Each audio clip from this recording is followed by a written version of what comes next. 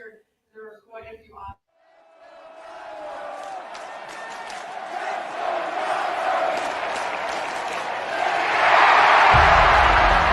matter what circumstance you're in, you can always chase your dreams.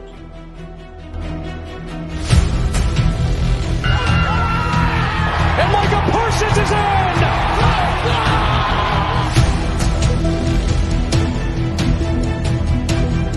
It's caught by Dallas. Touchdown, Dallas.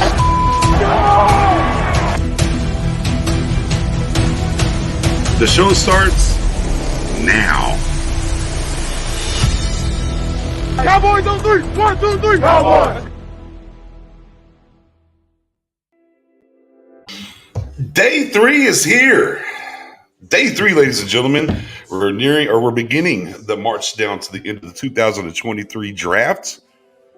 We got the cohorts in the building. We got the squad from, if y'all been going through this process with us over here on Twitter during our spaces. Eddio's in the building. Dom, of course, me, and one guy, brother of the show, CFO's own, Jay Tuck in the building, and he's been out here Radio Road. He got outside yesterday. He's like, you know what, Sunday, I'm gonna keep it at the house. back to the crib, man. In Kansas City put on a great event, man, but they have it down by the memorial at Union Station, and it's all hill. It's all uphill, man. So, salute to my guy DMV and Mark Holmes. They was at the top of the hill, and I went up to meet them. It's like that's it. That's all I had. That's all I had, man. So I came on home last night to watch the draft. So. 10-4. And, of course, here we do, the Cowboys, we've talked about this throughout the process, right?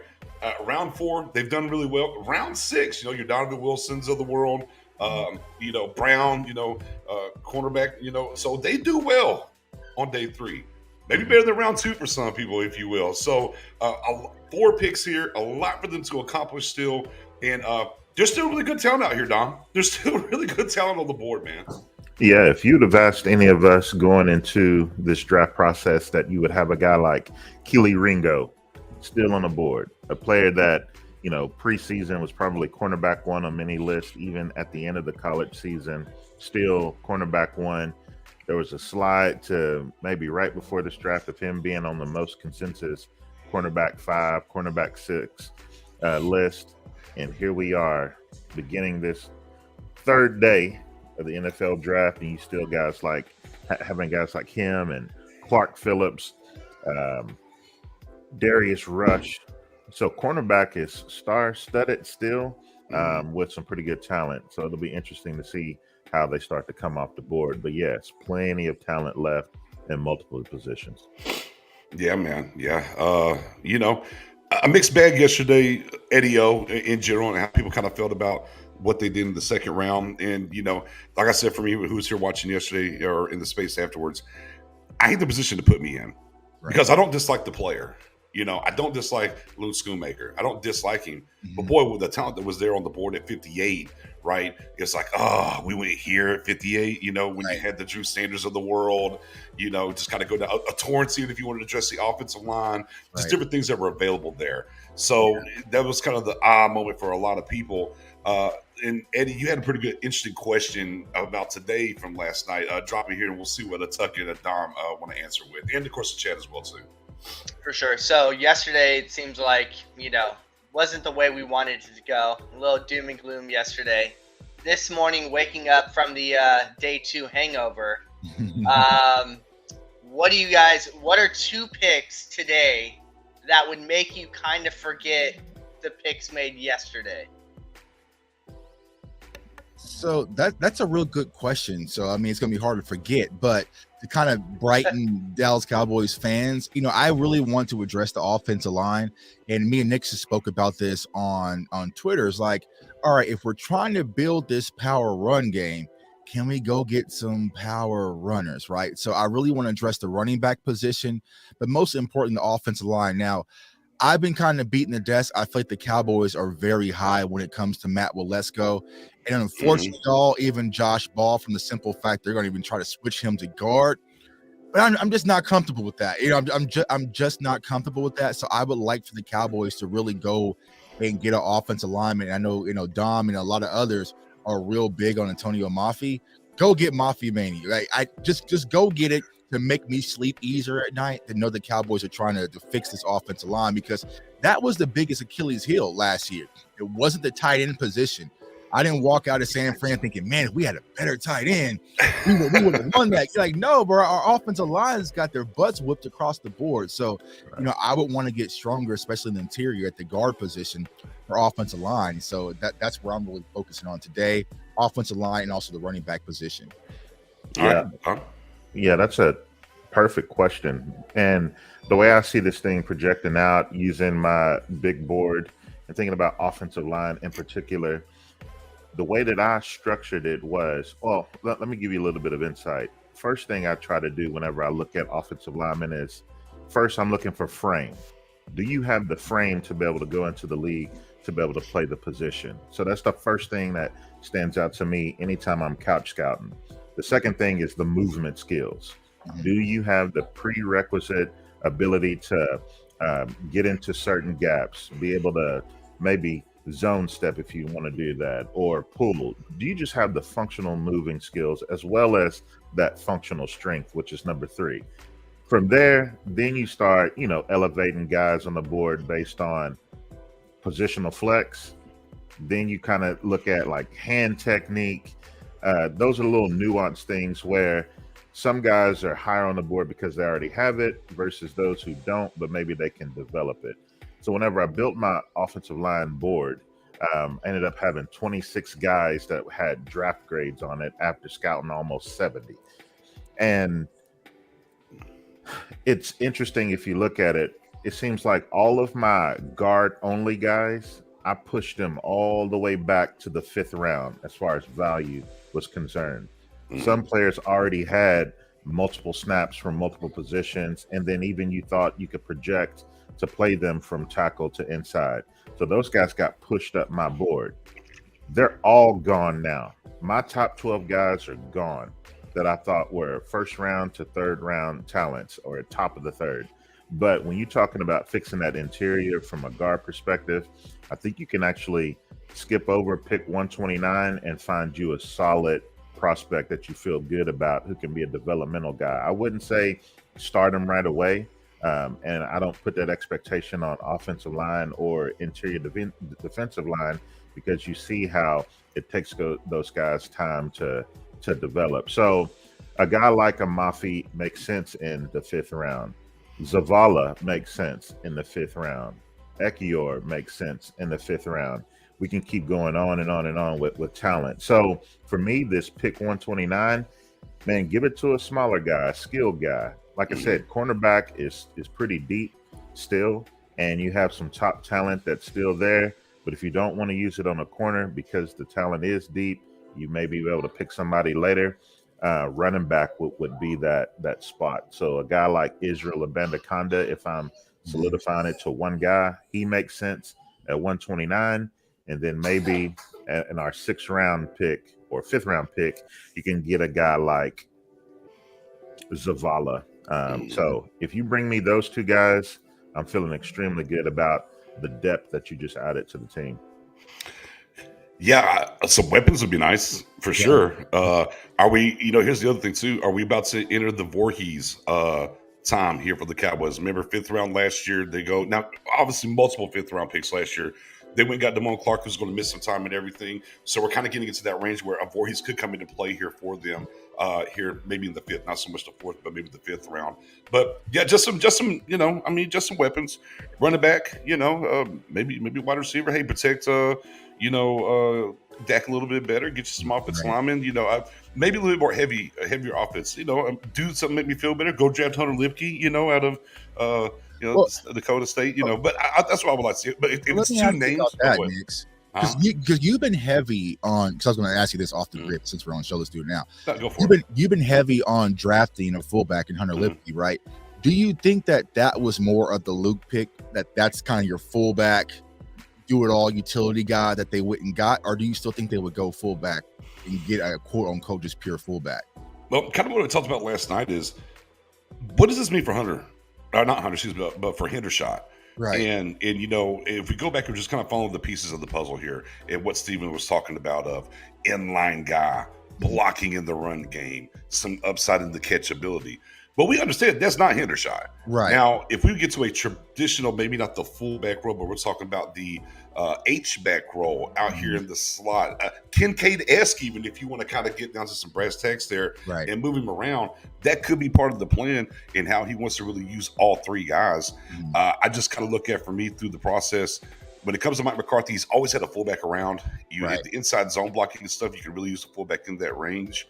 And, I mean, Hunter can bring a lot to the table too, not just in the blocking game, but the way he runs the ball, and he can catch the ball as well. Now, going tight end high maybe changes that some for them, but man, I just love the kid's tape. I love what he brings to the table, and I think he's a weapon. You know, you look at Juice out there in San Francisco and what all he brings to the table for those 49ers, and depending on where he's at, you just don't know what he's going to do as a fullback, right?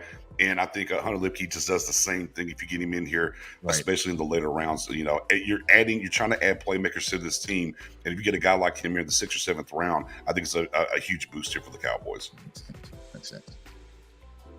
And H-back is essentially the modern style fullback these days. Right, so, and Hendershot played a lot of H-back in college. So if we're playing an inside zone, it gives them an extra 3 or 4 yards to kind of get a little extra speed to get downhill on those blocks also. Yeah, you got a guy like that. He's almost like a 6-tool athlete.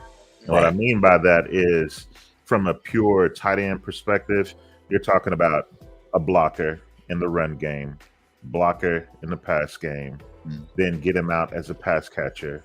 However, you also have him to actually be a true sense of a fullback.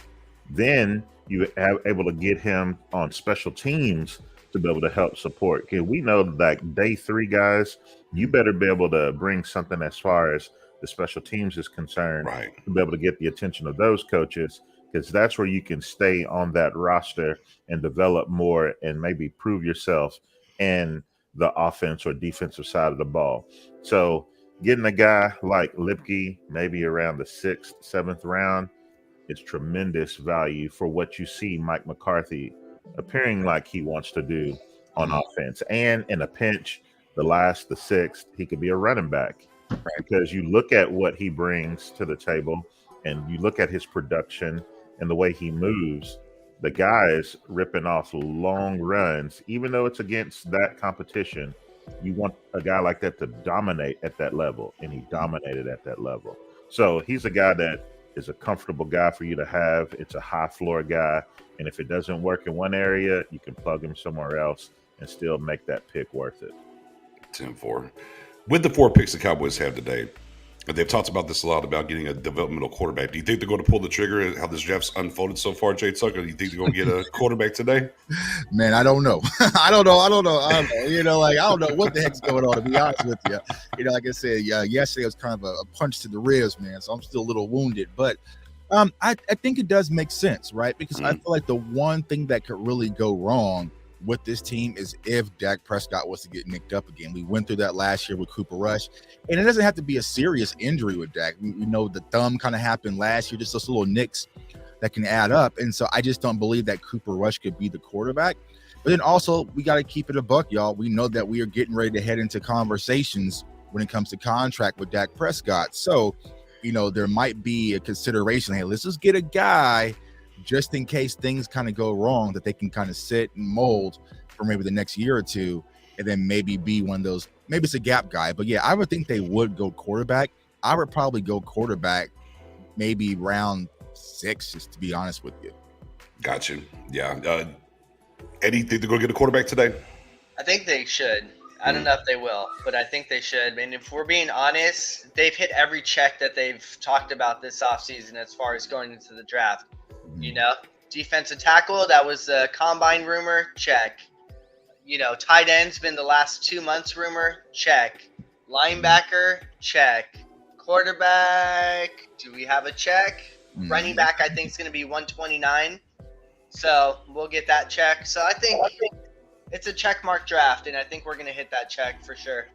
It's like when you're in Texas when you got to go get your car inspected before you go get your tag. They got to go down. They got to go down that old checklist. Oh, the horn works. Okay, the blinkers are working. Brake lights. Okay, they're good. Headlights are good. Maybe just that old getting that inspection here for the Cowboys this draft. Right. I got a guy. In Texas we like trucks, and sometimes you have your luxury truck. Sometimes you have your old work truck. Oh yeah. Sometimes the old work truck got a few dings and dunks in it, and you got to go get that inspection. I got a guy who will just tell you pull it in the shop. Come on, and he'll just sit down at the front and he tell you read the VIN number, read the license plate, how many miles you have on it. That boy don't even walk around it. he just plug it in the computer. And so, man, I'm that type. I kind of hope, man, they just walk right around that and not even worry about quarterback really. But if there is a guy that I will bring up as far as a talent to bring onto the team, I look for a player when you're looking at a backup quarterback. I look at a player where in an emergency situation, you want him to be elusive. You want him to have a little bit of that threat as far as being a runner, so to extend plays. And you're not going to rely on this guy for weeks on end. But for a game or two or spurts here and there, that's what I'm looking for. So Dorian Thompson-Robinson, DTR out of UCLA. He was quarterback 7 on my list. I like the athleticism. He's got enough arm strength. He's one that it seems as if you can get him in the pro system, maybe he'll develop into something. So for at least a rookie contract to back up a Dak Prescott these next couple of years before we see what happens with Dak's third potential contract, we'll see how that rolls. But yeah, DTR is one that I'm looking at. And I know Matt O, if he was here with us, I don't know if he went last night, but Jaron Hall, quarterback out of BYU, still available. Still available. Yeah, so he's been high on his list for the same reasons. However, he has probably a little bit better of an arm as far as the accuracy is concerned over DTR. And I will say this, like getting a backup quarterback that can make all the throws is very important. Not only do you get to evaluate your offense as a whole, and we've seen this the last probably damn decade, we haven't been able to evaluate all of our offensive guys, but you also get to evaluate your defensive guys because you have a guy that can test them deep, the full route trees open. So getting a backup quarterback that can make every throw, I don't care if he gets cut this season. Right. Give me that full evaluation. I tell you what. Roger Goodell's out here in super casual mode to start day 3 out, ain't he? He's like, I'm getting rid of this suit. I got the dry fit on, some casual pants, ready to get in and get out. So right now, officially, the Saints are on the clock in round 4, and day 3 of the NFL draft has begun. What will the Cowboys do with these 4 picks? All right, let's play a game that this is going down. Are the Cowboys going to make all 4 picks? Could they possibly trade something away here? Or do you think they're going to make all 4 picks? I think they're going to make all 4. Yeah. Checklist. All right, we're getting the inspection done. All right, getting the inspection done. That's a good point. Trade up scenario here for Dallas. Anywhere? Well, back in 2016, they coveted Connor Cook out of Michigan State, the quarterback, because they know they needed to fix the quarterback position as far as the depth concerned for Tony Romo at the time, but weren't able to make that happen because I think it was the Raiders went on and moved up and got him, and Dallas stayed at the 135 spot and got Dak. So there might be that potential that they have somebody that's still there at the top of this round that they maybe had a late second round grade on or so. Right. So it'd be interesting if they decide to go package some picks and move up. I tend to think this 4th round, they might stay put, and then you might see them make some noise by using maybe next year's draft capital to be able to help move themselves up. Because I think they still want the darts. They still want to make at least 4 picks the rest of this way. Right. So be looking out for late next year's picks. Man, Tyler Scott would be interesting.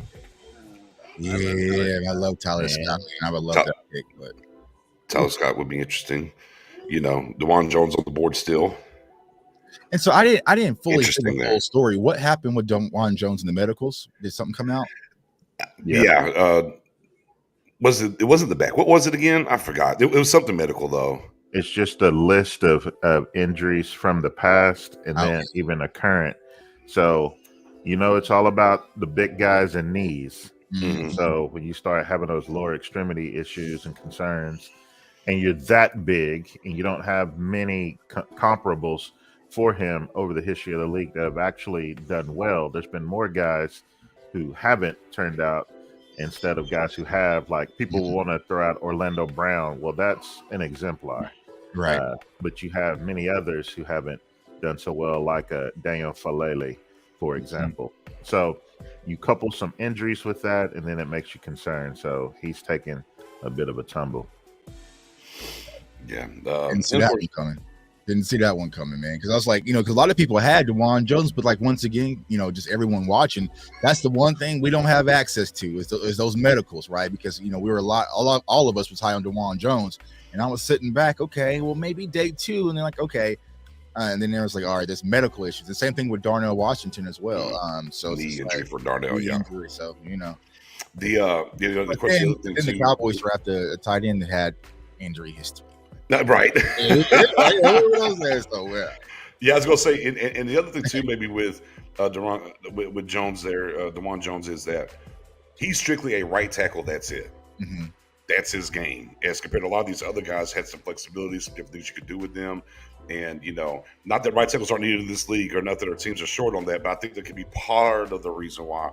Also down the board, there's just not much flexibility of him outside of just right tackle. Right. Ooh, look at them ribs, man. I'm not sure if y'all watching the NFL Network with them. Oh, man, ESPN. I know they're gonna be showing the food over there though. Yeah. So right now, so kind of like you got some and they're tossing out for free. Man, I should have been there. So to kind of let you guys know, so there's 2 places when you ever talk about Kansas City barbecue is Joe's and Gates. Like that's the biggest. Yeah. That's the biggest argument. So right now they're doing a smoking competition. So I kind of said, if you're from Atlanta, this is like the Gucci Man versus Jeezy versus. Like, this brings the whole city up, man. Because, so, yeah. Well, the Saints pick is in. Let's see where they go. Where are the Saints? The Saints I'd say the Saints just generally draft well overall. They generally draft well. I'm trying to see what they're going to do. Well, here we go now. And today, like, it's really short time between these picks. Yeah. We ain't got time. The pick is in. Come on, let's get it. Let's roll in, because like today you'll get like 3 or 4 picks in as they're still trying to catch up, because they out here. Hey, look at this guy playing football in the grassy knoll with this people, and we're in Kansas City. Like, no, we're here for the picks. Boom, boom, boom, boom, boom. Like, we about to be up out of here, Yeah. I mean, we got a long ways to go here today. We got a lot going on, man. 4 rounds. Let's go. Let's cook. So Chuck, you dip in and out of Texas and back to your home spot. And you mentioned the 2 giants of the barbecue world, and Joe's and Gates. But when you in Texas, what's your preferred spot? You got any? My when I'm in Texas, primarily I'm in Dallas, right? I go to Heart 8 a lot. Like, that's my favorite spot. The New Orleans Saints select Nick Rivalry.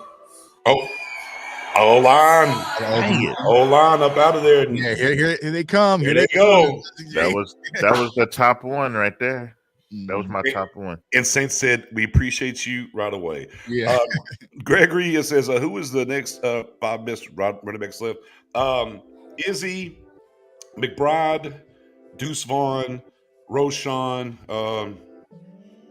That's probably the biggest 5 on the board left, right? Yeah, and unless you want to take red flag Chris Rodriguez out of Kentucky. Evans too. Yeah, Ed Rodriguez as well. But then also one of my favorites, but he's more the scat back. Keith Mitchell didn't go, did he? Oh no, Keith Mitchell's on the board too. Yeah, that's another guy. That's another guy on the board as well. So, yeah, I mean, there's a lot of meat on the bone. Speaking of barbecue, when it comes to the running back position, like, I just like the offensive line, man. Like, if you don't get it here in round 4. It's you just go home with what we got. You know what I'm saying? Like, I feel like that's the point. So how's free agency looking? What's out there? Yeah. Man. So, I mean, Eddie Gray from Oklahoma, he's not a bad player, but I mean, he would be in my top 5 that's left on the board right now, Joseph. Right. But Brisset, Foskey, your guy that you talked about a lot there, Saints scooped up. Keandre Miller, gut punch with the Cowboys, and Nick Salavari. Yeah. Yeah. Let me gauge the room, man. Like, how are you guys feeling? Because I know, like, it seemed like everybody was down yesterday, self included, but I wasn't like pissed or mad. I was just, like I just didn't understand it. But like I said, overall, coming into this draft, it's like I feel like the Cowboys are already in a good situation, regardless of how we walked away. But of course, we all have our favorites. We always have insight because everybody on this panel does extensive research. But like, as of right now, how are you feeling? Day 3 after what we saw happen the past 2 days. Well, it's on the other side. Here's the Raiders announcing their pick.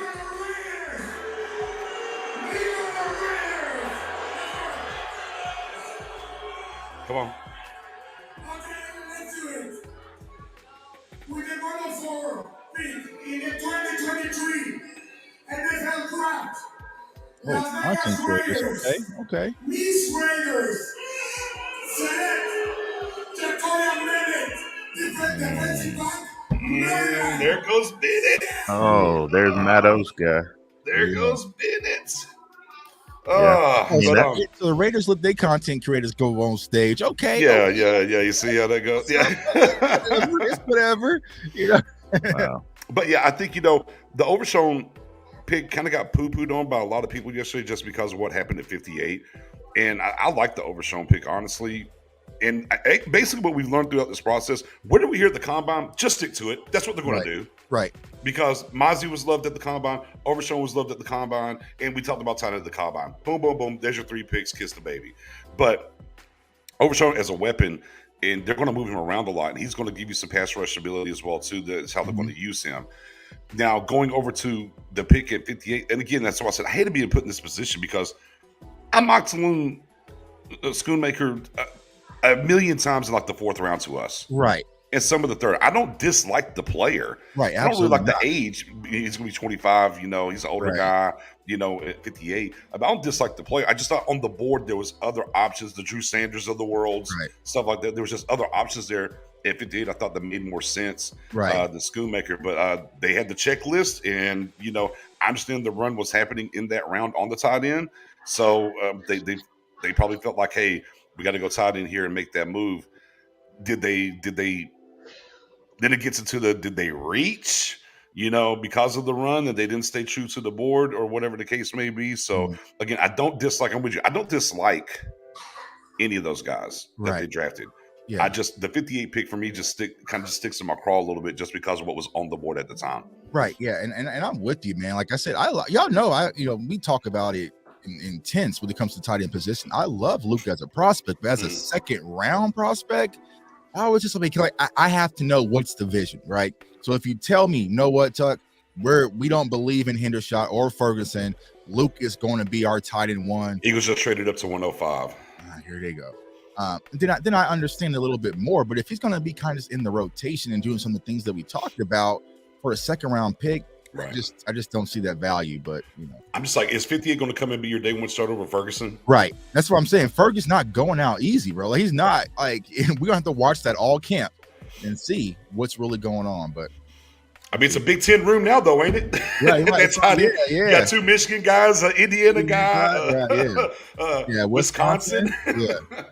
That's my prerequisite for drafting a tight end. I've been saying it. If you're going to draft a tight end, make sure he's from the Midwest. Yeah. And look, screams with McCarthy. Right. You know what I mean? Yeah. Meat and potato guy. Right. Now, who the hell are these Eagles trading up for? Being greedy. You had to first. Everybody let Nolan Smith. Bro. Let's go Ringo, man. That would be funny. Hey, don't get the whole outfit. Don't get the matching talk. Go Ringo, man.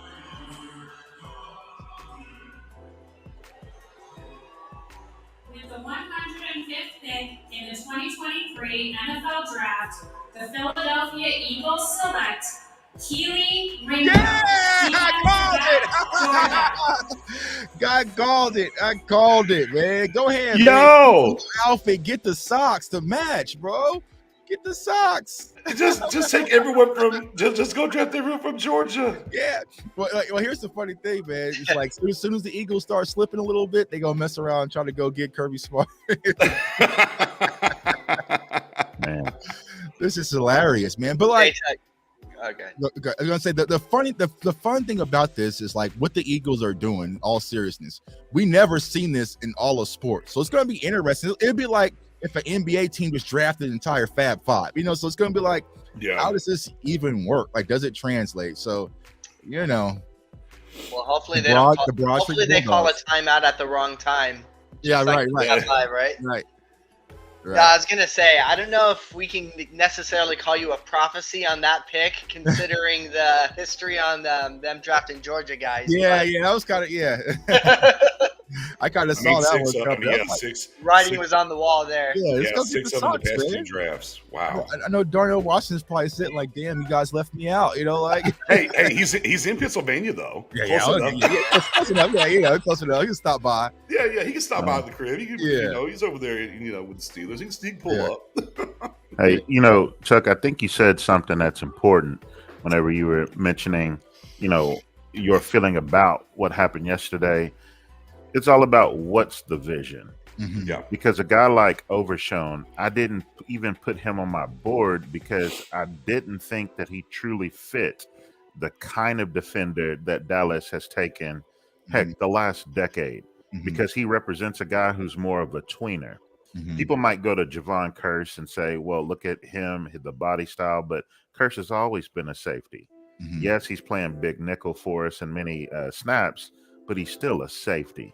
Mm-hmm. And what you've seen out of Overshown was a former safety who's moved down to linebacker, and that's a true sense of a tweener when you look at his size. Mm-hmm. So I didn't think that Dallas would have valued that type.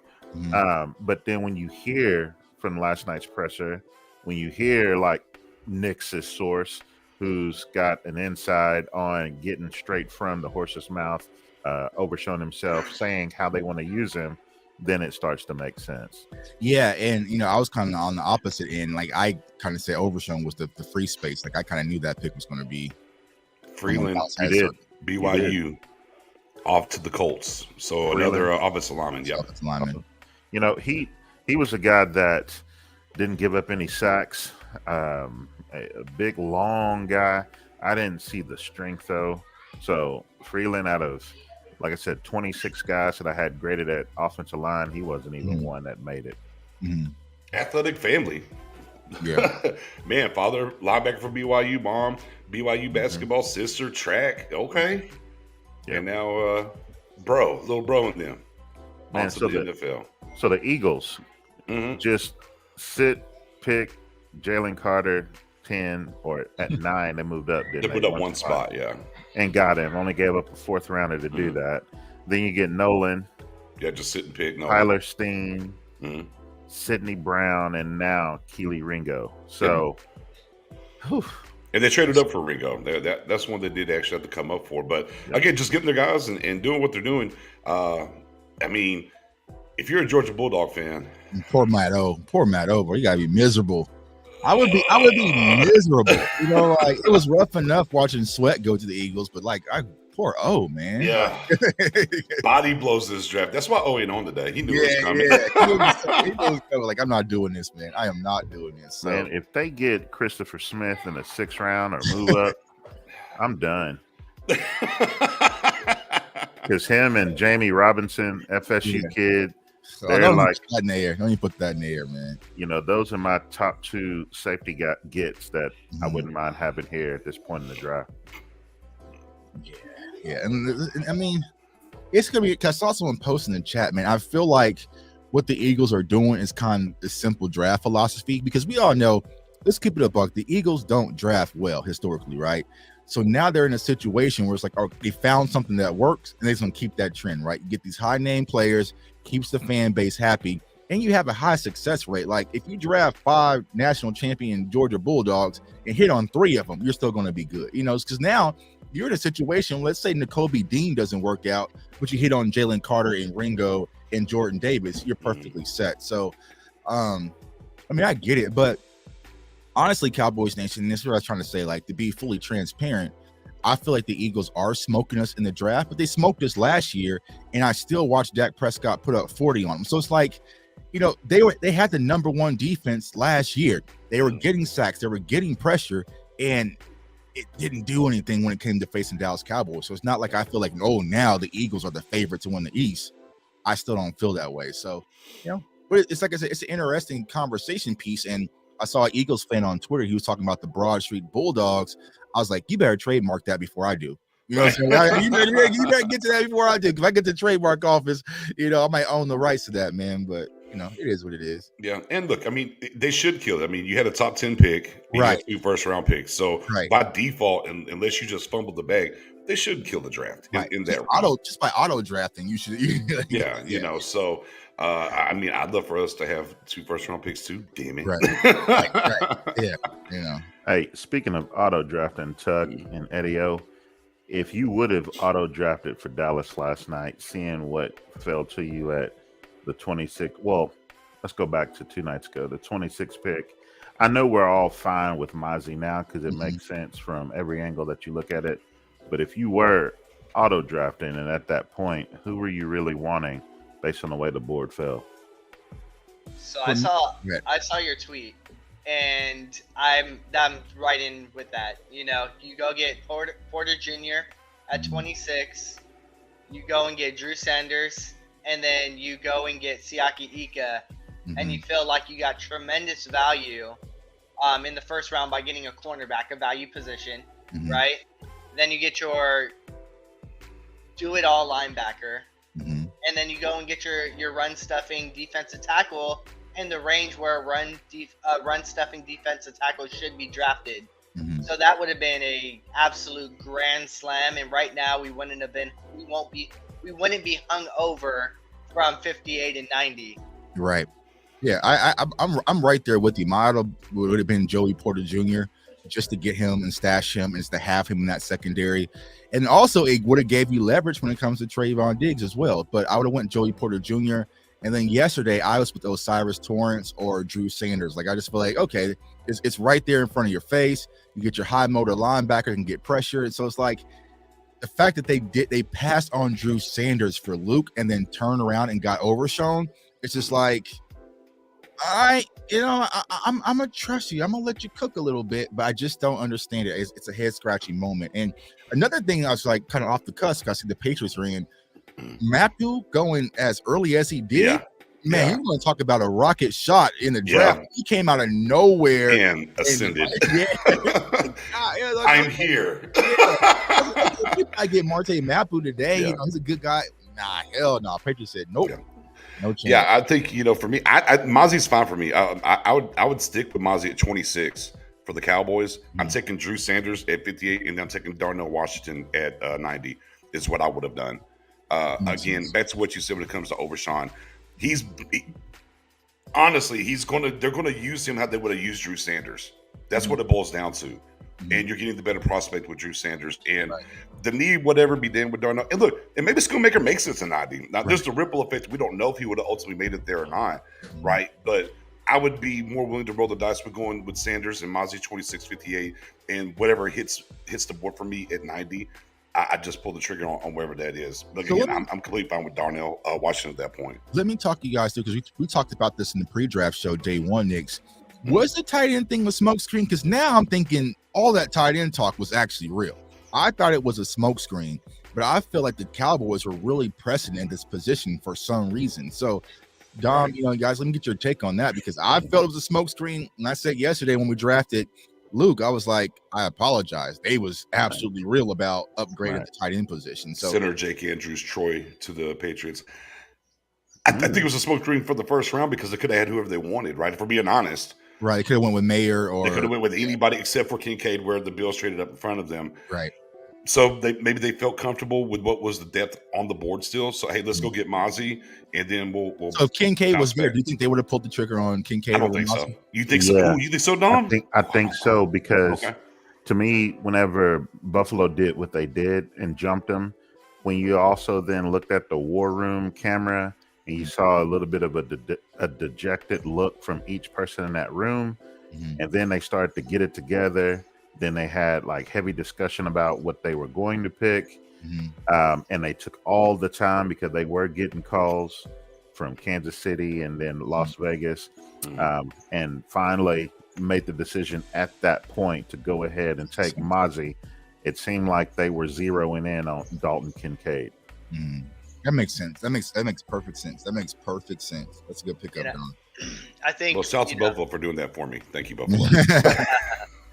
Just like I said earlier, though, it's a checkmark draft, right? So like, it definitely wasn't a smokescreen. Maybe we were looking at putting out the wrong fire Dan first. Bugler's guy, he mocked to the Cowboys. Anthony Bradford, LSU guard, gone to Seattle. Go right ahead, Eddie. Good. The wipe is coming. Didn't even make my board. The wipe's coming. But I think there's a couple fires out there. And if you're looking at it as we're the firefighters, we looked at the wrong fire first. And the wrong fire was tight end. So, but yeah, again, it's a checkmark draft. I agree. It's just, here's, like I said, y'all, my thing with the tight end, and maybe I'm tripping, correct me if I'm wrong. I just felt like Ferguson and Hendershot deserves a shot. Like, I don't know. Like, maybe I'm tripping. Maybe they're trash at practice. They're lazy. I don't know. But from what I'm seeing, I just didn't feel like there was this huge sense of urgency that we have to go tight end. Because if there was, y'all know me, I would have been pressing it. Can y'all read that? Maybe not. Eagles kill my spirit. Professor O in the inbox. Eagles kill my spirit. Yeah. I'm with you. And that was the biggest thing throughout the process of leading up to the draft. I was like, I'm not saying you don't need to add anything to the tight end room, but I felt like Ferguson and Henderson, I'm like, man, why at 26 though? Right. You know, if there's an ultimate weapon at 58, okay, maybe so. But, you know, I've always been from the outset, I'm like, I don't think we need to go tight end this high, you know, and maybe McCarthy, a little spurned. Oh, Dylan Horton, defensive end TCU to the Texans.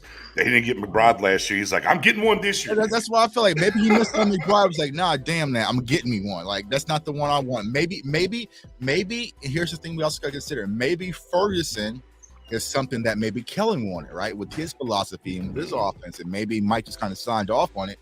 And now that he wants his guy, but I mean, damn. Man. Now, I'm gonna assume much when I say this.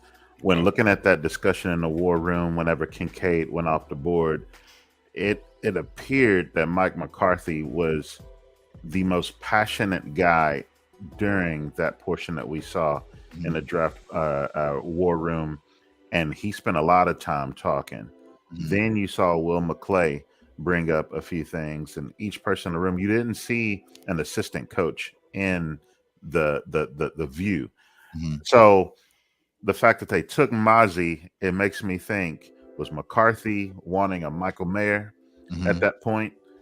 Because we know it wasn't Darnell Washington based on his fall. It wasn't Kraft because they picked Schoonmaker over Kraft. So it had to be Michael Mayer. So I'm wondering if for them was the discussion between Michael Mayer and Mozzie at that point. And then they decided to take the edge. Right. So they talked him off the ledge. Let's get Mozzie. But then he was saying, all right, I need my guy in the second round. And knowing that Mayer wasn't going to make it all the way to them at 58. And we know they like to stick and pick. They don't want to give up their pick. So that's why you get Schoonmaker, the last of the coveted tight ends for them. So gotcha. Colts, AA Northwestern off the board. Kansas City kid, man. Excited for him. I thought he would have went a whole lot earlier, man. Right. Yeah, same. So it's just like, you know, he's a very high motor player. Like, he can play across the board. And so it's like, I feel like NFL scouts would love that. But he is the most active defensive line player that I saw in this entire class. That kid does not stop. Right. Within the play, before the play, after the play, just sheer energy. And wasn't he the same one that you put up a video of him cleaning? Yeah, the power clean. Yeah. He's nasty. So the Colts are having a sneaky good draft, man. They got Anthony Richardson and mess around and got my guy Josh Downs, and then they turn around and get Josh Downs in the third round too. Crazy. Yeah, well, I mean, talk about prospects that were there for the Cowboys again, you know, and it's like, So honestly, Downs at 58, I was debating him over Sanders. I had Sanders just tad bit higher on my overall board. Right. So I chose him with my BPA top 3 guys, same guys that Eddie O mentioned in an auto draft. But man, Josh Downs in this offense, it would have been crazy, man. It'd have been crazy. And I kind of watched him on his Instagram. Like he's pissed. Like he's pissed. Like he has a chip on his shoulder, and he's going to be a safety blanket for Anthony Richardson, a guy that can just get open, safe throws, get the ball in his hands. It's going to be fun to watch, man. But like you said, like Dom, like I would have did it because him and Dak Prescott would have been phenomenal. A guy you can plug and play, but. It's just, like I said, I don't hate Luke, and I feel like people are taking my reactions and our reactions the other way. It's just shocking, man. I just didn't see that coming. But now since Dom kind of added that context, it was like maybe that's what it was. That Mike McCarthy said, like, all right, I'm not going to get my Michael Mayer, but I guarantee you next round I'm getting my guy. So, so it might be Mike McCarthy's out on Ferguson in Hendershot. Here we have here's the thing, we don't have the Coop chant in the building anymore, but now we can chant Scoon. We'll work on that. I'm not sure if it was the hog tie or the whack-a-mole that pissed somebody off. I'm like, man, like I thought we were good at tight end. Like that's why I didn't scout any. So like safety and tight ends were positioned. I kind of kicked to the back. So I'm like, we're good there. There's no need for me to go early. But then when all the tight end talk started circulating, I'm like, well damn, maybe I need I mean, let me get up on the ball and dust off my notes and get active. So, like I would really like to talk to I would like to really jump in Henny and Ferg's group chat. Like, that's why I want to get in that group chat and to see, because Ferg's been at Dak's house, he's been working out with them, he's already in sync, and then the disrespect those two have been getting this entire draft process, like they ain't it. Man, I mean, it should be, iron sharpens iron, man. The competition in that room should be really good. I think, what we kind of consider when we talk about 58, you're looking for a major contributor / starter, right? And I think that's the thing. And not knowing the path here of where it's going to be, with Schoonmaker and folding in here with Ferguson and Hendershot is how is that going to play out? What are they going to actually how they're going to deploy it, because the big thing was even with the first round, like different guys and they're only going to play so many snaps, so you shouldn't draft this guy this high and Okay, well, how many snaps do we think Schoonmaker's going to get per game next year? Right, and that's the thing, because I mean, even look at it, right? We went back to 2021 when it comes to Kelvin Joseph, that was minimal snaps. Even Sam Williams, who a lot of us liked and was high on, he got minimal snaps. So I'm just not looking for a rotational guy at 58. Like I'm looking for an instant impact guy. And I feel like Owen Drew would have been instant impact. And then you can go get a rotational tight end that can do some of the things that you like. But, neither here nor c'est la vie, as they say. Right. It's Scoot and overshown it is. And waiting here to see what we get on here in the fourth round. But, yeah, again, I guess DeJuan Jones. But, to beat a dead horse here, don't dislike the player, just didn't like the position. Right. Yep. Hey, I'll say something about a guy that's been drafted, Jake Andrews out of Troy, offensive tackle, a guy that has played some snaps at tackle guard and ended up being tagged as a center for the Patriots. Our boy Mendoza. Ooh, DeJuan Jones dunked on them boys.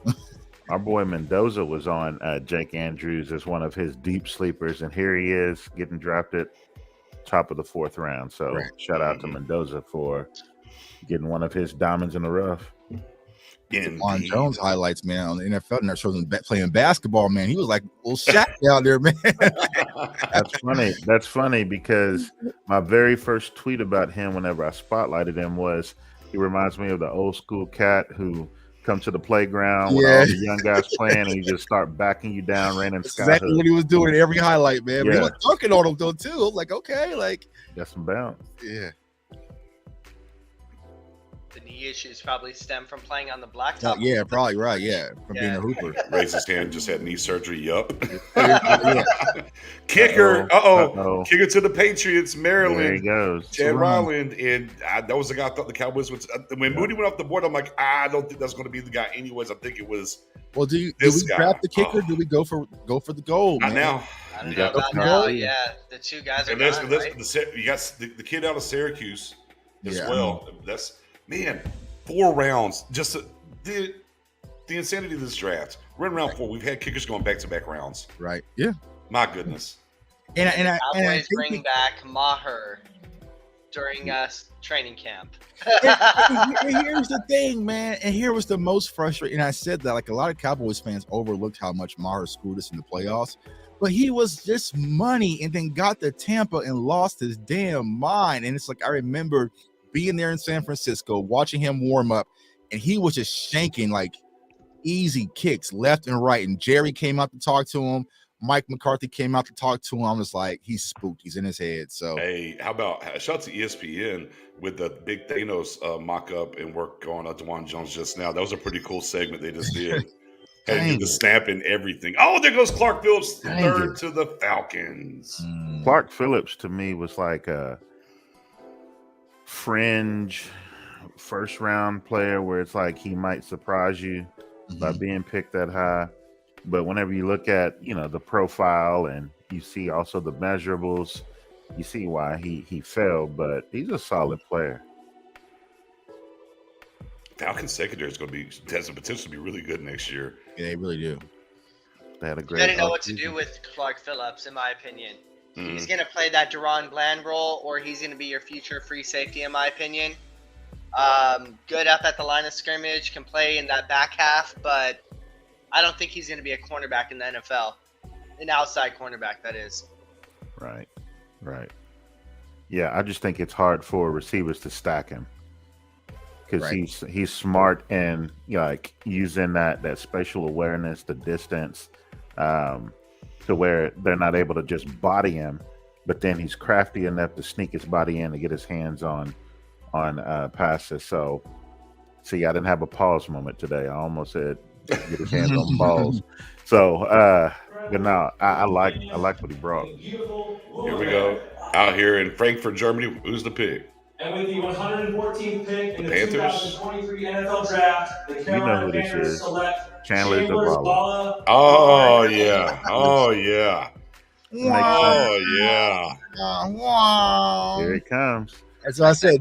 Dak, just run, man. Just hike and run, man. Just get up out of there. Get up out of there, bro. Snap the ball and immediately roll out to your left. But yeah. Well, we didn't dress the offensive line because we believe in Josh Ball and he's gonna step on, like, bro. Nah. Womp womp. Oh man, getting dicey. Ooh. We signed the guy who has NFL snaps, Chuma Edoga. True. We are now 15 picks away. Oh, a lifetime away. 15 picks away, and 4 offensive linemen have been taken. Yeah. 3 that have been, 5, and then 3 that have been linked to us. Let's go ahead and snatch Mafia. Like sometimes I'm like, just put me out my misery. Just put me out my misery, man. Because I hate the build up, waiting for the picks to get there, and then boom. Well, dude, Isaiah McGuire's still there. Yeah, McGuire's on the board. McGuire, nasty man. Ooh, hold on. Yeah. Dak, you'll be all right. Never mind, Dak, you'll be fine. You'll be all right. Yeah. But. And look, there's some wide receivers on the board too that I still like as well. Scott, Parker Washington, the Purdue kid, Jones. Oh yeah, Charlie Jones. Yeah, I mean, so there's some guys wide receiver wise on the board here for the Cowboys as well that you can feel pretty good about. Yeah, I love Charlie Jones, man. He's old. He's old as hell too. But like, I guess now I'm throwing age. Age ain't nothing. Age ain't number the number. Age ain't number. We worry about them second contracts anyways. Right. Yeah. Right. Yeah. So, here comes the Bears. The Bears. The Bears. The team that Gina is one of the players. She's captain of her school team at Elm Green. And she's going to announce the pick for the Chicago Bears. With 115 pick in the 2023 NFL trophy. The Chicago Bears select Rashawn Johnson, running back, Oh, Texas. man. Bye-bye, Rojo. Yeah, Rojo. There we go. Peace. See you later. Wipe out. Wipe out. I'm starting to get bubble guts. Yeah. No, That running back run might have just It started. might have just started, yeah. Yeah, here you go.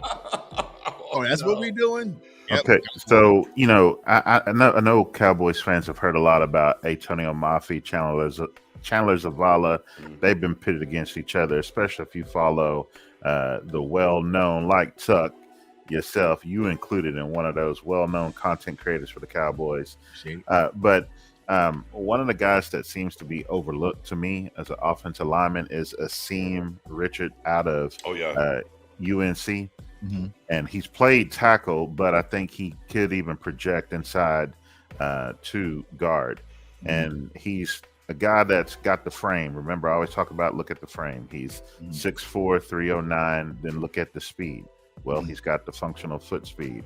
Then look at, can he actually have the power to hold up? Well, he does have the power to hold up, which is why I think he probably projects better inside to guard. So he plays with a little bit of a nasty to him, a little bit of edginess to him. So be looking for a guy like him because we know how Dallas loves the positional flex, and he actually has that experience. So if he's their offensive lineman taken, don't be too surprised if he's the 4th round pick here. Spoonie, I knew Rocho was going to be his guy. As I was waiting for him to chime in, he just did. He goes, "Come on, man, what the?"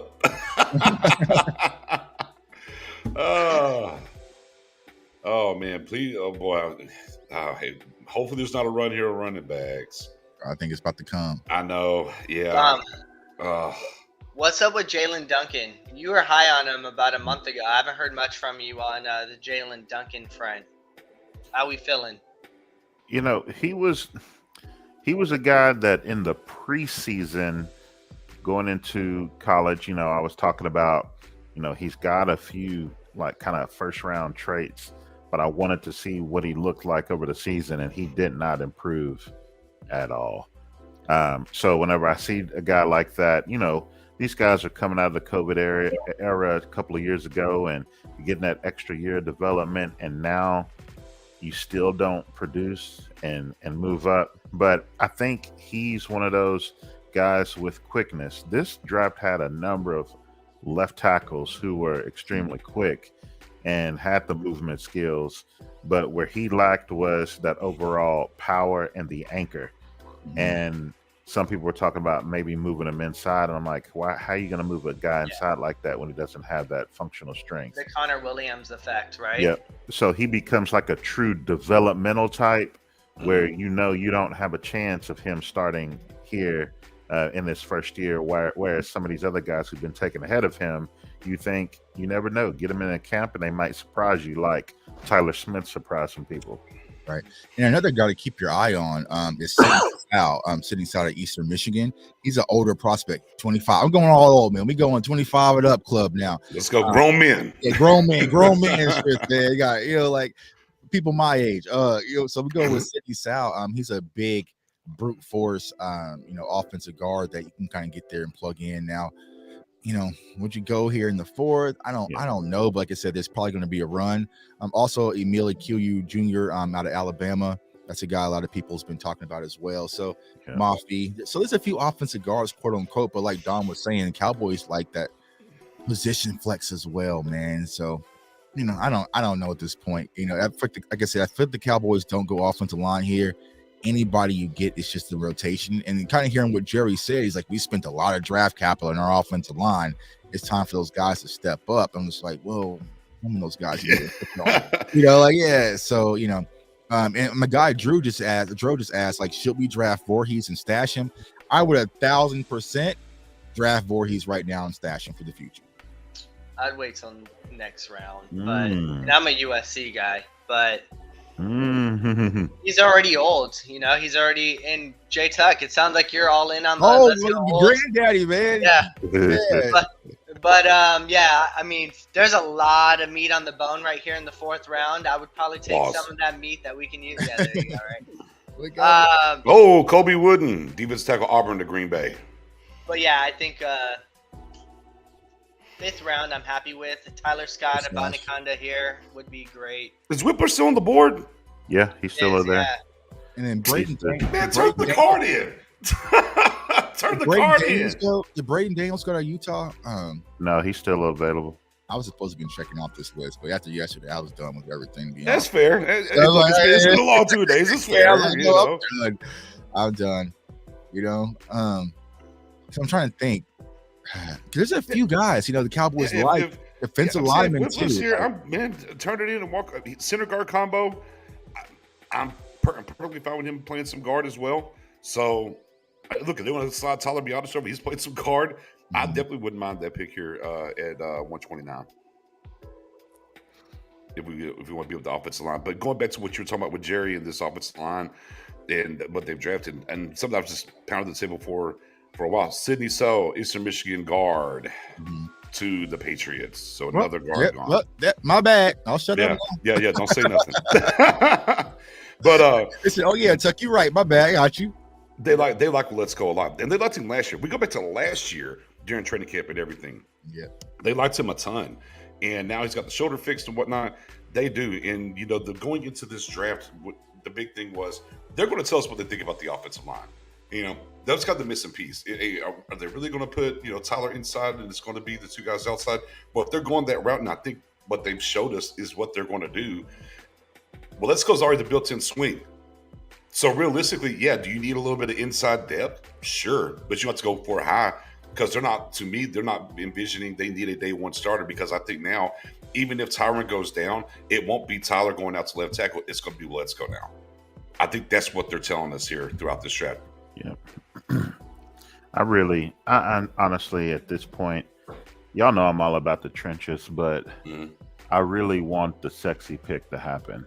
With a skilled guy, because of where the value is to me right now. And I'm looking at cornerback. You still have Darius Rush and Corey Trice. Yeah. Those two kind of fit what Dallas looks for. Then at wide receiver, you have Tyler Scott, Xavier Hutchinson, even Booty. At this point, I would take a stab on him. Remember, 4th round is for those guys with medical issues, character issues. This is where it makes sense. And then Parker Washington, to me, is the number 2 guy to that list, because his body is, y'all know what I like as far as those guys who are more running back style, who can go across the middle, being a guy that's 5'10", 211 pounds. He's just a thick guy across the Another guard off the board, Brandon Daniels. I'm going to turn my mic off. I'm going to turn my mic off, man, because they got us wired, man. I actually liked him better at tackle. The only thing that got him was the length.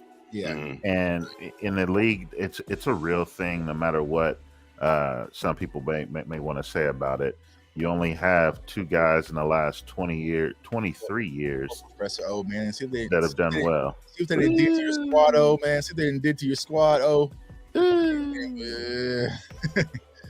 And turn the Eagles into a bulldog, man. Wouldn't it be nice to make some money off these Eagles, though? I know. That's what I'm saying, man. They got about 5 minutes to trademark. Chiefs just moved up.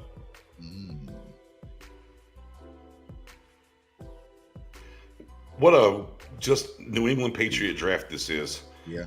Gonzalez, White, Mapu, Andrews, Ryland. So it's just very New England. I think Chiefs are going to get Tyler Scott. Damn. I think. Do that to me. How many wide receivers they need? All of them. They figured it out. We keep telling people, man, stop saying, do more with less. If you got a good quarterback, get him everything he needs. Right. I got a need for speed. Oh. By the way, just to circle back, as you said, speed is clicked in my head. Brother, A-Chain down there with all the speed they already got in Miami. Good God. I'll say I didn't see a 100-meter race. You know what I'm saying? A lot of Waddle, Hill, and A-Chain up is let them go at it, man. I'll pay for it, man. But Like I said, every time y'all log into Mad next year, it's gonna be welcome to Miami. Live from Miami. Live. I'm like, bro, everybody gonna be a Dolphins fan on Madden with that kind of speed, and you got Jalen Ramsey in the secondary. You're like, oh my goodness, man. So, and we have that nice third piece at cornerback as well too. Yeah, nasty guys. Look at them. They've only had 2 picks so far in the draft, and look what they got. Quarterback and a running back. Right. Man. Watching with Forbes, Martin, Stromberg, and Daniels. I'm way ahead of things with this next guy I want to bring up. Mm-hmm. But I've been talking about since last night the idea of double dipping. Yeah. The fact that whoever Dallas picked, whatever position they went with at pick 26, my thought was there's an idea to go and double dip later in this draft. Mm-hmm. So whenever Mozzie was taken, I was like, man, wouldn't it be nice in the 3rd round if they got Siaki Ika? Right. To push that pocket. Hold on, let's hear this pick. Pick for Kansas City. Hey, real quick, I'm so proud of our hometown. You guys showed up and showed the National Football League what a great welcoming city Kansas City is. So thank you, Kansas City. We love all NFL fans. Okay. Yeah. We love football. All right. The Minnesota Vikings have traded the 119th pick to the Kansas City Chiefs. And with that being said, with the 119th pick in the 2023 NFL Draft, the current Super Bowl champion Kansas City Chiefs select Tamari Connor, defensive back, Virginia Tech. Corner, Virginia Tech. I don't even know who that is. I ain't gonna front. This is safety. Safety. Yeah, they called him a corner safety. Yeah. Didn't watch a stitch of film of him. Yeah. At all. I glanced through it because, like I said, we didn't need no safeties and didn't need no tight ends. So. Of course, Mendoza would have. There you go. Man. Yeah, thanks, Mendoza. That boy Mendoza be on it, y'all. Yeah. Ooh, I mean, when we had safety week on the draft show, we were all like, "Bro, this ain't it, man." Like, and we talk about something else, and we skipped it. We skipped it, right? Yeah. So, breaking it up there. It's oddly, he's a box guy. At least from the highlights they're showing, just kind of he's building how he's moving. But good for them. Yeah. What y'all think about Zach Evans, former running back, TCU, transferred to Ole Miss? Talent. Yeah, I like him. I prefer some of the others that's still available over him, but I will. If I'm the Cowboys and I'm going running back, I'm going Dwayne McBride right here. That's who I would have as number 1 running back on my board. Someone just mentioned, so KJ Henry from Clemson still available? Yeah, he's still on the board. Oh Lord. Well, here's what I'll say. Next year, I'm throwing them PFF mocks in the trash, bro. I'm throwing them things in the trash, man. Like, good Lord, people. Like, next year, just take the randomizer, slide it all the way up, and just let chaos happen. That's the way these things be happening, man. Like, they don't be drafting for no value. They don't be drafted with no logic. They don't be drafted with anything. It's just pulling stuff. But this draft was going to be that way just because of the red shirt years and everything, and then the stack of where the talent was at the particular non-valued positions. Right. It was going to be just a really wild west kind of draft. I felt that way throughout leading up to this thing, and they've definitely proven us right. It's like all these mock drafts, right? Whatever. Yeah. I mean, we literally watched the Texans pick number 2 and say, "Hold my beer, we're trading back up to right." number 3. Yeah, bruh. Well, luckily I hit on that, man. I hit a big ticket on that one, but it's like, damn, y'all went and got CJ Stroud. A whole conversation with CJ versus Will Anderson. No, we're gonna get them both. We got them both. Feel me? Yeah. And then they held their press conference again. I'm like, okay, you all right, okay. So, it's just, I mean, here I don't want to complain, Cowboys Nation, because we've been complaining about how we handle free agency and we finally got aggressive there. But it's just like, why can't we just stay aggressive? Like, be aggressive. Be like, aggressive. Yeah, like we just kind of just sit and like. you know, I'll take this guy. yeah, whatever falls to us, we'll get it. You know, like you know, Fine. no, well, you know what? We really like Dalton Kincaid, but we sit back and just let the Bills just jump us and get him. But we're fine because we'll get something else later. Like, we always talk about this, Knicks. Why not just go get what you want and get up out of there? Yeah. If it takes 4 picks to get what you really want, let's go take them 4 Go picks. do what you got to do. Get what you got to get, man. So, especially in look, I know the cost is a little bit more in the earlier rounds, but like today on day 3, yeah, go get your guy. Go get your guy. It's not going to cost you as much. Right. It's fine. Go get your guy. If there's a guy there, don't stick and sit there and wait. If he's within that range, man, go get him. You know. So we talk about that a lot today, Tuck, for sure. And I'm a believer that across the board, but especially day 3, right? You know, with the kind of talent here today, because for me, for a day 3, there's a lot of talent here. I was trying to crunch my head and think, like, when was the last time day 3 had this amount of talent in it? Right. And I really can't I can't get a team. I can't really pinpoint a year without going back and looking at notes where I would say it was comparable.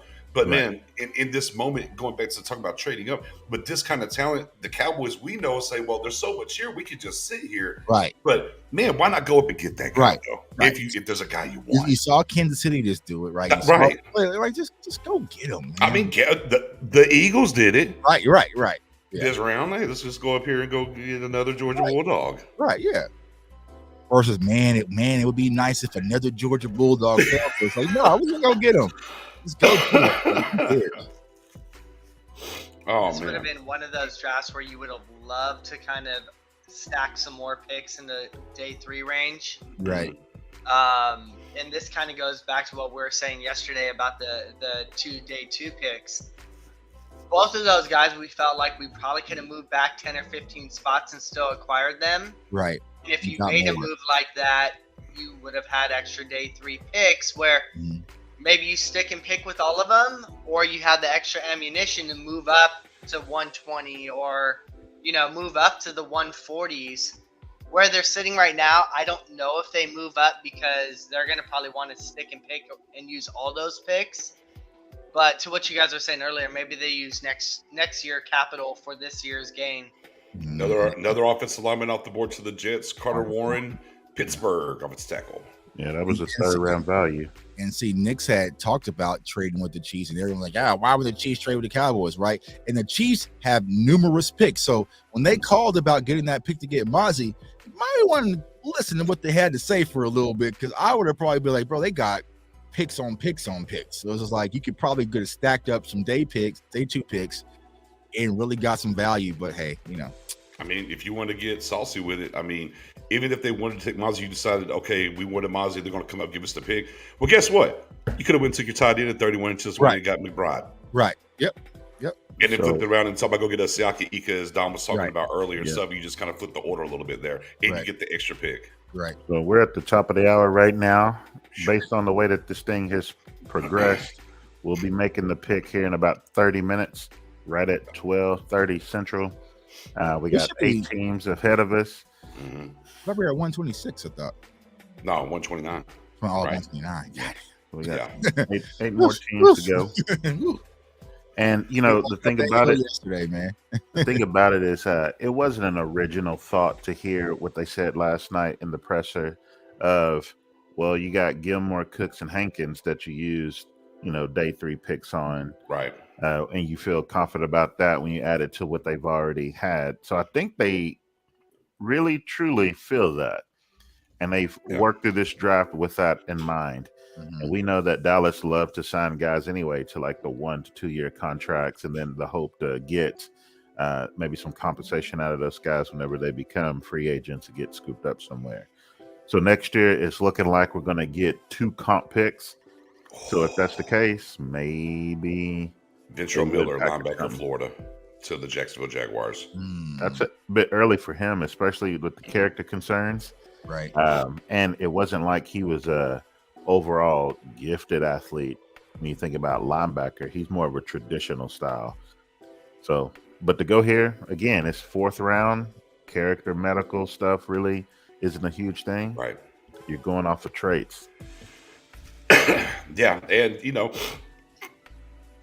to me, it's a flawed thing. Of we traded these picks, and this is what we the players that we got for them. So let that fold into the draft, because I think that can give you a false sense of security of, we don't have to go out here and be super aggressive or add certain things. Not to say that's how they looked at it or what they did, but I think the tone of it and how they talked about it kind of came from a position of, look what we already did. Gaines, guard, Cardinals. And see, I've been trying to have this conversation with a lot of people, and Cowboys fans don't want to listen. I know what you're about to say. Hold on. Slow it down, Tuck. I've been build it out, because I know what you're about to say. Build it out. Don't rush this one. Build it out, because I agree. Right? So there's been a lot of Cowboys fans talking about Antonio Mafi. But I've been trying to explain, if you look across the offensive line, the other guy across from him is a lot better prospect when it came to Gaines. And so, no, it's Mafi mania, right? But I was like, Gaines is a much better prospect when you turn on the film. And there he goes. So, he was just a smaller guy, and Dallas fans, we want massive, smaller, mean, all the M adjectives you could throw in there. Right. But really, Gaines is the little bit of smaller guy, better athlete. I think he has better grip strength, and just a little bit more to his athleticism. Mafi is the phone booth type guy, right? And that looks nice, but sometimes in a fight, the bigger guy don't always win if you don't punch right. And especially the game's getting fast. Mississippi State defense tackle Cameron Young to Seattle. Go right ahead, Dom. That's a nice little solid pick for them. But it's all about hand placement. And I think Gaines already at this point, that's a tier 2 kind of thing where, hand placement is key. But even if you don't strike first, being able to get your hands re-engaged, that's something that, you got to look at on film, slow it down to really see what's happening in the trenches. And that kind of warfare that goes on with the hand play is where I was a little bit concerned about Mafi. No, he's heavy-handed. Don't get me wrong. He's powerful, yes. But sometimes when those defensive linemen get their hands on you first, or they're so fast from the edge or coming from the linebacker spot, you have to have some quickness and be able to flash your hands a little bit faster, or have even a delayed response with the hands to let them go ahead and try their move, and then you swat down or swat up, whatever it may be. So, yeah, I see it. I'm glad you mentioned that, because Gaines is a sneaky good pick right here. I do think Mafi's closer to the starting line as far as development than a lot of these guys in this draft. He's somewhat fresh to the position, was massively overweight, had to cut down weight. And if you've seen any of these guys in the past, that is priority number one. That consumes your practice time, everything. Like, most college coaches won't even let you practice. You're working on conditioning. You're working on all this stuff. You'll go out there and do that, but it's a health liability to a certain extent. So they want to get you right shape-wise. And if you're huffing and puffing, you're not learning. So I think Mafi is very, very early in his progression. Now the question is are we looking at 1 year jump, or are we looking at 2 or 3 years into his maturation process to get where we need him to be? And so if you can get him where I think he can possibly get, he's a starting offensive guard, but you're not getting that year one. He's not going to be a shoe-in left guard and we're done. But he might be a very good left guard 2 or 3, depending on where he is in his growth. And I think that's where we are as far as right now. I don't think there's instant, boom, day one, you're the guy, prospects left on the board as of right now. I think we missed that opportunity. So anybody's going to be rotational. So it might be Tyler Smith at left guard mid-season, so Tyron does what Tyron does, and then they might be kind of a filler guy. But I just don't see the instant impact where you say this guy is our starting left guard moving forward. So, I to be honest with you guys, I don't think the Cowboys are about to go offensive line now, because I'm looking at my board personally. It's wiped out for the most part. Like, unless you're going to get like a Voorhees and Stash type of guy, I got to be honest about Voorhees. I did not like him at all compared to what like others were saying. Even before the injury, he was a 5th round value, and then when the injury happened, I shot him down to the 7th. The one thing I did like is the fact that multiple positions, the experience, he has the strength. I like the fact that he's a bendy guy. If you're a big guy, you got the big interior as far as the gut, you know how hard it is to bend over, get down in the stance. He can get in any stance that an offensive line coach will want him in. So he has the flexibility in his lower half like a center. And that helps with being able to stay low, get underneath guys, and win the leverage game. So I saw something that you could definitely work with, but being an older guy with prior health issues, then a new injury, that shoots down to the 7th for me. Right. I like how we got things were like cooking, and then we got to Baltimore. The pick is in, and we've been frozen ever since. Right. Yeah. I'm like, come on, man. Come on, man. Right. I got my get somewhere shoes on right now. Let's go. Right. Dadgummit. But yeah, it's very interesting to see. Oh, and here we go. The selection for Baltimore is selection there forever. Go ahead, flip it. Flip the name. Type the name in. And no? Okay. Tyler Scott. Go on and get him another receiver. Yeah. Oh, I don't know. I'm waiting for it to pop for me. Just that selection. Never mind. Selection and holding. Yes, I'm like, okay, y'all flip the graphic to selection, and then, boy, come on, man. Other 2 picks already happened. By the time they come back, Cowboys gonna be on the clock.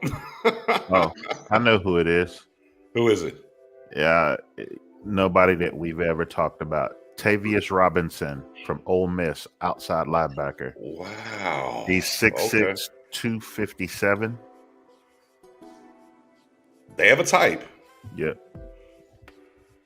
Wow. Okay. All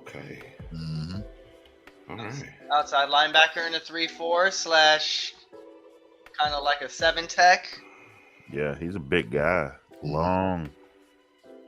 6'6", 257 pounds. This is where we need Bluff to let us know, because he's an Ole Miss guy. Yeah, that part. Where you at, Bluff? He probably out making that money. Oh, probably so. Chargers go TCU wide receiver Darius Davis. Cool. Boom. Boom. It's funny because a lot of the guys that we really like haven't been touched. So are we doing something wrong, or are they? No, we've gotten touched up a little bit, but I mean, the Tyler Scotts. I think a lot of us are really high on Tyler Scott. Where's this list? Darius Rush is still there. Yeah. Interesting. I'd like to carry Tim Valentine too. I talked about him through the process. Interesting to see where Mel has him ranked. The number 2 best cornerback left. Cubs gonna mess around with that A.T. Perry, man. Watch.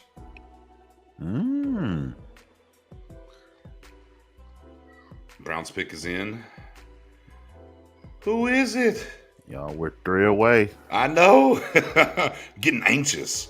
Does Dwayne McBride kind of feel like a pick for this year's draft? As far as like a slow and steady guy, like doesn't move you one direction or the other. Like good player, but just a slow, steady, kind of your porridge. You know, your porridge. Yeah, here I am. Right. Oh man. Uh-oh. You know who the Browns picked? Yeah. Oh boy. I'm pulling the Spoonie today. My bad. Oh boy. Oh no. It's not gonna hurt you, but it's gonna hurt you. The edge. Okay. Yeah, I mean, I was definitely a fan of him. Yeah, I was starting to sit up in my chair a little bit, like. Well, okay. Good pick for the Browns. Again, I don't know if Dallas would ultimately got him anyways. What they're going to do with Overshown, but. Right. Yeah, we talked extensively, and I'm sure y'all probably did too, Tuck, on your side. McGuire to Mizzou. Just really like this game. Right. Yeah, I love Isaiah McGuire, and so I was kind of sitting there like, okay, like Izzy. I was thinking 2 Izzies, man. There's one Izzy, the running back, and there's one Izzy, the defensive end. But There it is. I'm not even gonna say nothing no more. Like, yeah. What was it? Muskrat. Right. Muskrat. Right. Saints on the board. Oh, with 2 away. Rams and us. Just throw up one guy. Just throw Man, up. I'm going Evans, Ole Miss. Gut feeling. I think that's what the Cowboys take. I'm going with Dwayne McBride. Okay. Good old porridge. I'm going with Abanaconda. Okay. That's what I want. I want a Banaconda, but Cowboys ain't going. That's too sexy for the Cowboys right now. We're not doing sexy. That's why I say Dwayne McBride seems like the fit we're not for doing this sexy. guy. No sexy. Let's say, Dom, what's the name for you for the Cowboys? Oh, man. I'm going to go outside of. I'm going to go receiver. Okay. Parker Washington. Sign me up. It's too sexy, though. Yeah. But sign me up. Yeah. I mean, come on, man. We've been boring all. Can we get sexy for a little bit? Hey, you know what? Cue up the Justin Timberlake. Yeah. Bring it sexy back. Come on. That's what I want. But you know what would be interesting if they went like Dorian Williams? Because I don't think he's been taken yet. I think he went No, he yesterday went right after us. Right? Okay. Right after Overshawn, it was Dorian Williams. Immediately. I was like, oh, pick us in for the Saints. And they're not taking running back. We know that much. Well, I mean, it took Keandre Miller. I wouldn't think they would, So, let's see where the Saints go here.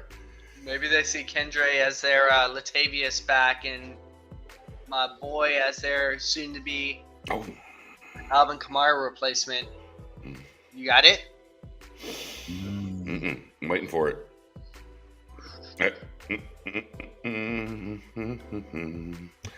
They're talking about the old TCU guy. Come on.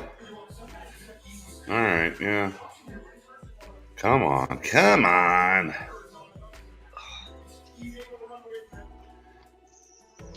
Three picks remain for the Saints. Okay, cool. All right. What are we doing? The pick is in. Let's go. Oh my God, Ivan Pace is still there, but they're not gonna go linebacker. But Oh no, not with his size. I love Ivan Pace. Yeah, one of the guys I'll watch tape on early. Absolutely, I'm right there with you. Loved you to death. Ferocious. Both TCU wide receivers. Okay, Kellen. I'm keeping it Dallas still. So right now in the war room, man, Mike and Steven, they're holding the big sticks this whole time.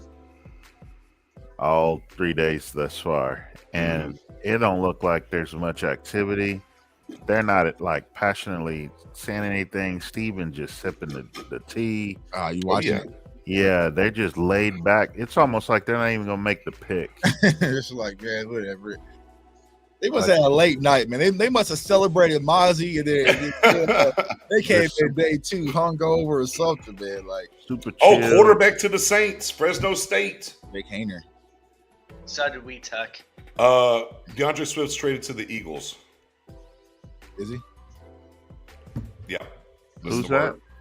Swift, the running back from Detroit. Lord. Goodness gracious. And where did Swift go to college? Georgia. Oh, you can't make this up. Let me double check here. Let me double check.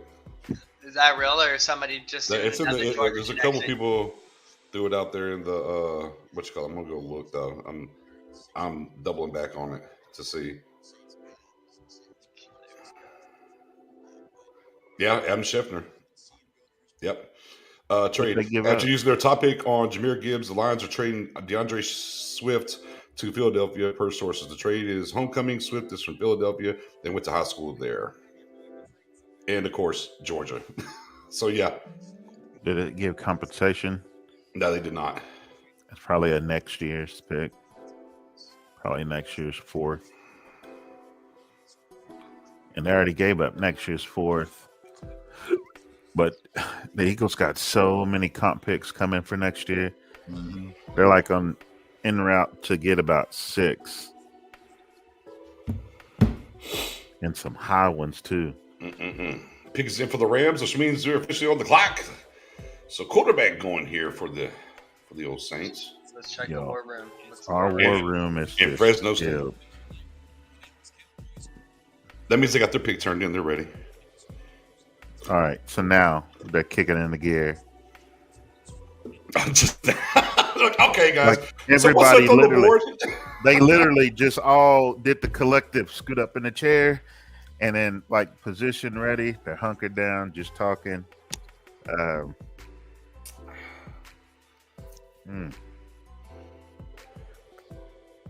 Nothing passionate. Why does Henry look like Jerry Jones's grandson? It's really weird to me right now. Wigging me out a little bit. Go with Tyler Scott, bro. Give me something sexy, bro. Yeah. What did Holly Berry say? Do something make me feel good. Like, yeah, man. Like, come on, man. Like, golly. Oh, man. Who are the Rams? I'm like, those picks are sexy to me. No, it wasn't sexy. Very missionary last night. He went very missionary last night, Mike McCarthy. Like, come on, man. Who the Rams gonna take? Will McClay looked like he's readying himself to make the phone call. What we got? Oh, Stetson Bennett to the Rams. Uh-oh. Eagles are hurt. Should have traded up and got him. Dallas is like, oh, shit. Run on quarterbacks. We got to take a quarterback. Right. I would love for them to go Tyler Scott right now, bro. Like Tyler Scott, Parker Washington, running back. I mean, let's go get a weapon, huh? Yeah, can we get a weapon, bro? Like, let's get a weapon. Gut still tells me, man, I think it's gonna be Evans, man. I think it's gonna be McBride. I'm okay with that. I'm definitely okay with McBride, for sure. I'm not. All right, they're all clapping now. Is it passionate claps or fake claps? Like it's like the. It's not the James Worthy claps. Yeah, way out there. Yeah. Everyone's saying Mafi, go get Mafi, but McClay making the call. I'll tell y'all what, man. The Lions give 0 Fs. They traded Swift in division in conference. They traded Hawkinson in division. They're like, we don't care. Right, get him out. Like, how about send him to the other conference? Okay, my God, get him out. Here we go. Yep. They're sticking and picking. McClay making the call. All right. Who's in the room? All right. So no positional coach. Is it weapon time? It's weapon time. No. Hammer time. All right. I know Steven Jr.'s thrilled. All right, so that might be a weapon. Yeah. Normally when the juniors coming, grandkids are excited, man. Grandkids don't get excited for no want Christmas the flash. No, they don't want those socks. Yeah, they don't want the socks, man. Yeah, they want no. Or yeah, someone said Charlie Jones as well. I would be okay with Charlie Jones too, or Tyler Scott. You think long snappers off the board? Yeah. Well, we need some special teams guys. They're like, God dang. All right, kicker from Syracuse right here. Jerry's getting the phone now. All right, Dallas officially on the clock. Yeah, Stephen Jones Jr. excited. He over here pounding. It's a quarterback then. Right. Dan Quinn in the building. Uh-oh. Oh, wait, Dan Quinn's in the building. He's in the room. He's in the room. The pick is in for Dallas. So Darius Rush or Corey Trice would make some sense. Christopher Smith. Hold on. Wait a minute. Quinn stepped away. Oh, okay. Oh. Out the room. Back to office, man. Kick him out the room. Get the hell out of here, Dan. You got enough already. Enough is enough. Man, the grandkids are getting more shine right now. Standing out. Turn them up. They're the future. Right. McCarthy took the phone. How long we gotta wait? How long we gotta wait till the grandkids in charge, man? We won't be doing this anymore. Yeah, not right. Hey, it's never good when grandkids start getting stuff. They didn't work hard for that. Right. You know how that is, passing the business off to your kids, and then I know we're seeing it with Stevens. we haven't done our red flags guy yet. It is DQ. DQ's on the phone. DQ on the phone.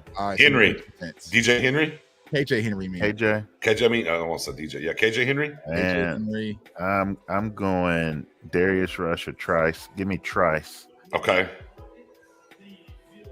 I'm gonna go with.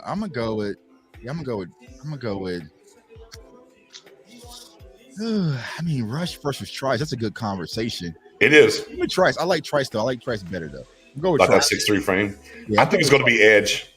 I think it's going to be Antonio I think it's going to be Edge Johnson. If the grandkids are pumped about it, it's probably someone in Texas. Here we go. Pick is in. Did not announce it though. Fair enough. Trice. Go with Trice, maybe. Well, they leave that selection up there forever. Okay, you gave me the ding, ding, ding, ding, and put selection. Go with Trice. Dan Flip Quinn's on the phone. Grandkids are excited. Let's see. Oh, Fiocco Edge. Oh, Villamont Fiocco. Edge. Oh, that makes sense. Villamont Fiocco. That makes sense. More porridge. That makes sense. Villamont Fiocco. That he was a 30 visit. Everything he was. Yeah, he makes sense. You know, so. Yeah. And they wanted to add to the edge, so there it is. Yeah. And now we have 2 Fioccos on the team. Yeah. We have 2 T Smiths on the team. What else do we have? We got a couple Lukes, couple Tylers. Yeah. A lot of Smiths. So is there a plan to move him inside, or is there a plan to move him to Lawrence's spot in a couple years? Like, is he your 3 tech and Mozzie's your 1? Is that the plan? I think just multiple front guy, 5 tech work. Again, I don't dislike the player. I don't like the round. Oh my god. So yeah, I don't see enough speed for Fehoko to leave him as like a traditional edge. He's gonna be like more 7-5 tech, maybe dip into the 3 tech a little bit, kind of that toolsy guy. But to me, that's what that's what you're building him up to become. Exactly. So what does this mean about the development of Golston? I don't know. Again, it's just another thing of don't dislike the player. I just think there was other stuff on the board there where the Cowboys could have went. Super chat in the building from Nick Reader there. Shit to my guy. Yeah, Johnson Eagles having a great draft. Yeah, it's all right. We gotta take these lumps. We'll be here. Yeah, you know, it was all fun though. We had some fun, but we'll take these lumps. I need my break.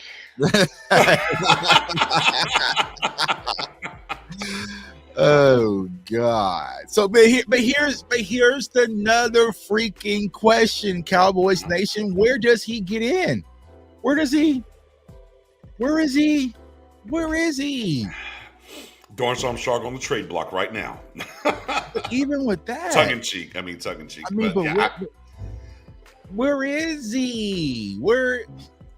He's just not this wasn't a great athlete either, man. Yeah, he's not. This doesn't meet the Dan Quinn type. Yeah, it's just a guy. Like, you know, he's a good rotational guy. But what is available on the board for us to be missing out on this, bro? We are. Let me ask a better question, or let me ask a different question. Defense was pretty good last year, right? Yeah. We retained guys that we wanted to retain, and we added. Offense had issues. We've added 1 player offensively so far this draft at a position where you had 2 guys already that you thought could be just sufficient enough in adding somebody later. Right. Mozzie Smith makes sense because you didn't have that in the middle here. Right. But everything else after that, okay. I mean, you know, the thought process of, hey, if you're, you know, close to being elite on one side of the ball, you go all in and get there. It's easier to get there quicker. But this defense has had back-to-back 30-plus turnovers. You didn't lose a ton of guys this year. Right. and they're just leaning all the way into the defense. I'm just like, okay. I mean, again, the offensive line we talked about before, they're showing us what it is with the offensive line. And they're just like, well, let's go. He's going to be the swing tackle. Tyler's going to be your guard, and we're going to run that. That's just what it's going to be from that standpoint. Cool. So you don't maybe particularly need to get a guy here last round or this round. You can wait a little bit longer, get some depth pieces, whatever. But we're talking about the wide receiver room. We're talking about the running back room. And, just from a weapon standpoint, right, for the Cowboys, you got Brandon Cooks here, and that's good enough for me to say, okay, maybe in the first couple of rounds, we don't have to go out here and get wide receiver. But you need to add more weapons. Like, Right. You need more weapons for this team. And again, we're just doubling down on the defense, and the defense is kind of in a really good spot. I don't understand the consistent push here for him. I don't dislike the last pick. I don't really dislike any of the picks, but some of the round stuff is questionable. And then, again, what the team's trying to accomplish moving forward as well. Right. I fell asleep at the wheel, man. But it's okay to admit, bro. Like, I don't know. Maybe because, like I said, everybody on this panel, we do extensive research.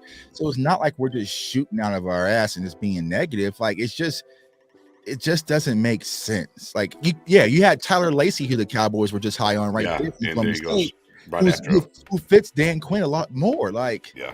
I don't know. Yeah. Yeah. All right, so we still got a fifth traded for D-Hawk. Joking. This is them. All right. So again, it goes back to we're not privy to certain information. We're not privy to medicals. We're not privy to character. And even the current guys that are on the roster that they've had, we don't know what their development is like. For example, the Terrence Steele situation. Right. Some fans would have gone into this process going, you got to find a right tackle because Terrence Steele is not going to be available week 1 of the season, or it may take him some time. Well, this is showing us more and more that maybe you're wrong about that if you're one of those fans arguing that. It looks like Terrence Steele is going to be ready to be right tackle. Mm-hmm. As much as I argue for Tyler Smith being at his forever home at left tackle, it's looking more and more like they're going to play him at left guard this upcoming season and allow Tyron Smith to keep his spot at left tackle to go back to where he's most comfortable and where his value is best fit. So now, you got the other two in the interior who's been Pro Bowlers, all pro type, and Zach Martin. So you got your offensive line set from a starter's perspective. Okay. There goes the Bengals with Charlie Jones. Like, they need some. Yep. So you got your starter set from the offensive line perspective. Then you look at the weapons. Adding Cooks is a significant get for this team. He's your wide receiver 2, day 1. Gallup coming back on strong, season under his belt after being injured. So wide receiver 3. Lamb has proven to be a wide receiver 1. So in their mindset, we have 3 solid receivers. Now you got 4 tight ends who were young, still yet unproven, but yet, they feel good about it. So for them, weapon-wise, they think they're fine. And bringing back running back off of a franchise tag, getting Jones as a veteran guy who's there on the depth chart, well as Malik. So for them, they might look at it totally different than us as fans. So maybe that's why they're still trying to add some help on the defensive side of the ball, because a strength one year could be a weakness the next. The league changes so fast. You're one friendly fire away from having somebody go down. You're one twist of an ankle, or just the decline hit somebody so severe that now you're looking to bring somebody in. So with all that said, it's like we're leaving value on the board round after round. Here's the good part, though. Here's the silver lining, Cowboys Nation. Good thing we traded away a few of our picks this year, because the way we drafting right now, this ain't our year. We ain't hot right now. So it's like getting Gilmore, using those picks to go get Cooks. I'm for it, man, because just not in our zone. And maybe it's some of our fault because I felt like the way that this draft was going to be, Will McClay was going to come in and smoke this draft.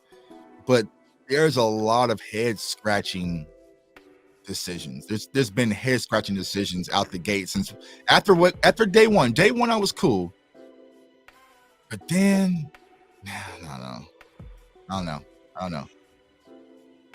Yeah, I can't. And here's the thing: even if I wanted to sugarcoat and lie to you, Cowboys Nation, I can't. I can't because I can't find a way. It's just not enough help on the offense. Yeah, it's just and that's what you were missing. And the Cooks and everything, like the offensive line, we get it, right? We understand. It's a clear view now what they look at on the offensive line. And coming in here and getting Cooks is huge. They right there, as Dom said, man, he walks in your number 2 wide receiver immediately. Right. Oh, Nick Herbig, Wisconsin, the Steeler kind of pick there for sure. But we need, again, we just watched as soon as we got through. CSA says, "Oh, thank you. We'll take Charlie Jones and throw him into the mix over here with Burrow." We keep looking at these guys, and they're getting players, right?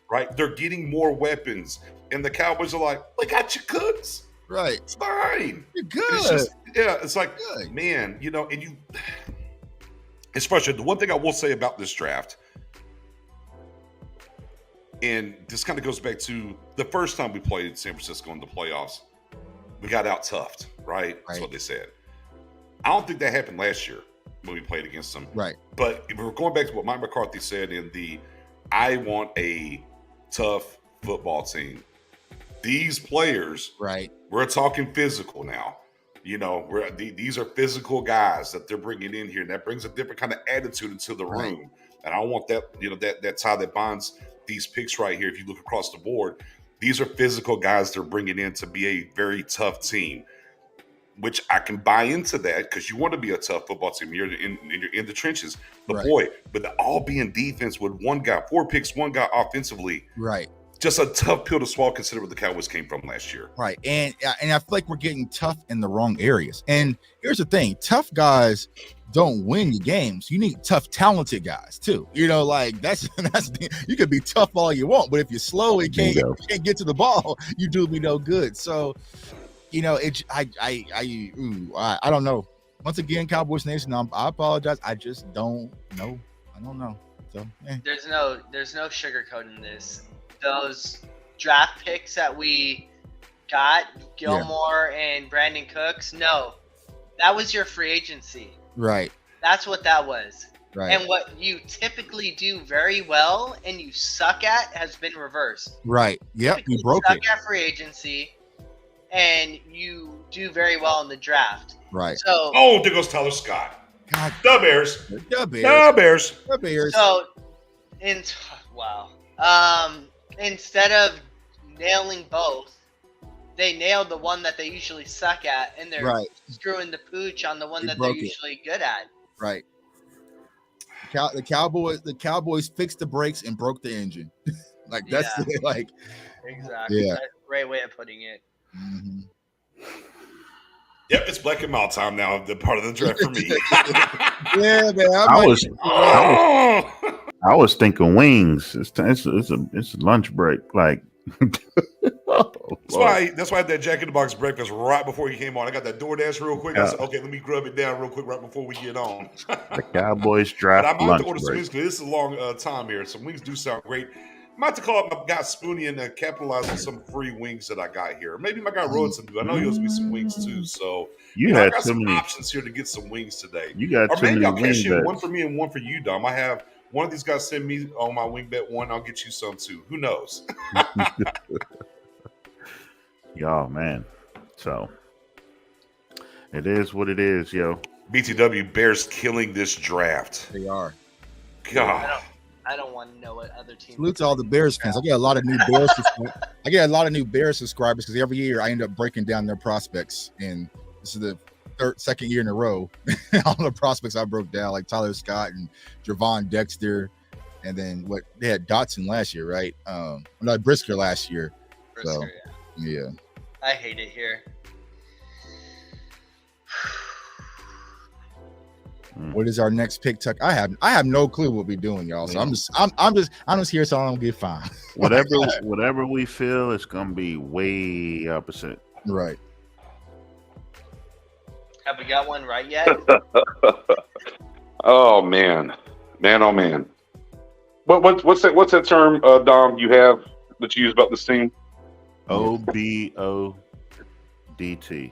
Yeah. Our big old dumb team. Mm-hmm. Well, it's just like just can't get right. Right. This is you nail talent acquisition, you nail,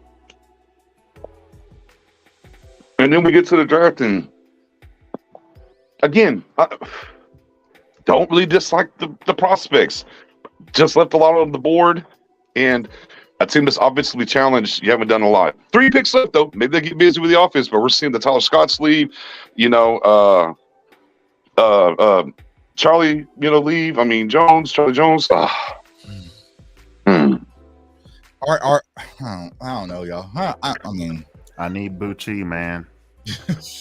I need Bucci at this point.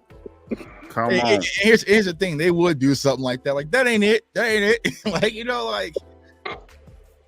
Like, here's the thing. Go ahead and get Mafia off the board. I want him out of my face because I don't want to get all hoped up that, hey, get that Hopi up out of here. Yeah, get Mafia up out of here, bro. Like, get Voorhees, get Mafia up out of here. Just wipe the board out, and then we can continue to go buy some more Christmas socks and gift cards and pass some things on out and just be done with it. So, and thinking about if y'all could come in here and everything else, we still just kind of dawned on me. We still got Ted McKinley in the wings too over here. Right, yeah, Ted McKinley, bro. Yeah. Like, we rocked up front. I mean, we are rocked up for real now. Do you guys think this is a future play for next year when we move on from some people that we already? I don't. I mean, because you had Corey Trice right there, you had Rush right there, like you had a lot on the board. And see, here's the thing, Tuck, and that's where I'm at. Is like, look, if you're going defense, that's okay, but we're pretty. Look, you can't never have too many pass rushers, right? We understand that thought process, right? We subscribe to that. However, you're pretty solid up front now with what you have, and you're just one guy away. I mean, we saw what happened when Brown went down last year in that rotation of what it looked like. If Gilmore Diggs goes down right now, how does this really look at cornerback for them? Right. And you have to go back to maybe moving it. Here's the thing, right? We lost Anthony Brown. We lost Jordan Lewis. We had to go get Trayvon Mullen and what was the other guy from my Florida State guy? Robinson? No, that we brought in from free agency last year. Xavier Rhodes. Xavier Rhodes, yeah. So that's how desperate we got with 2 injuries at the cornerback position, and we still didn't backfill and dress it. I gotta let it play out, brother. I can't look at crazy state of the draft so far. Great. I don't know. I have to see the way the rest of this draft wraps up for me right now. Like I said last night, this draft for me is just Mozzie and them. That's how I feel. It's Mozzie and them. That's it. So, and like I think what makes this draft worse is because everybody in our division is out just kicking our ass right now. Like it's bad. Like it's just bad. Like the fact that the Giants just went and just smoked and got Jalen Hyatt with it too. Like, say what you want about him as a route runner, that's a weapon. You have to consider that. Because you have to worry about Saquon in the box. You add that with Darren Waller, and now you have a guy that's gonna make you just kick him out of there. Full motion. Yeah, man. Just yeah, we just vibing, man. We just vibing. Hey, hey, man, we about to walk around with a big old stick on defense, man. I mean, go. Since we're just playing and backfilling right now, go get my safety. Robinson out of Florida State. I mean, we already got state. Load them up. Bring them all in, right? The more, the merrier. Load them up and hope Pollard can carry the ball 25 times. 25 times. Now I look on TV, Howie Roseman smiling. But here's the other thing about it though. Right now, you're so good at running back, and we knew they were going to get an edge at a certain point. Now you might have liked a different edge, and Lacey makes a ton of sense. Who went right after they went with Fiocco, right, for sure. But we knew they was going to land an edge. They talked about it a lot. I always felt like unless. I'm kind of surprised they maybe passed on Noah Smith a little bit, but I get what they did with Mozzie. After that, I always felt it was going to be day 3 for the edge. Right. Unless you got the Drew Sanders, you kind of you cheated a little bit with like a Drew Sanders, and I guess to a certain sense they kind of cheated with Overshawn a little bit, and how they're going to Overshawn, I should say, and how they're going to move him around, and they get another edge. So I mean, I get it, and there are running backs on the board still here that you're going to feel good about. Now the wide receiver room stuff, right?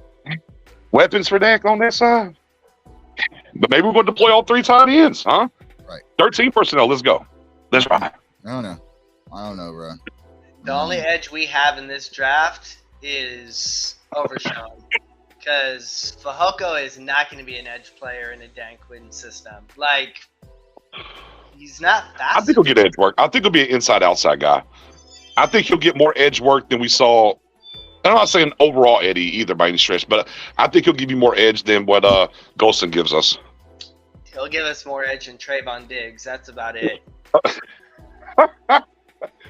Hey, and think about setting the edge in that standpoint. Think about setting the edge. We're talking about stopping the run. You got Mozzie Smith. Now you got an edge like Fioku that should ultimately help you set the edge and stop the run. So, I mean, there's times that bind throughout here, and I can connect the dots of what they're doing, And again, the big thing we talked about, Eddie and Dom, in the spaces was the biggest piece of the puzzle is we don't know what they want to accomplish this draft. We can talk about the prospects and everything else. We don't know what they're trying to accomplish this draft. And as these picks are unfolding, we're kind of getting the idea and the roadmap of what they're trying to do. And obviously, they're taking very serious the run game and the issues they've had with the run game. And it's kind of a all-out movement here to make sure they sew that up defensively. Yeah, but we would have been to the Super Bowl if we had more weapons. So what do I know? They said they got Cooks, baby, and they got Schoon. They got Schoon and Cooks. We did draft them today. Good thing. So do we think that the chaos of the way this draft is going is forcing the Cowboys to reach and get players earlier than they need to? I think it definitely puts them on tight end. Yeah, for sure. Yeah. But outside of that, I don't know. But tight end, I'm definitely there with you on that train of thought. Tuck with tight end. Yeah.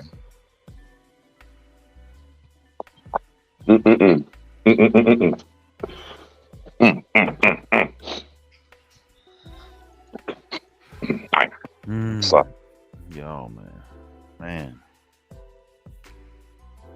Each night I've had to build myself back up. Yeah, man. After last night, man, I thought, okay, not Howie, but Will McClay, get you some rest, man. Get up early, get some coffee. If I had to send some catered food to Frisco, I was willing to do something. Like, get your mind right, bro. Then he comes out and does things. Yo, Tuck, if you want to send some to San Diego, I'm here. Yeah, okay. Yeah. McClay pulled a fan type thing last night presser. Yeah, you know how whenever random fans argue with one another in certain spaces, how you'll get the one guy that'll be like, "Do you even watch tape, bro?" Right, yeah. He pulled that last night. Yeah. Like, turn on the tape. Okay. I got the tape, bro. We have. We know that Overshawn is not a guy with great vision, anticipation, instincts. Right. He's gifted athlete for sure. And I'm not knocking the guy at all. Like we said, we like him. Just tweener guy that I didn't think that they would want. But no, the tape is definitely there. But man, like, it doesn't go along with what they get. Right.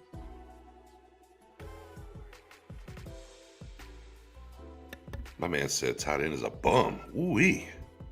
Smoke, bring the smoke there. Sheesh. I don't go that far. I don't know about all that. I don't use those kind of words. But I don't use it. Because if I saw these men, up close, and I would never use any kind of language like that in their face, and I don't even use it like that here in these spaces. That's why I continue to say, as fans, we got to watch trash, garbage, all that stuff, and really use better terminology to compare them to their peers, because none of us made it to that level.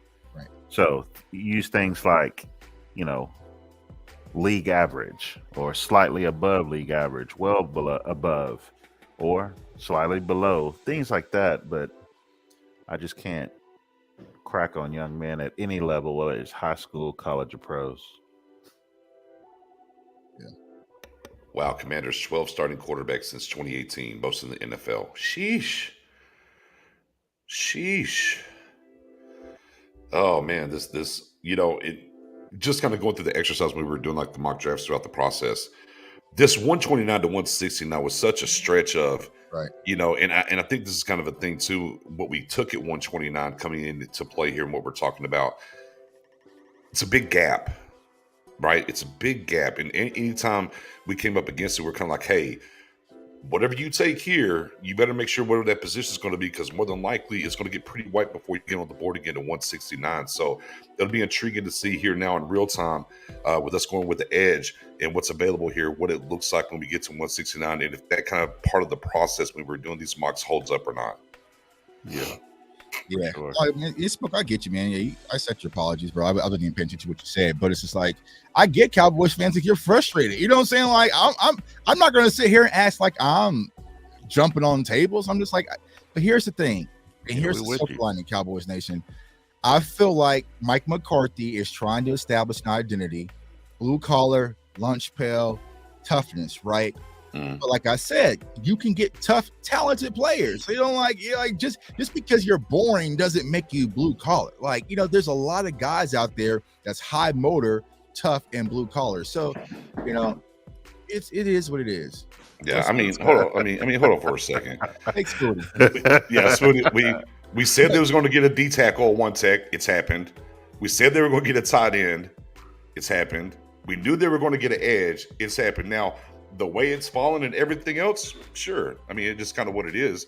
But at the end of the day, the positions and stuff we talked about through the first 4 picks, three of them have definitely been happening. Let's play this game. So what is this? Let's play this game. So I showed the tweets yesterday. I said on April 21st, 2023, this exercise was hard because remember I did a whole mock draft kind of going inside the huddle of the Cowboys. This exercise was hardest, but going through it all, the Cowboys got overshown. Certainly circle on the draft sheet, met with him at the combine, and then invite him to the crib. Day 2, 1 Cowboys draft pick that's a free space, overshown. Right before when the Cowboys were in the war room, I said it's overshown time. Right there before the pick came in. So, you fake Spoonie. Yeah, hey, Spoonie, I'll fall on it. I was wrong, shoot, about what Dallas is doing. But wasn't really wrong about what other teams are doing and what it was on the board while they've been there able to pick. But still. KJ Henry to Washington. Oh, man. Philosophically, still not wrong, and still haven't been proven wrong because I tried to use historical reference to bring up why certain players or positions you didn't want to take at certain spots. So it remains to be seen how well Maji's going to be able to produce for this team. We want him to be able to do that. So, yeah, it is what it is. Yeah, Spoon's been in the spaces as well, too. Talked about how much they liked Mazi Smith. We've been through that. We've liked Mazi Smith here before. Right. Like, it's not really a huge surprise. Now, what was on the board and things and how they've collected these guys, sure. But again, D tackle, 1 tech, tight end, and edge. That's 3 of the 4 picks so far. I think we knew they were going to get those guys. Yeah, I think one of our Friday mocks was Mazi. Yeah. Right. Yeah. Like, we just wanted to see what it looked like if you take him. The one that killed us was taking tight end. Oh, it was. Ooh, that was the worst draft ever. Mm-hmm. Actually, this current reality, this actual draft, it feels worse.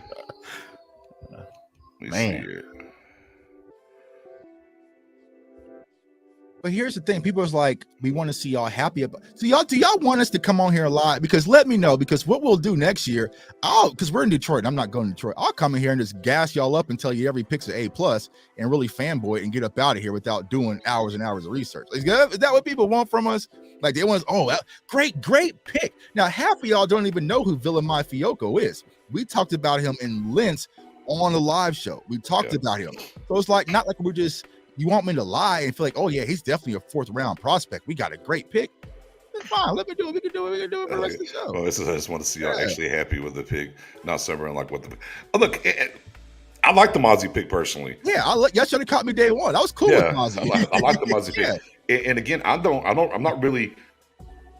it's not that I don't like the guys that they drafted.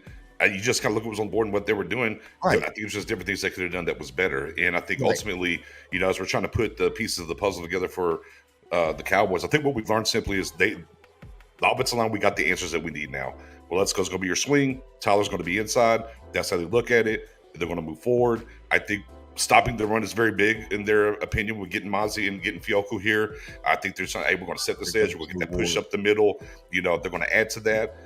I think for what we've seen throughout the draft, right? We've seen teams with good offenses add more weapons in the Cowboys, even though adding Cooks, right, could go out here, maybe do some more, add some more weapons. They still got 3 picks of them that can do that, right? Right. You just have to wait and see how it plays out. Yeah. And I think the big thing is that we came into this draft thinking they prepared themselves to go BPA and just get talent across the board wherever it may fall. Just go and stack talent and talent and talent.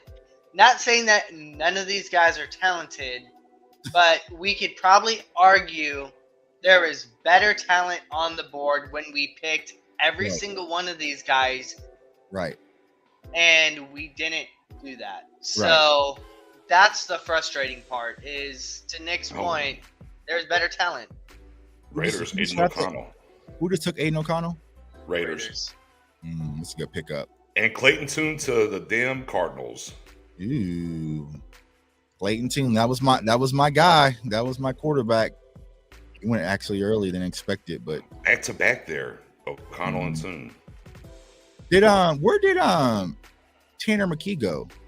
I think he's still on the board now. Yeah, he's on the board still, if I'm not mistaken. Yeah, still available. He's an older dude that's dealt with a lot of injuries, but he has a nice arm. Yeah. Question: Cardinals going Clayton Tune? I know it. I mean, it's 139, right? Interesting though. New head coach in the building. I don't think. I don't think he just happened to Kyler Murray immediately. I'm just like, hey, fella, look, you need to get some things rolling. Raiders having a great draft too. Yeah, I mean, when you got those 2 3s and 2 4s, it definitely helps the thing. And then, of course, Mayer falling to them was great, and to get the pass rusher, yeah, absolutely, doing a good job. And the Browns are back up. The Brownies. Browns got 2 of the next 3. Ooh-wee. Getting busy. Mm-hmm. Getting busy. It's always fun. The comp pick stuff start coming into play, too, in this draft. Look at the Browns. Tillman, Siaka Ika. How about a couple of good picks there in the 3rd round for them? Then you get DeJuan Jones and McGuire here, 2 picks in the 4th round. Okay, Browns, I see you. Yeah.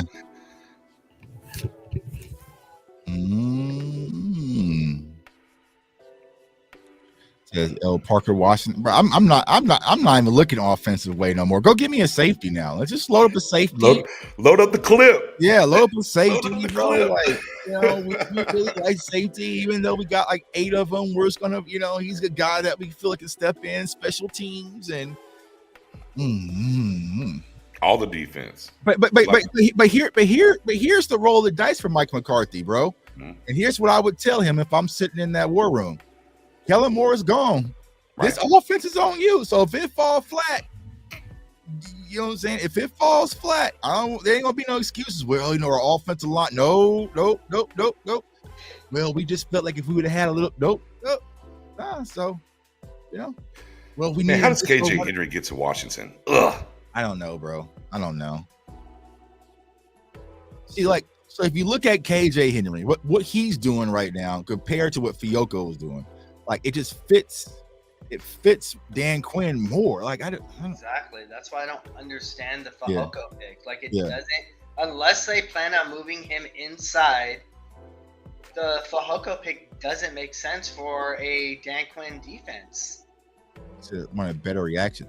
Here's the reason why we're getting no reaction, because we're stunned. That's it's like. Yeah, the word I used. It's not like oh man, what are we doing here and throwing my rush. Dorian Thompson to the Browns. Oh man, yeah, it's the word I used last night. It's uninspiring. Right. When you're uninspired, it's like you're left just kind of confused. There's no real big reaction because it's not that we don't like the player.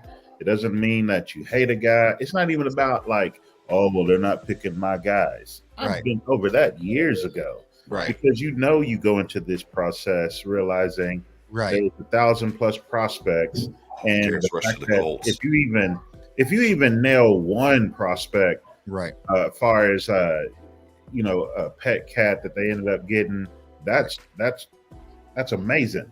So it's not about our guys. It's not that we don't like these guys. It doesn't align with what even the consensus says. People who are really locked into this process. Right. And it really feels as if they're leaving value on the board with every pick.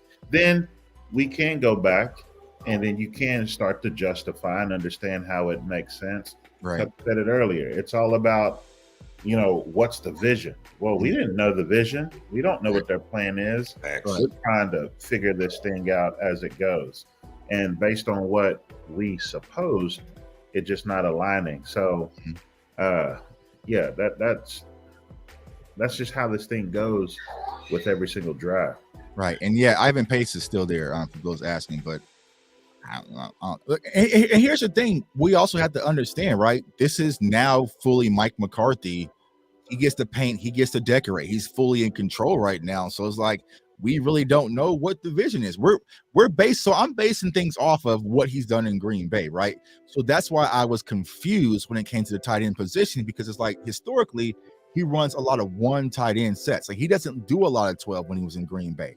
He doesn't do a lot of 2 tight end sets. So it's like, is Luke going to be the guy over Ferguson? Like, it's just, there's a lot of questions. Like, you have Jacqueline Warray sitting right there, still available from defensive tackle at LSU. Like, there's a lot of values. I just don't understand where Fiocco comes in and has an impact. Like, it's going to set the edge.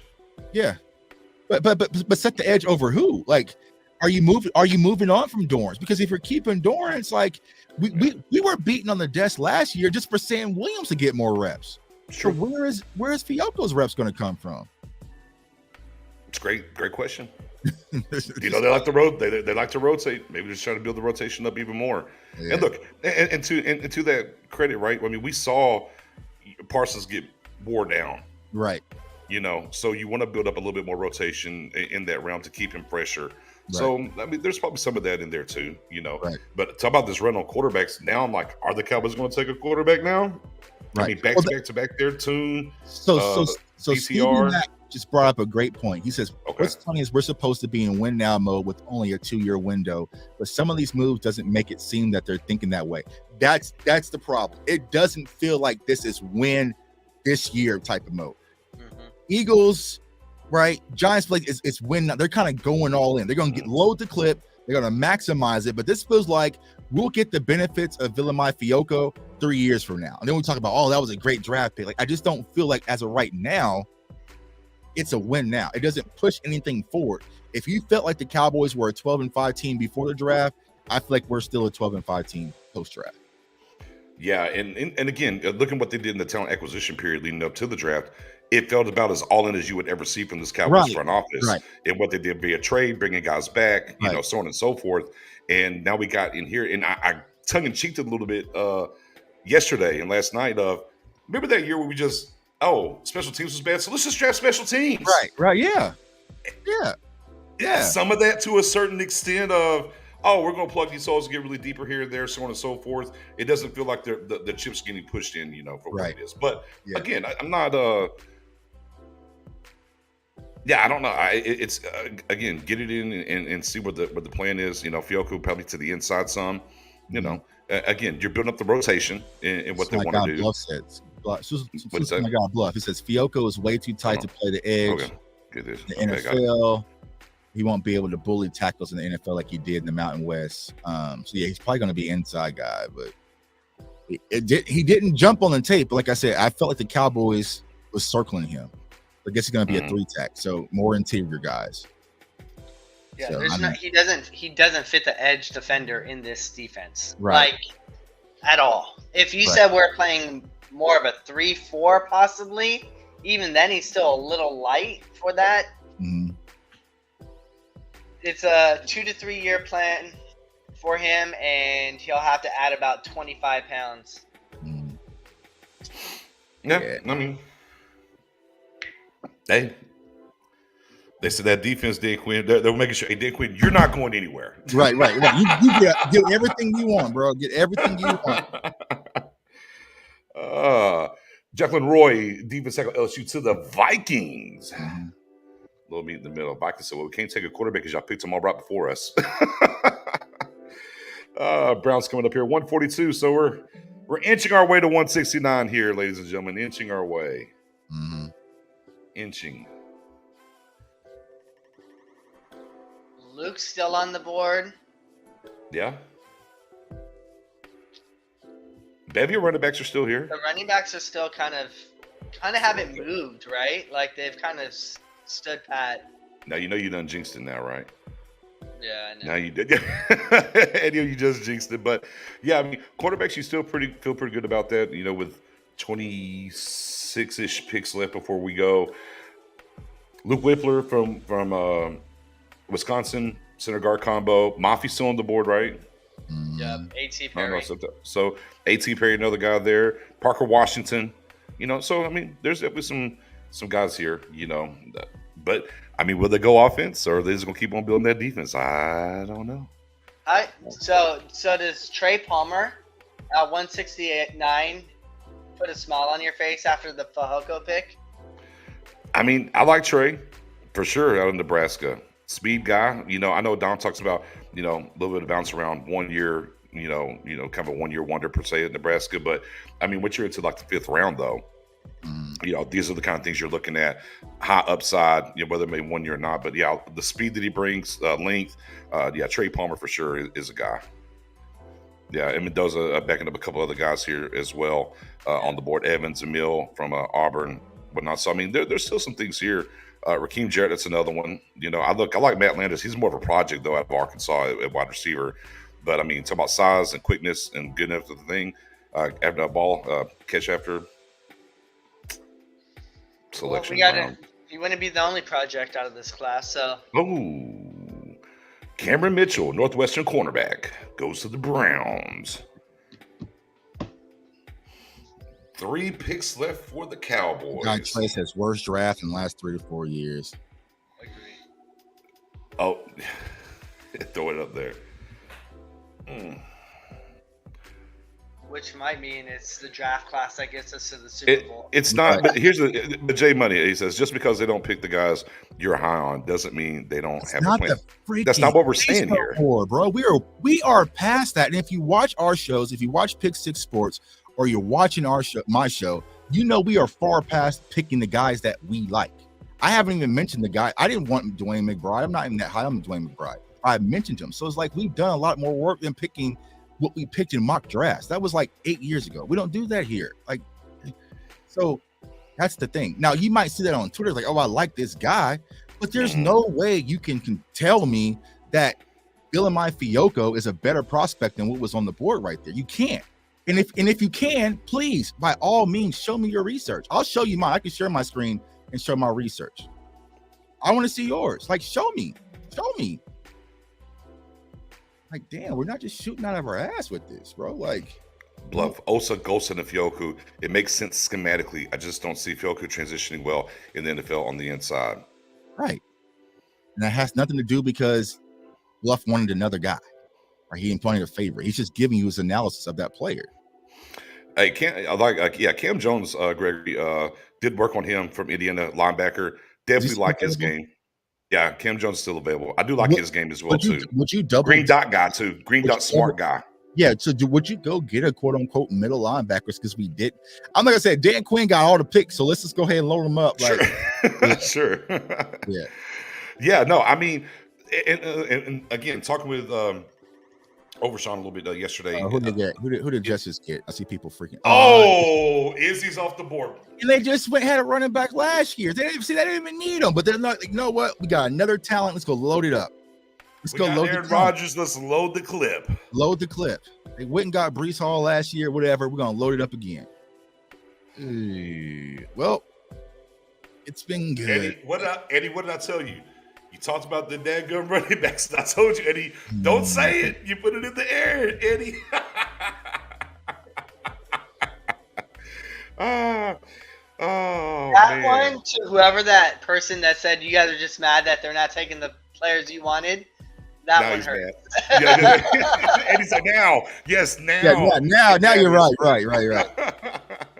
Right. Oh, man. But yeah, Jones, though, going back to Overshown and what they kind of plan to do with him and kind of move him all around, then yeah, I would move Cam Jones definitely. I would add in here and do a double dip for sure. In a quote unquote their linebacker-esque, right? But he's your more traditional guy. Like, I think if you got a Cam Jones in here, something was to happen to LVE or Clark, I think he would be the guy that would step in more so than maybe Overshown, because Overshown's going to kind of be a weapon, an edge guy, kind of move around, maybe some slot work even, with the 6'4", 229 frame. Yeah, Jake Leroy, man. Yeah, man. Yeah, is he? Is he? Man, them Jets. Get the offense. What jerseys? I don't give a about the offense, man.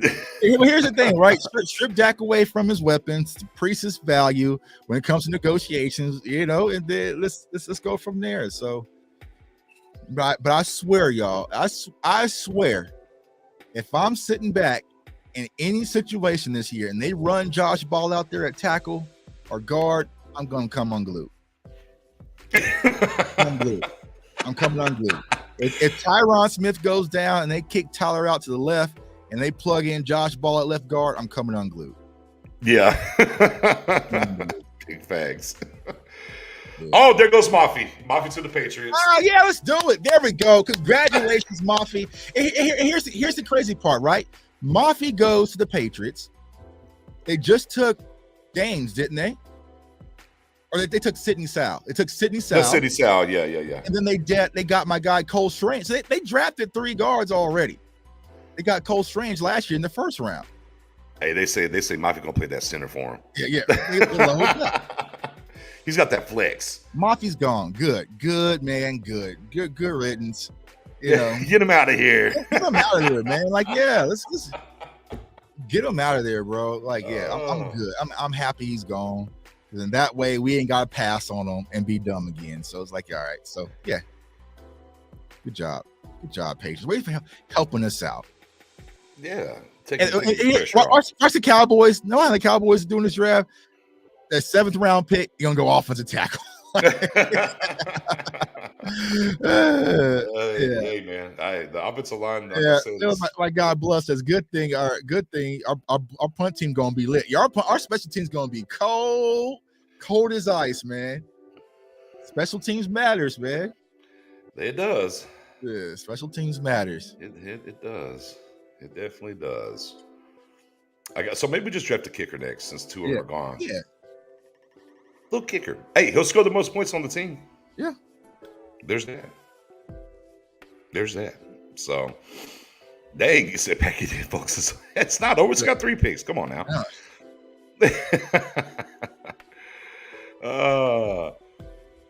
Eddie, you okay? Nah, I'm all hurt. Okay. Yeah, a couple of body blows there with Conda and Mafi going off the board here. So, again, we'll see how it articulates and how it falls to us down here for sure. Man,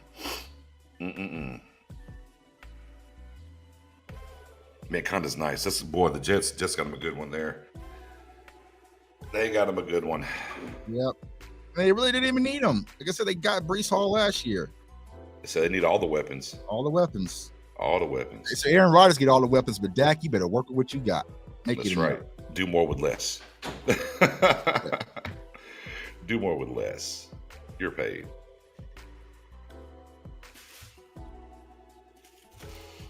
Maybe in a minute. Thank you, though.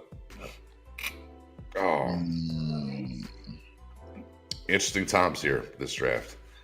Ooh, this feels like I want to say like it feels like, man, it's like Groundhog Day with the Kelvin Joseph pick. Like I'm just stuck in this loop. Just getting punched. I'm like, get me out of here. Like, yikes, man. Like, go ahead and sim the rest of this draft, bro. Like, just sim. Press go ahead and skip. Yeah, man. Yeah. Oh, look at there. There for those guys. Offensive line, little outside Will McDonald. Yeah, Will 15. And offense. Joe Tittman, Warren. Oh, there goes the FSU safety to the Panthers. Good. Get them gone. Get them about it. You ain't got to worry about it. You ain't got to worry about it. You ain't got to worry about it, man. I ain't want to worry no more, man. Mafe. I was gonna say who are we banging on the table to get to 169, but if I say the name, I'm banging on the table for him to go before. It's true. That man said, I think Don went and threw up. Oh, man. You ever have one of those days where you just need to lay down? That's Dom right now. I like this one from Bluff. My draft research for pick 169 scanned to see who played personal protector in college on punts. Right, yeah. Oh, man. I'm still on board for long snapper, but...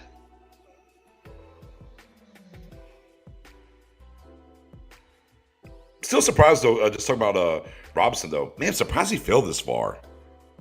Yeah. With how light the safety, room was. I feel like he was one of the most versatile safeties in this draft as well. Yeah. I mean, he can do a lot of different things.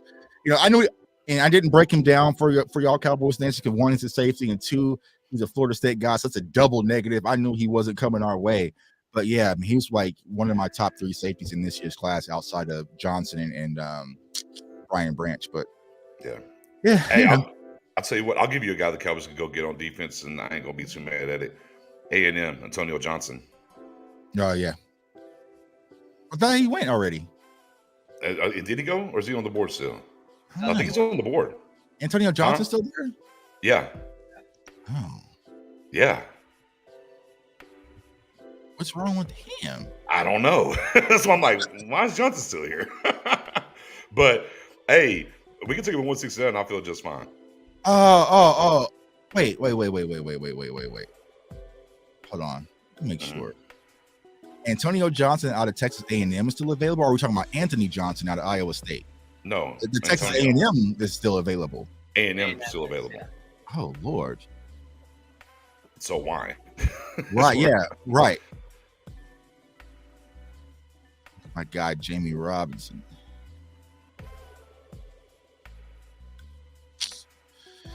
Ooh-wee, guys. Ooh-wee.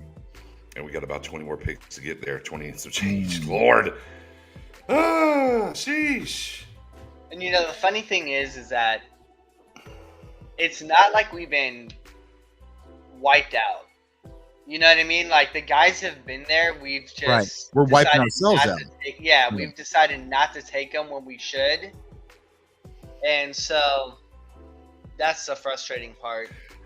And kind of going back to, and Don was talking a little bit earlier during our draft series that we did on YouTube, the one time we said, hey, we're just going to take a tight end at 26 and see how it goes. Mm-hmm. And we didn't like the draft.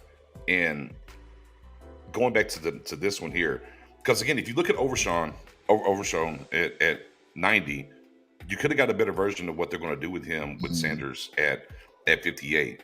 But they went with the tight end, and that's kind of, anytime you got these picks, man, there's a ripple effect that happens down the way in how they do things. So, yeah, the tight end early just kind of maybe threw some different things off in how things kind of compared out. Not liking Jordan Howden, safety, Minnesota to the Saints. It's not that the picks are terrible. They're not bad prospects. It's just where they kind of fell and what was on the board at the time and what the Cowboys could have accomplished at the same position they were doing things. It's not like, oh, well, you took this guy and that wasn't something that was on the board beforehand, right? So it's just kind of like that. Jordan Howden, 147 now. Tennessee, we're getting there. We're getting there.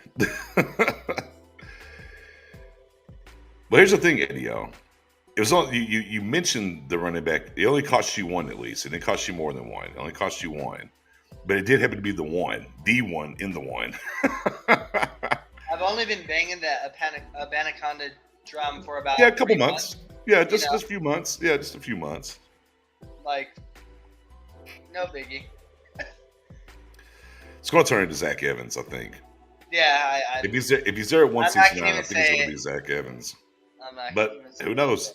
Maybe not. Maybe they're just not going to worry about running back.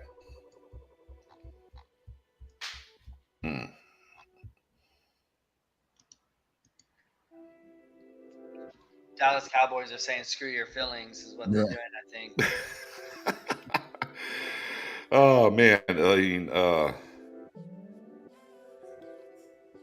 look, I'm super excited about Parker Washington 169. Something I can get behind. Probably so. It's probably so. I'm just, I'm looking at the board here and just seeing what's available and guys that I like. It's not me in that camera. Ooh, yeah, I'm like, J-Sock, that's an interesting picture of you. Yeah, not me. That's my guy. That's my guy. Yeah, I know. Yeah, he gets to prance around the confetti and all. Yeah. Well, yeah. One day, be some confetti for us. There's some receivers on the board though, dude. There are. There is. I mean, if we're looking at kind of how the board's stacked right now, you have some nice wide receivers. Mm-hmm. You have some running backs that I think we would feel pretty good with. Maybe not you want to throw out into the fire this year a lot, but maybe give them a year as Zach Evans, guys like that.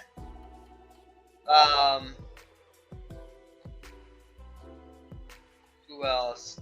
Did Whippler go? Or Whippler? Not yet. Whippler should still be on the board.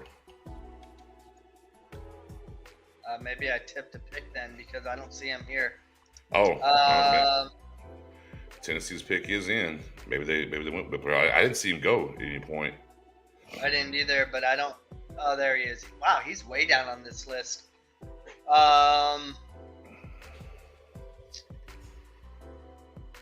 Josh Wiley, Cincinnati, tight end, going to Tennessee. That was the guy we were talking a bit about last 3 weeks a month. Mm-hmm.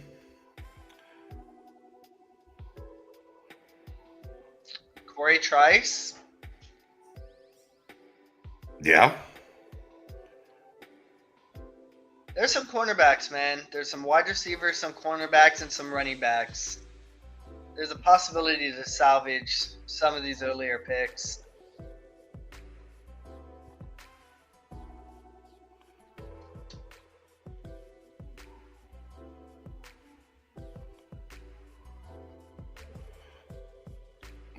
There goes Josh Wiley. Yeah.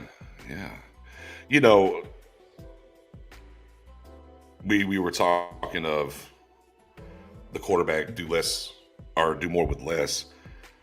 Maybe that's what they're telling Dan Quinn or Mike McCarthy. You're fine. Right. You're offensive guy. Just make it work. Yeah. I wouldn't be surprised if the rest of the picks are offense. I mean, who knows? Who knows? Cowboys, but again, there's guys Cowboys here. punishing Mike McCarthy for getting Kellen up out the house, man. Yeah, I mean, yeah. And they could go here and land, offensive players the rest of the way. But, the one thing that we talk about when it comes to this time, how many of these guys are going to be really big difference makers, in year one? Now at this point is really the big thing. I think, right now, running back definitely should be, if you get a running back here, he should contribute this season for sure. You're going to get something from him this season, I believe. Outside of that, I'm not really sure, right? If you go get a cornerback here and a guy goes down, sure, there's something there. But I mean, outside of running back, I think the rest of the way here is probably the biggest contributor. Noah Sewell, linebacker, Oregon, to Chicago. The Bears. Mm-hmm. The Bears. That's definitely a Bears pick.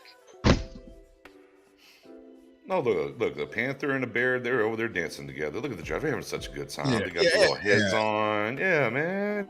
Hey. We're Maybe doing things. We're doing it, guys. At least that's the good thing about this draft. I ain't have to waste no money to travel to go see this, man. Because if I had to travel like this happened last year in Vegas, man, I'm mad.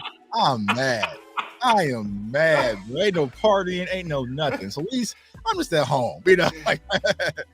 They need to bring it to San Diego since we lost our football team out here. They need to bring it Bruce, out and I'm with that. We traded for a 1,000-yard receiver, and Gallup should be better off that. Relax, but it's we consistently see these other teams with great quarterbacks adding weapons. Like, yeah, it's cool that we add that, and I'm excited about that. Right, but you got to get some more weaponry here, though. So who did it remind me? Who did the Buffalo Bills take in the first round or trade up to go get? Tight end, and they have Knox. Okay. And they went and got a tight end. Yeah. No, but no one says why did they have to go get more weapons? Relax. They got Stephon Diggs. They got Knox. Like, they got wide receivers. They got. That's only with the Cowboys where we can only have one little thing. You can only have it. That's it. It's all you can have, right? Yeah. And it's like, man. I think if we run the numbers as well. Since McCarthy's been here, how many picks have been like offensive versus defense? I wonder. Again, from being an offensive guy, right? He's an offensive guy, coach, and Dan Quinn wasn't here for year one, but here the last 2 years, right? How have these picks broken down? Overall, it's something I'll probably crunch after the draft and see where it goes. Yeah, that'll be an interesting exercise to have. Just for some analytics and stuff. They're asking me on Twitter about Chuma Edoga. Is he? Here's the thing, Cowboys names. Sean Clifford, quarterback, Penn State to Green Bay. Go right ahead. I'm not going to lie to y'all. I'm not going to be like, oh yeah, we're perfectly fine. Chuma Edoga is a guy that can step. I'm not going to lie to y'all. No, no. Could Jalen Tolbert step up and really be that weapon that we thought he was going to be last year? Yes, but sure. But I have more questions and concerns about Jalen Tolbert than I did Ferguson and Hendershot. Right. So I have more questions about Simi Fioco than I do Hendershot and Ferguson. So I don't know, y'all. I don't know. So someone says Chuma is horrible. Like, I'm not banking on Chuma Edoga to be the saving grace for our offense. Like, that's just not it. So, but I'm at the point now. Offensive line's off the board for me. Like, I don't even care anymore. Like, you didn't. Yeah. Going into year 4, 3 full seasons, and of course the first season was the COVID year for what it's worth. Looking crazy. Yeah. That's where that is. Chuma, I think he started like around 16 games through. Right. Yeah. I'm not seasons. banking on that to be the saving grace. Like, he's an athletic guy for sure. Look, he's an okay depth piece. He'll be better than Ball at guard. I mean, I might be better than Ball at guard. I don't know. He's never played guard before, so that's an interesting concept to him going inside. But ultimately it's about Tyler and Martin being your guards, and then it's going to be about let's go be in the swing between Tyron and Steele. So that's kind of how they're going to roll this thing. Not that they can't go get another depth piece here for sure with the last 3 picks. But I think that's just how they're going to look at it, the outliner. And of course, guy who was an undrafted guy last year at center is in the building. It'll be interesting to see where Lindstrom, how far he comes along. Farniok's another guy. Let's see. I think he's in the last year of his deal. Where is he going to land and what he's going to do? So there is some moving pieces within there.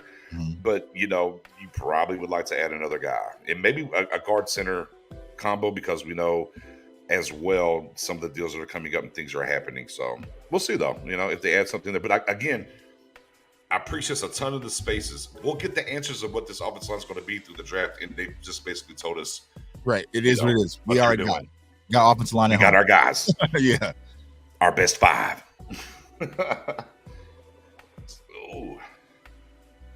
Yeah, Antonio Johnson is still available. Yeah, I'm like, hey, if we're going to keep going defense. Right. Come on, sign me up. Let's go. I'm trying to figure. I guess I probably should go look. Was there an injury thing? Because I had him as a 3rd round talent. Yeah, I don't know. See where the Bills go here. What are the Bills doing?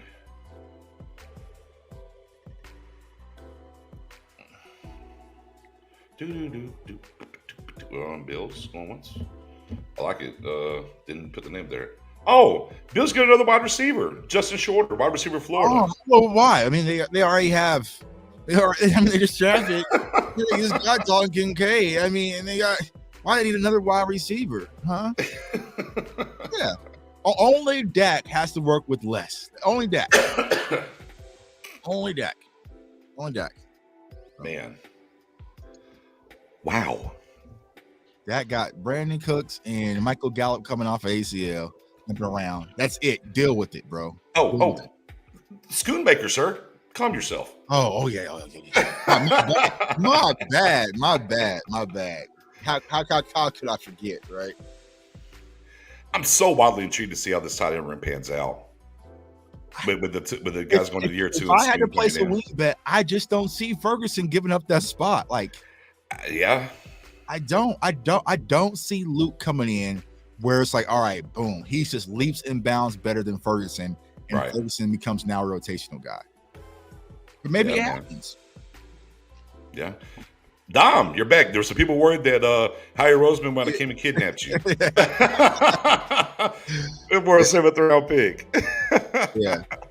Here's what I'll tell you, Cowboys Nation, about these Eagles fans. They're coming. So cover up into a ball, protect your vitals until we can play them first game and beat them. Like, it's going to be rough. They coming back because they've been quiet since that Super Bowl loss, but they are coming back full tilt. And so brace yourselves, man. Brace yourselves. I'm gonna scoop y'all on some game. All right. When you're married and you have children, and you hear your wife start to raise the voice at the children, oh yeah, you get up and you go clean. Right. Just be busy, be active. So I busted some suds. I'm in the kitchen, then prepared them a little lunch before they head out to do their little dance recital thing, which I've seen that routine 100 times over, being the principal at that school, seeing the practices and all the other things they've done at events. But yeah, so keep that game. Your wife starts to raise her voice, you get up and get active. Is that why I'm always in trouble over here in my household? Yeah, you got to protect the neck. just took that note down. No, I'm playing. Of course, I guess you saw some of the guys that left the board here, Dom. Izzy to the Jets. Jets. Jets. I'm officially on jumper watch, but I think we'll be okay. All the quarterbacks are gone. They're all gone. All of them. Yeah. DTR to Cleveland. Aiden O'Connell. Where did Aiden go? Raiders, I think. Clayton Tune to the Cardinals. Yeah. Uh-huh. Look, and then like the Penn State kid went to Green Bay. Yeah. Quarterback. So Moffitt gone. Moffitt's out of there. Yeah. Andy Robinson gone. Yeah. Uh-huh. And we're 17 away. We're 17 away, baby. Sean Clifford even got drafted. Yeah, that's what I said. To Green Bay, yeah. All the quarterbacks are gone. Except for the one that Jerry loves, Max. Mad Max. That would put me over the top. Oh. If Max goes 169, I think we wrap this thing up. Wrap it up, man. Hey, we done wrap this thing up, man. I'll be screaming like I did in that space the other night. Oh, William and Mary, offensive tackle, Colby Sorsdahl. Yeah, that was the Lions. That's a good one. He made it as one of my draftable guys, 6th round. Yeah. Oh, and here he goes in the 5th. Boom. Good call. Nice little get.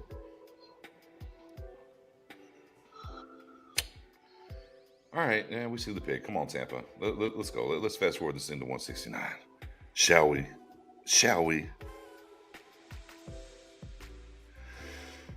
Yeah, and roll it with he likes Schoonmaker. He watches his games in real time. I don't dislike Schoonmaker, right? But for the Cowboys though, a 2nd round, I don't see the purpose whenever Ferguson's coming in this thing. Again, depending on what they're going to plan on, and we talked about like the H-back role, and maybe that's what they're going to turn Hendershot into. But back to what Tuck said earlier, they just don't. Prototypically, we'll see if it's different for him. But McCarthy just doesn't use a lot of 2 tight end sets. Right. So yeah, and so it's like maybe if you're saying, you know what, when it comes to Luke, I can get everything in this one tight end versus when it comes to Ferguson and Hendershot, you kind of combine them a little bit. Then I guess, like I said, y'all, I think that when we're having these conversations, we're sitting there and getting some of these tweets and stuff for Oxnard.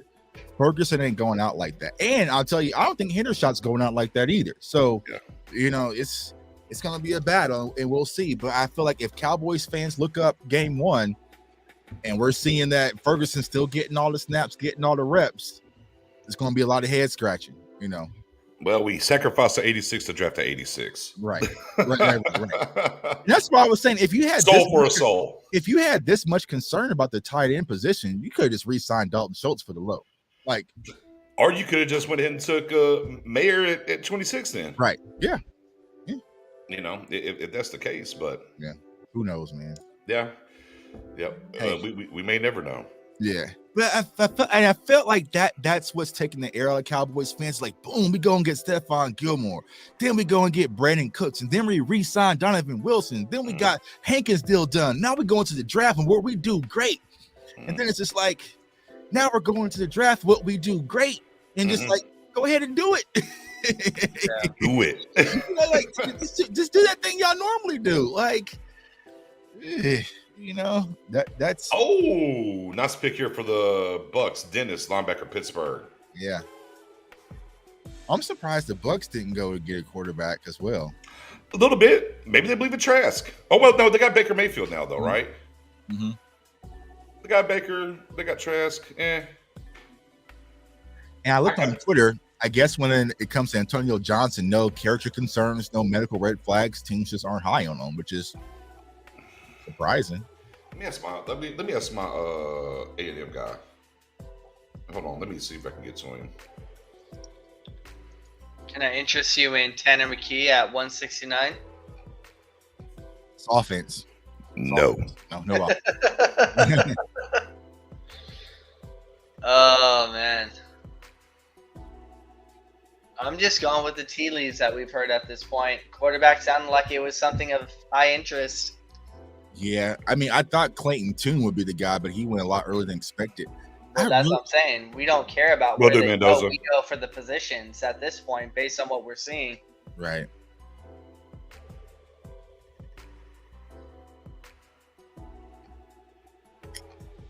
Yeah. Hey, Jeremy, I'm right there. I had a feeling. I said it even before 129. I kind of feel like Zach Evans is going to be the guy. The way they're delaying it, though, man, they might just look to kind of go get a running back, undrafted free agent, because it's probably going to be a few. Where we are? Are we in round 6 now? Round 5? We're round 5. Yeah. Oh, 00 center out of here. 00 center going to the Seattle Seahawks.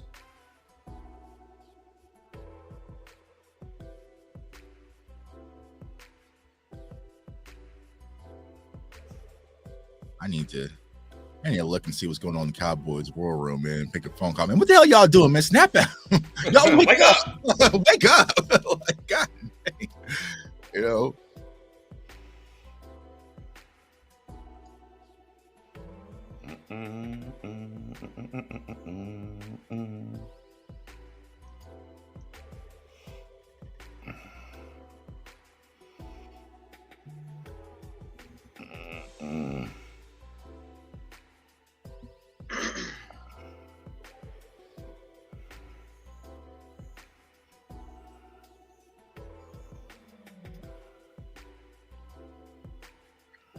Baker's in for the Niners.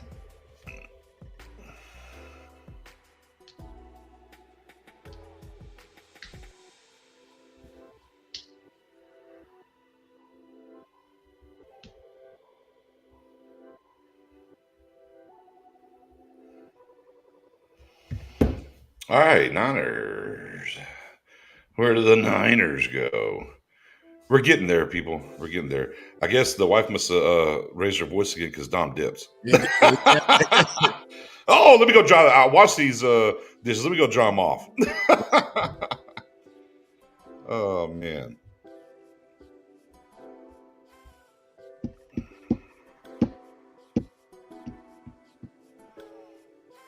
Okay.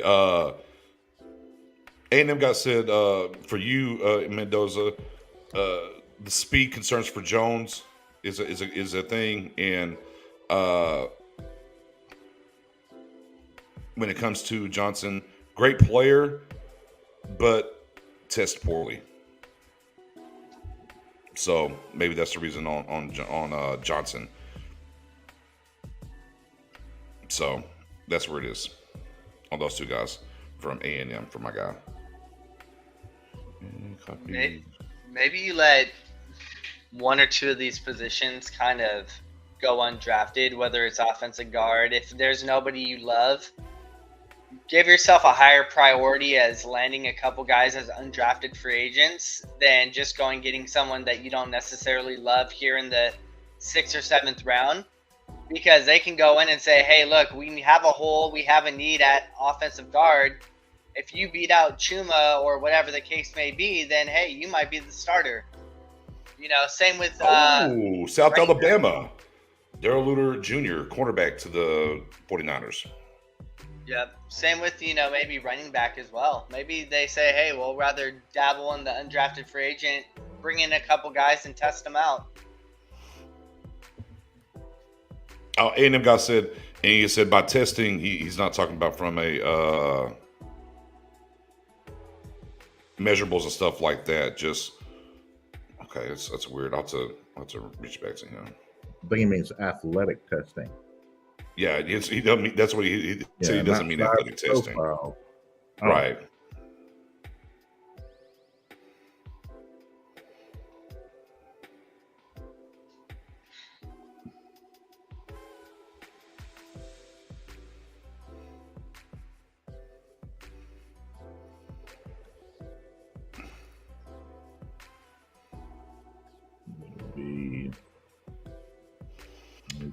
Oh, McFadden from Clemson going to the Chargers.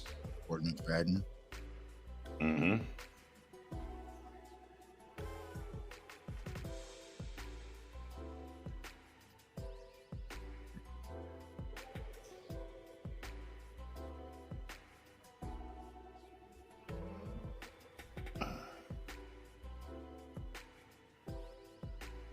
After Detroit had such an odd start by taking Gibbs as high as they did at 14, and then 4 picks later getting Jack Campbell, which seemed to be like 40 picks too high.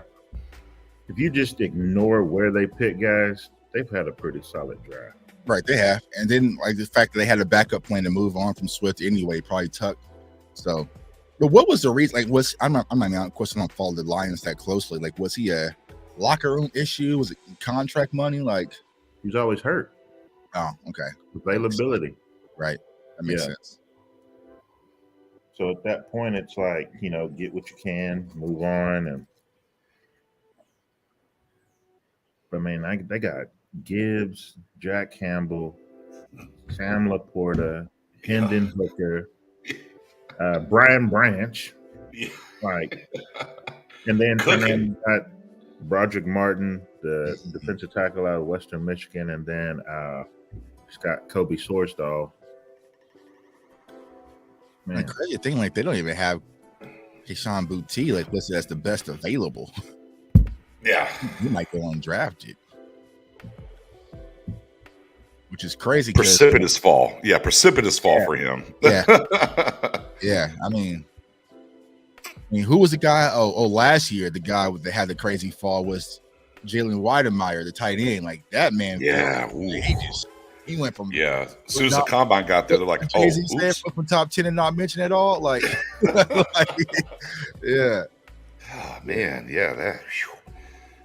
He was big, and then that combine showed up, and it was a wrap. Right. Really, were like a 4.8 or something last year, or something like that. And it was. Whoo-wee. Mm-hmm. It was like the Ravens pick is in. Get a little closer with solid extra drive. Come on. Bringing sexy back this pick. That's the motto here. Just looks like no, wait, you were just on board with that a little. I don't want sexy back. I just want reality back. I just want that old thing back, man. Like, oh man.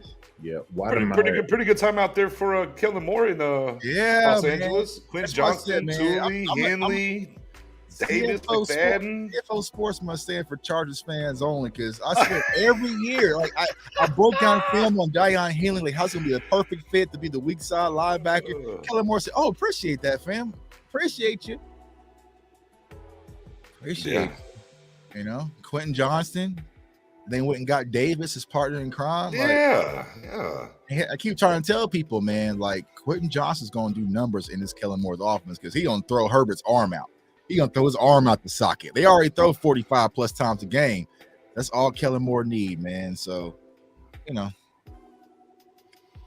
I saw a Chargers fan yesterday when I was outside. Like, man, why y'all keep doing like what you saying? Why y'all keep messing with me? Why y'all keep trolling me?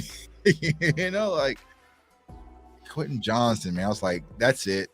There he goes, man. But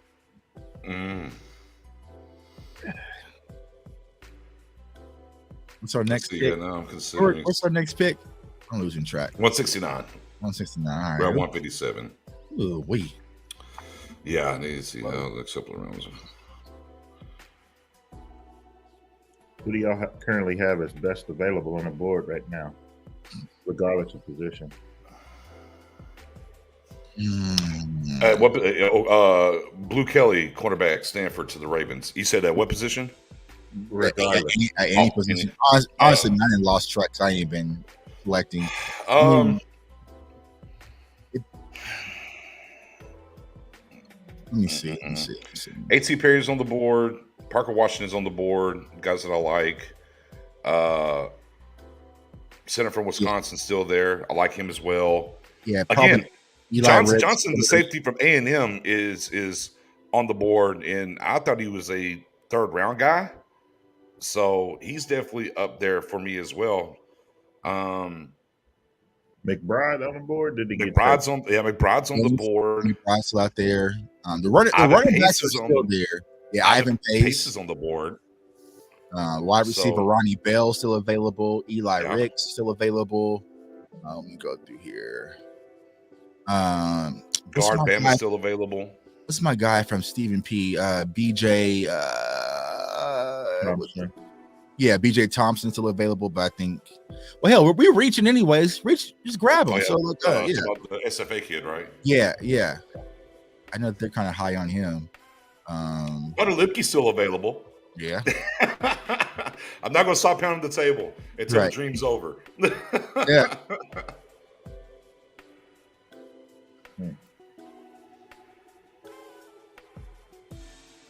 Should the Cowboys ship the 24 pick for Swift? At this point? I mean, obviously it's underneath the bridge, but yeah. What you said? Should the Cowboys maybe jump out there and ship the 2024 pick for Swift? Nah.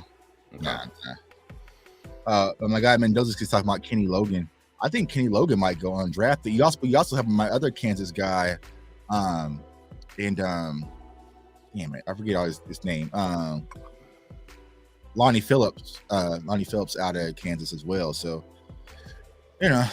who knows, man? Who knows? I kind of had Jay Ward, the cornerback, out of LSU stash, but he's gone.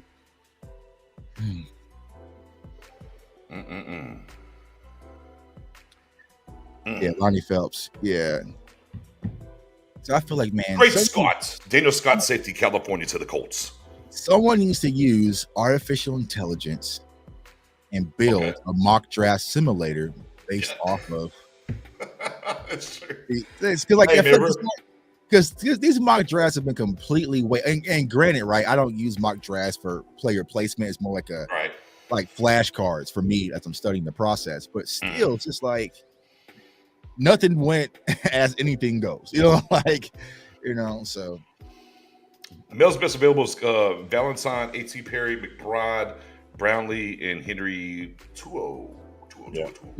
Is Xavier Hutchins out of Iowa State wide receiver still available? Still Yes, he's still there. So, yeah. West Virginia guy too. Yeah.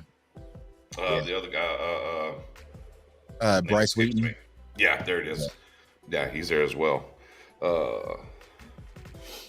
Parker Washington too. Oh, wide receiver Virginia Wicks off the board to the Packers. Okay. That was one of Mendoza's guys. Yeah, Grant DuBose is another guy as well. So I mean, there's some wide receivers available, but no, Mike got it. Mike fix it. You want to run your offense your way? Have at it. Have at it, bro. Have at it. You figure it out. You figure it out.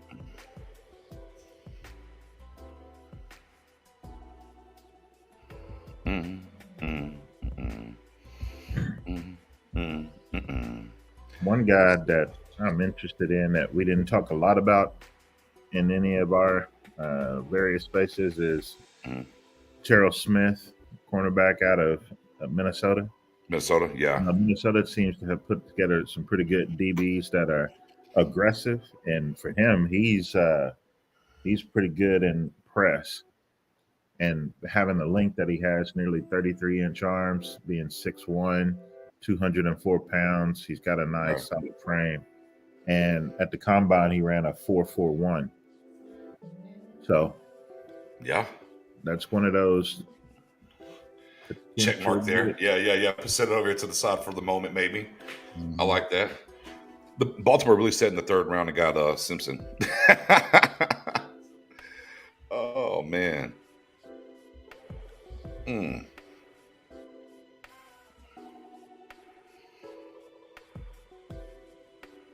Someone said Mike McCarthy drafted a tight end, and the Cowboys said, "Okay, you're done, bro." All right, you're done. All right, yeah. I'm tired of hearing about McBride from last year. Here you go. You're done. Yeah. Oh. And remember what our guy told us about Rajon Wright, or Mama Wright, what she told us. Right, yeah. Oh, she said about that. Yep. There goes Johnson to the Jaguars. Okay. Dang.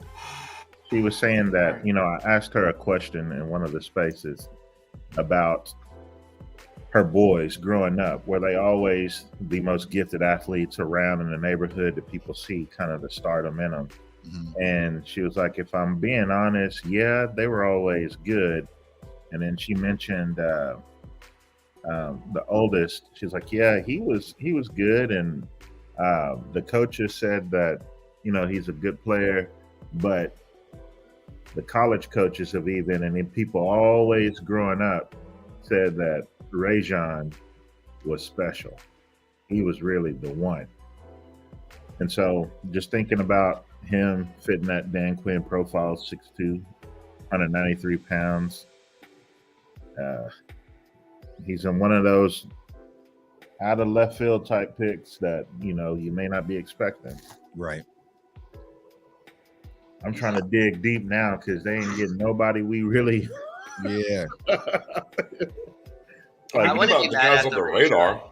The Rajon Wright wouldn't piss me off. Like, he's a dog out there. Like, good in the run game, good in coverage.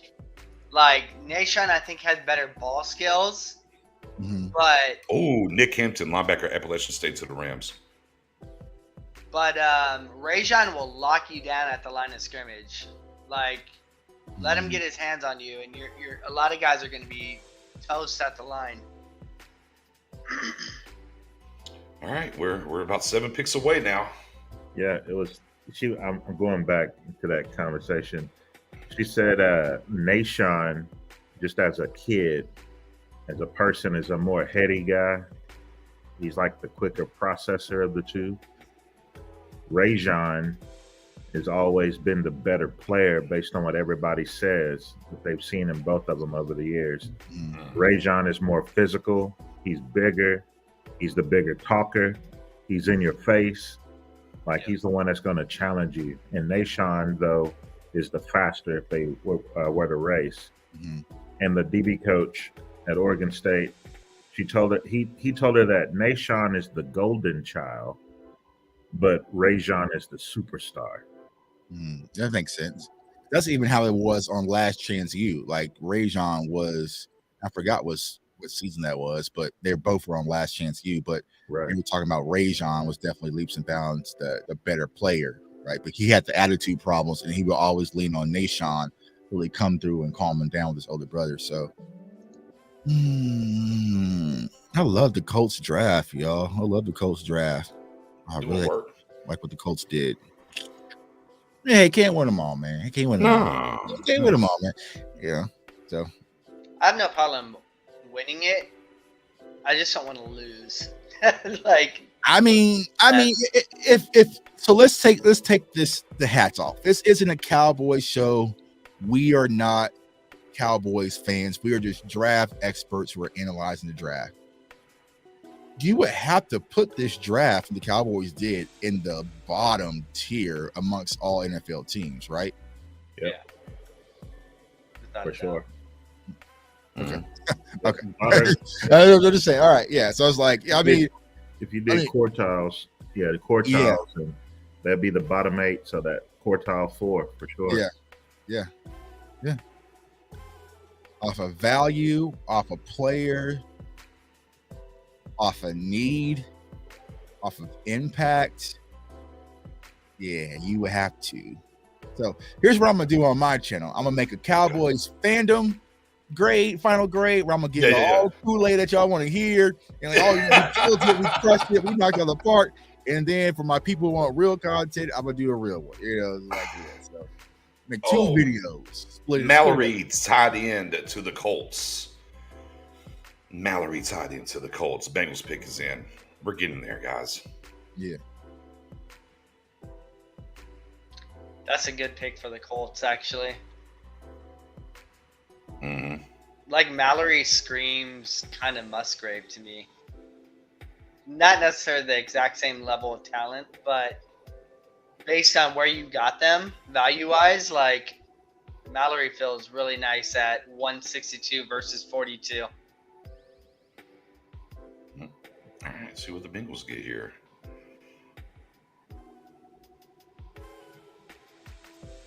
Chase Brown, running back, Illinois, is off the board. Yeah, he was one of the running backs. I think he had the most carries of all of the running backs in his class. Mm-hmm. But he's got tremendous speed.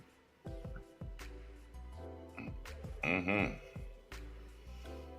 Minnesota on the clock. And the brother of Sidney Brown, who, of course, went. Went earlier. Yeah. Imagine being that mama. Man, bag to bag. Talking about Mama Right. She's got to go to number 20 now. Yeah. Mama Brown's 19. Yep. Somebody told her that she would have. If Rajon is drafted or makes it to the league, she'd be the 18th mother in the history to have 2 sons in the league. Oh man. Oh boy. Boy. Trice is still on the board, right? Yeah. Trice is still there. Okay. Man, could you imagine if we go through this whole draft and the Cowboys just take one offensive player and it was a tied into the second round? Right. Yo. now I'm kind of hoping for chaos. Right. I was like, yeah. I mean, we're already there, bro. We already blew it up. So it's like we might as well just go for chaos. Like, it's the point. Like I said, if we go, there's no offensive tackle, offensive guards. Like, okay, that's good. I'm good now. We addressed it. Like, Dom, Weipler, how are you feeling? I'm surprised he's still on the board. Same. Because for me, he was my center 3. And he didn't do any one thing that just stood out as, all right, that's elite. That's great. But overall, he was pretty solid. And so I thought, if you can get something like that in the mid rounds, makes sense. Jaron Hall, quarterback, BYU to Minnesota.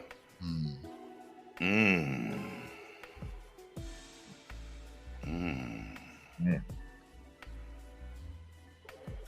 Cowboys definitely not taking quarterback now. Stetson Bennett gone. Yeah. Max Duggan's still available. Oh, don't you put that juju on me, Ricky Bobby. Don't you put that juju on me. Let's break it. Let's break the draft. Give me Max Duggan right now. Book it. Trade up for him. I will officially wrap this thing up. That actually, yeah, let's break the draft. Guys, never mind these next 2 picks. Never mind. Let's break the draft and go Max Duggan. It's only 2 p.m. I don't want to start drinking yet. Okay. Screw them picks. I'm ready to break it. Break it. Oh, goodness gracious. Wow, there it is. 11 quarterbacks drafted through 5 rounds, tied for the most in the common draft era. Mm-hmm. Wow. Wowzers. Man, I mean, look, I like this, man, if we can find another blend in this year's 5th round,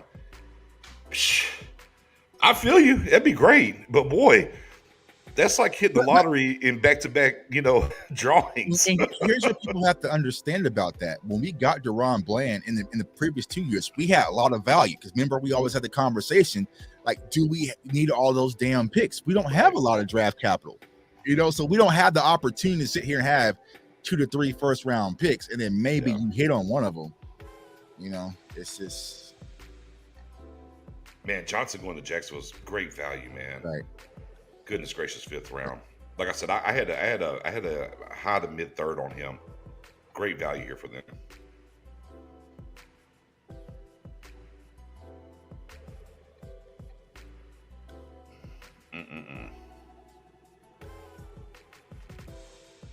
The Bears pick is in.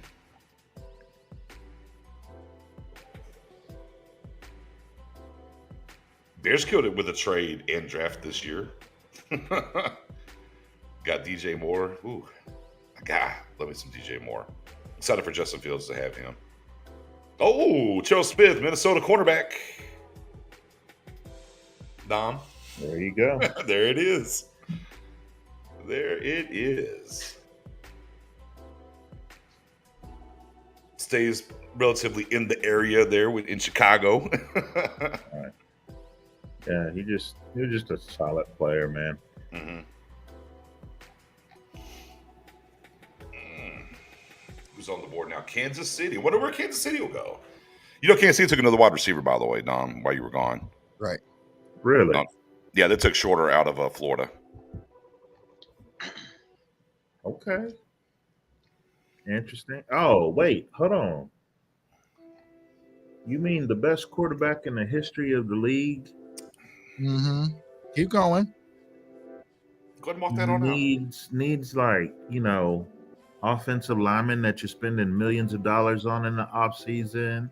Mm-hmm. You go draft another one pretty high. Mm-hmm. And then you go get all these receivers. You trade picks for receivers. Now you're going to bring in some tight ends. And all the weaponry. Yeah. Okay. You mean that Dak is the only guy held to the standard of should be able to elevate talent? I don't. Allegedly. Okay. If we're just keeping record here, yes. For note's sake.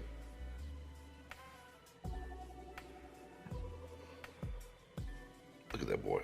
Ooh, second most in Illinois history. 3,200 rushing yards for Chase Brown in Illinois. That boy was running. Canada. They ran him. They ran him, man. He said he's built for it. Bro, we got off to a great start with Mozzie, man. I felt like, okay. I was like, all right, I walked up out of there day one feeling good. Yeah. I slept good. I was ready. And then it's just like, elbow, knee. Mm-hmm. It's In an alternate universe, it's Mozzie, Drew Sanders, Darnell Washington. Oh, and immediately, how do you feel? I'm feeling great. I'm feeling great. And then so let's do alternate universe where you go Mozzie, Drew Sanders, you go Darnell Washington, you go Chandler Zavala, or you go Antonio Maffi. Hey, Yeah, or just be sexy. Take at this point, where wide receiver? You want to do that? You want to do? You want to go ahead and get your cornerback? Even I mean, Oh my options are God. limitless there. You know. Oh my God. Like we would have just. Look at that boy Chase running. They got in the extra long package here. Tell you another running back. You could have went Mozzie. Could have went Drew. Mm-hmm. You could have went Darnell Washington, and then you could have went Israel Banaconda. Could have, absolutely. Sure. And then went Maffi to Antonio Maffi. Yep. Absolutely. Huh. You could have, and that's not like trying to change anything. That's just literally what was available on the board at the time they picked. Oh, your boy gone. Who? For who? We talking about? SFA. Who? Oh, SFA. Okay. I mean, the Chiefs. Late riser, but a ton of sense. You know, Mahomes got ties out here. You probably heard about him. Put him on the board. Yeah. Long guy. Good. Yeah. Mm-hmm. I think that's not a guy that was going to end up here in Dallas anyways, I don't think. So that helps maybe push. Perhaps. But anyways, running back though, Syracuse. John. Another guy that I do like.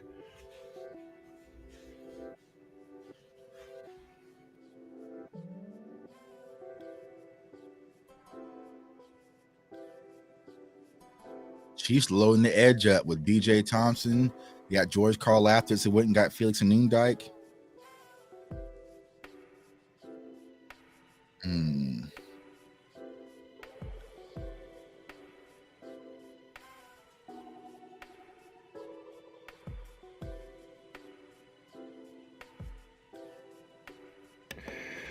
All right, so I want to do a little guest appearance.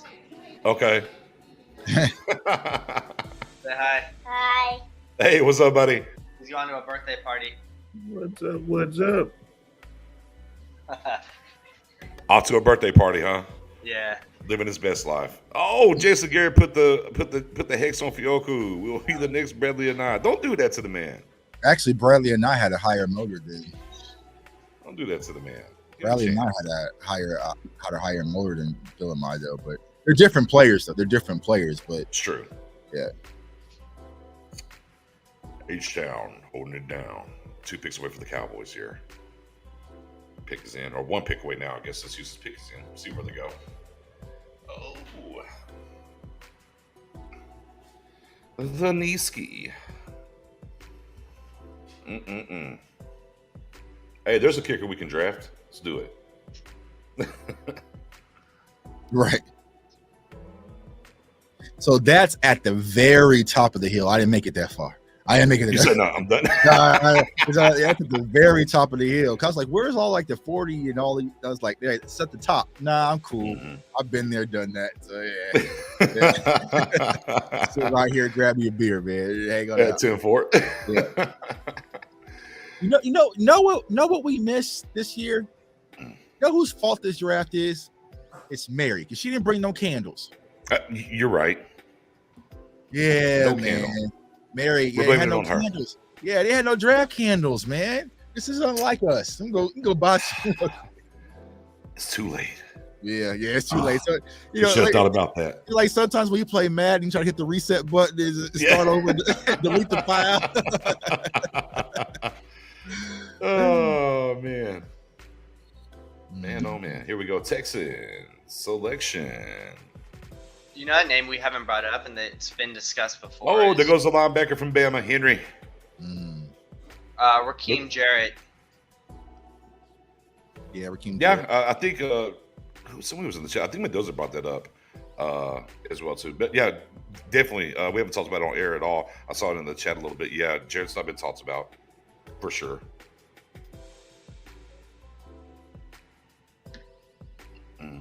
So I mean, we can kind of go over a list of who's available since we're next. I mean, you got running backs here.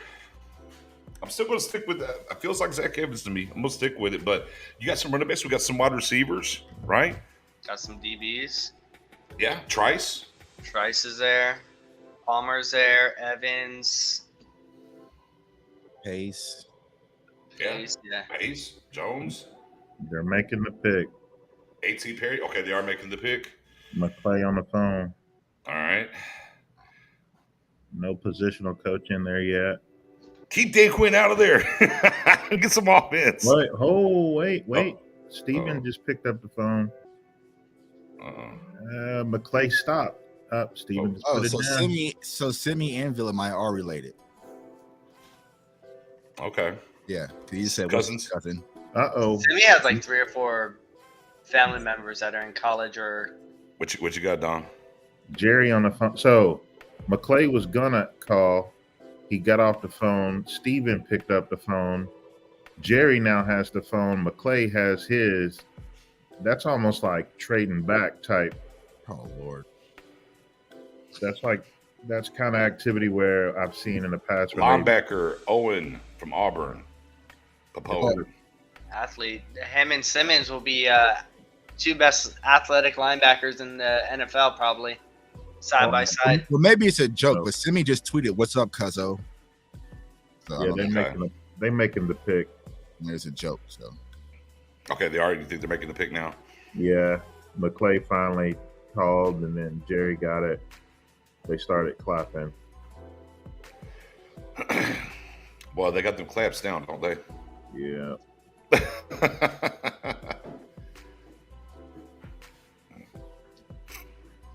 Steven Jr. don't look too excited. Well, he was super excited about Fiocco, so Jerry Jones Jr. is pumped. Oh Lord, Max Duggan, the Max. Oh, I swear to God. I want the Duggan Meister, man. Let's do it, bro. Let's give us something. Here's the thing. Now, Tuck. I hate you so much right now. Noah's still available. My God, Andre Carter's still available. Yeah, Carter's still available too. Yeah.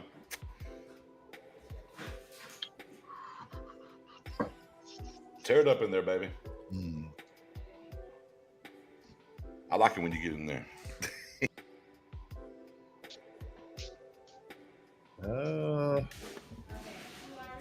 It looks like, who is that on the phone?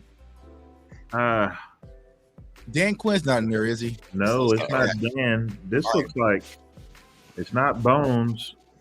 Is that Brian Schottenheimer? Oh, running back time. Running back time. Let's running do back it. time. Hey, running back time. Zach Evans. Let's do Pick it. is in. Cowboy selection is Graham McBride. Oh, I'd be so mad. That's right. I think it's gonna be Evans. Come on, selection. Flip over. I'm okay with Brad though too. Or could they go deuce? He's just not my cup of tea.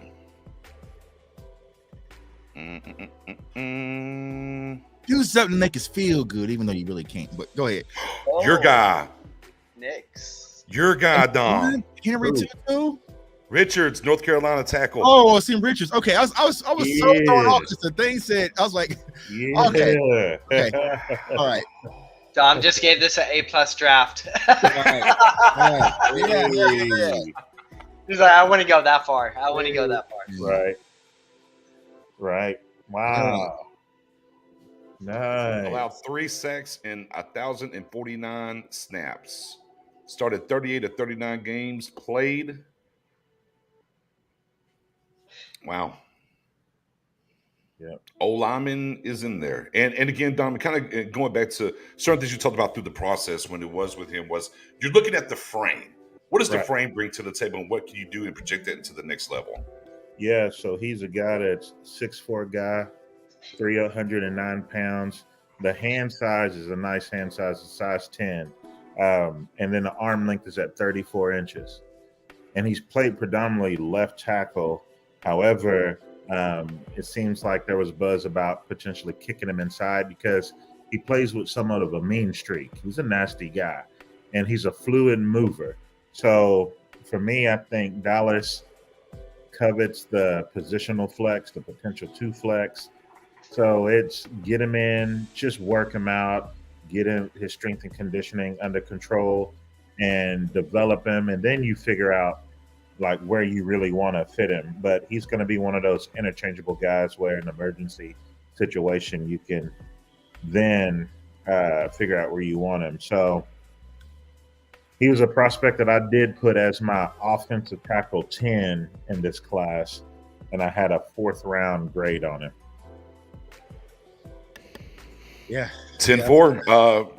Now go ahead, Tuck. We got a trade here. Raiders traded up. Go ahead. I feel breath in my lungs again. It threw me off because when the pick announced, they flashed Henry Tutu.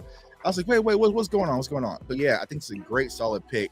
Which just like everything that Dom mentioned, he's very nasty when I watched him as well at North Carolina, because I watched him and Josh Downs a lot. But I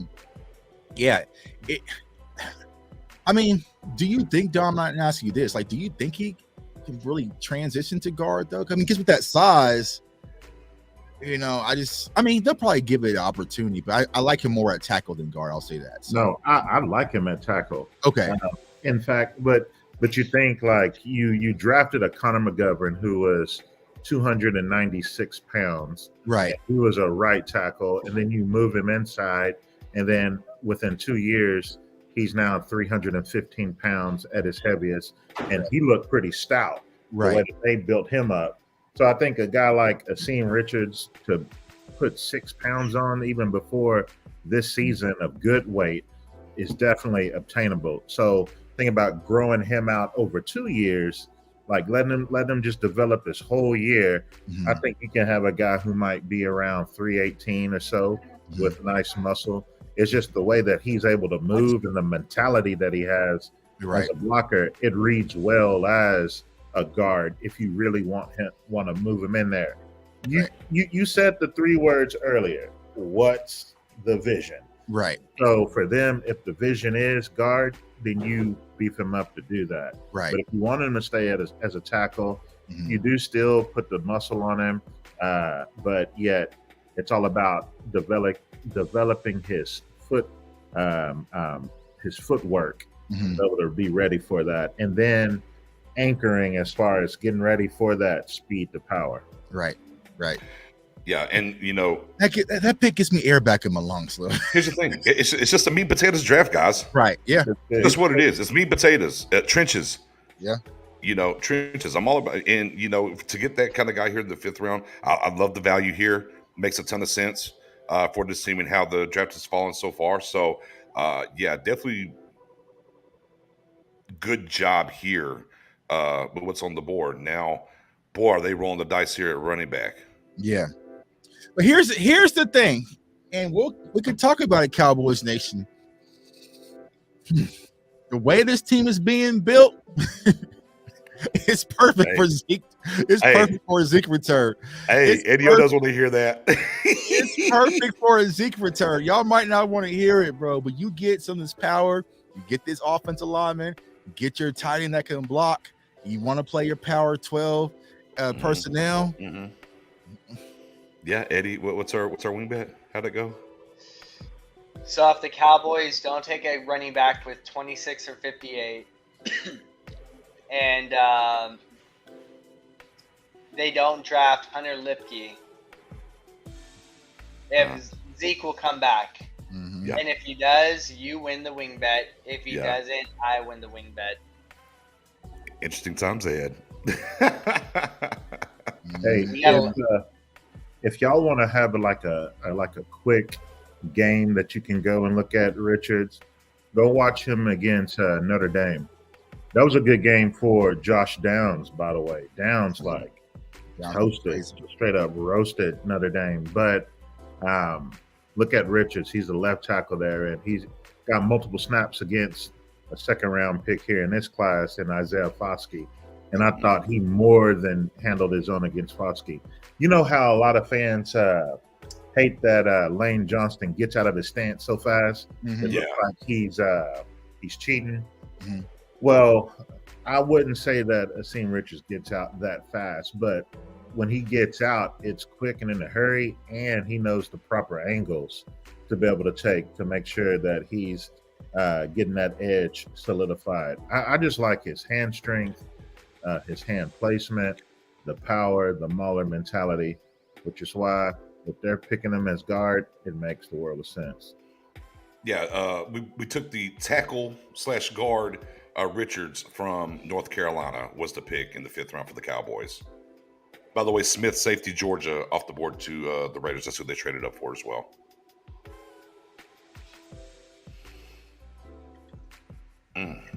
Yeah, I like the pick. You know, again, feel pretty confident in it. And you know, sometimes you gotta have the socks, you gotta have the coats, you gotta have the long johns. Yeah. Gotta stay warm. Yeah. Can't have all the toys. Meat and potatoes. Potatoes, baby. What? No dessert. No nothing. No sundae. No ice cream scoops. None of that. Nuh-uh. And I like meat and potatoes. I can go for the meat and potatoes. Right? Steak and potatoes. You say steak, I'll say meat and potatoes. Steak and potatoes. Steak and potatoes, meat potatoes. It's some meat going down here. So now, and again, 2 more picks here. We got 2 more picks to see how this thing lands. What numbers? Think about 212, right? 212. Yeah. 212, right? Next pick for us.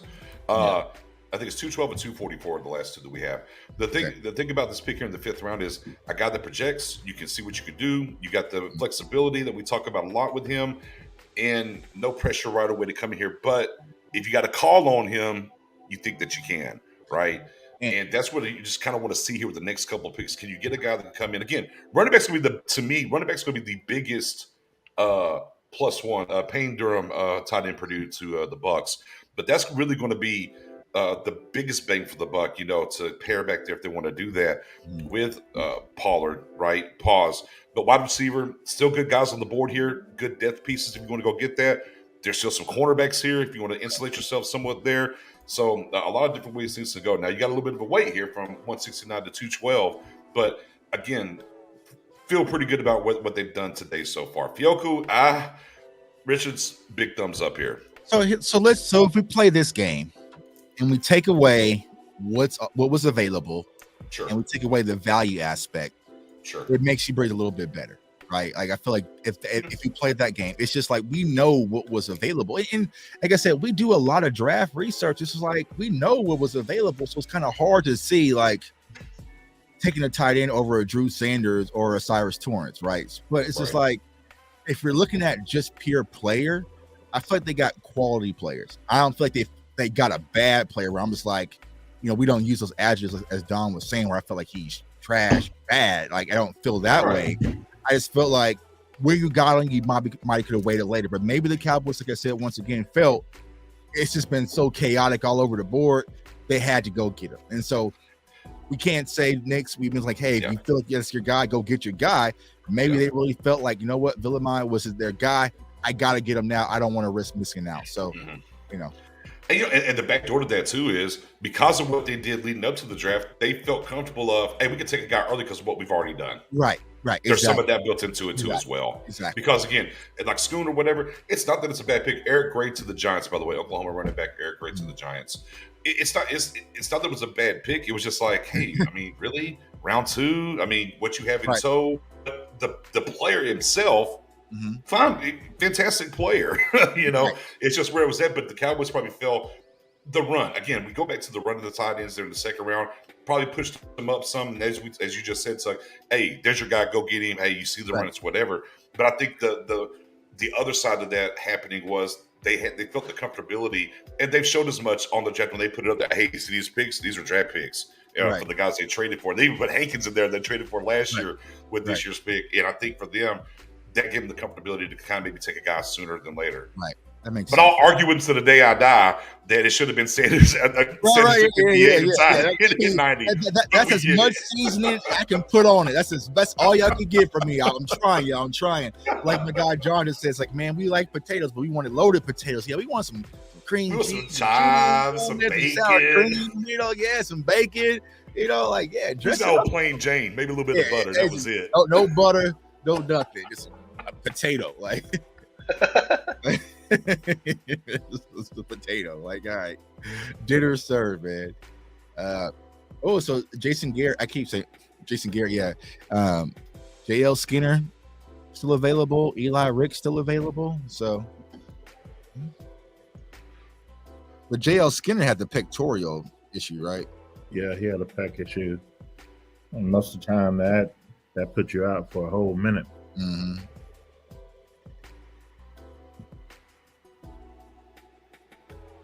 Man, I'm excited. I got at least one guy. Yeah, man. Hey, and that's a guy, that you kind of brought up a little bit later in the process too, Dom, that kind of came out. And I feel like about 3 weeks ago, you started pumping him, if I'm not mistaken. Richards, right? When did we put our no, it was earlier than that then, because was it earlier than that? We had to do our offensive line rank. Whenever we did our Friday shows and we did our offensive line rank, he was my I remember we line. Yeah, he was our offensive tackle. Him up for sure. So, hey Nick, you breaking up? Yeah, you breaking up big time. Like you're frozen on the screen, and then we don't even hear your voice anymore. And before you had the robot sound. But yeah, we did a show. I can go back and try to find the date. It really don't matter anyway. But yeah, whenever we did our offensive tackles, he was my offensive tackle 10. Mm-hmm. And that night we had just talked about like what I thought about him, and it's pretty much what I said. Is he's a very experienced guy, and he only had like 2% pass like pressures given up during that stretch. Only like 3 or 4 sacks. But I just saw a guy that could move. Again, frame check, 6'4", 309, 34-inch arms. Functional strength. Definitely has the strength, the hand grip, the anchor, and the mauler mentality along with it. Speed. Definitely has the foot speed. So then at that point, it's, all right, he's got the level 1 stuff that I look for. Now, let me think about level 2. What about vision? A lot of people think about running backs being able to have the vision to find the right hole, or if something develops and your initial hole is closed, then where do you go after that? Well, for offensive linemen, you need vision in order to hand off the defensive lineman in front of you for like a looping defensive lineman or a delayed blitz or something exotic that's coming at you. So you have to have that vision to keep your head up and see it happening, or to even anticipate, to have those instincts, to have studied film to know it's coming. So I look at him and I think he was okay in that department. And then again, whenever you aren't able to engage with your hands first, where the defensive lineman beats you to the punch, what do you have?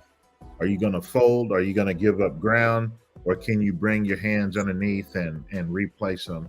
And I saw a guy who could do that. So he was hitting some level 2 stuff for me. And then level 3 is just nobody is reestablishing a line of scrimmage against you. Like you're just that strong. And I don't think he has quite that. So he wasn't hitting like level 3 things for me. But with what I saw was a guy that I think you can definitely get in and feed him some peanut butter and give him some pro coaching, and then get him ready for the mental part of the game. Yeah, that's a great pick. That's a great pick right there. I feel much better. Yeah, we got him a full round later than right valued. So that kind of, man, you could have flipped him and got, like, if we would got him in the 4th, I would have been great with that. Right. And then you get Fehoko and it's like he's the 5th. It makes all sense. Right now that makes some sense. Right. Because even in like our mocks, we were looking at guys like Jonah Tavi from San Diego State. Because has Keandre Coburn went from defensive tackle from Texas? No, he's still available. Yeah, so there's still there's still a lot of interior guys left. And y'all talked about free agency. So thinking about a Texas guy, former Texas guy, Puna Ford, who played with Seattle for a number of years. he kind of fits that same Coburn mold, or Coburn fit his mold, I should say. So if you want to put some two stout guys in the middle and Poona Ford's value isn't high right now, that might be a pickup after the draft that Dallas goes for. My sleeper, my late day 3 sleepers off the board. Robert Beal Jr. Oh, Where'd he go? He went to the 49ers. Not the Eagles, but Yeah, right. ridiculous athlete, you know. Let's see here. Warren McClendon Jr. just went to the Rams. Any word on Eli Ricks? What's going on with him? Off the field. Ooh, yeah. I guess his family's a little bit too much in the sauce for the college likings, and I don't know if that's going to affect him in the NFL, but Okay.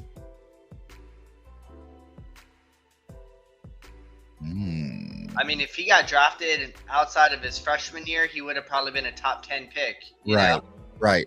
And like I said, typically Cowboys like to reach for red flags, right? I'm for it, honestly. I mean, you got to swing for the fences at this point. You know, Right. like you got your. I think we got a lot of safe picks in this draft, and maybe you blow it up with these later round picks and go swing for the fences for an Eli Ricks, a Zach Evans, guys like that. Like, do you go with Boss Man 2.0 and go for Jeremy Banks, linebacker out of Tennessee? I mean, you talk about red flags, like, man, Jeremy Banks got all the red flags, man. But yeah,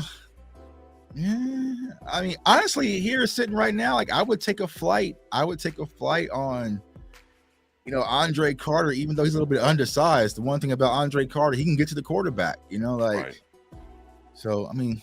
But if we didn't that's where the Fehoko pick kind of says, like, no, we can't really afford to do that at this point. Another edge rusher, right? Yeah, quote unquote.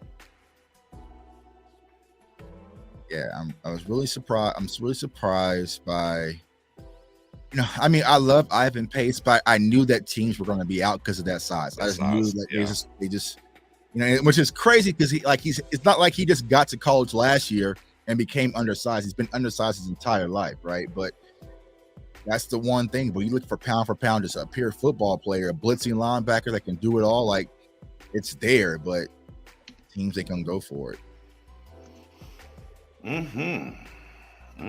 Someone might find their London Fletcher, and we'll be sitting here saying that was stupid. Why didn't teams take him sooner? Right. Yeah, 2 picks for the Cowboys.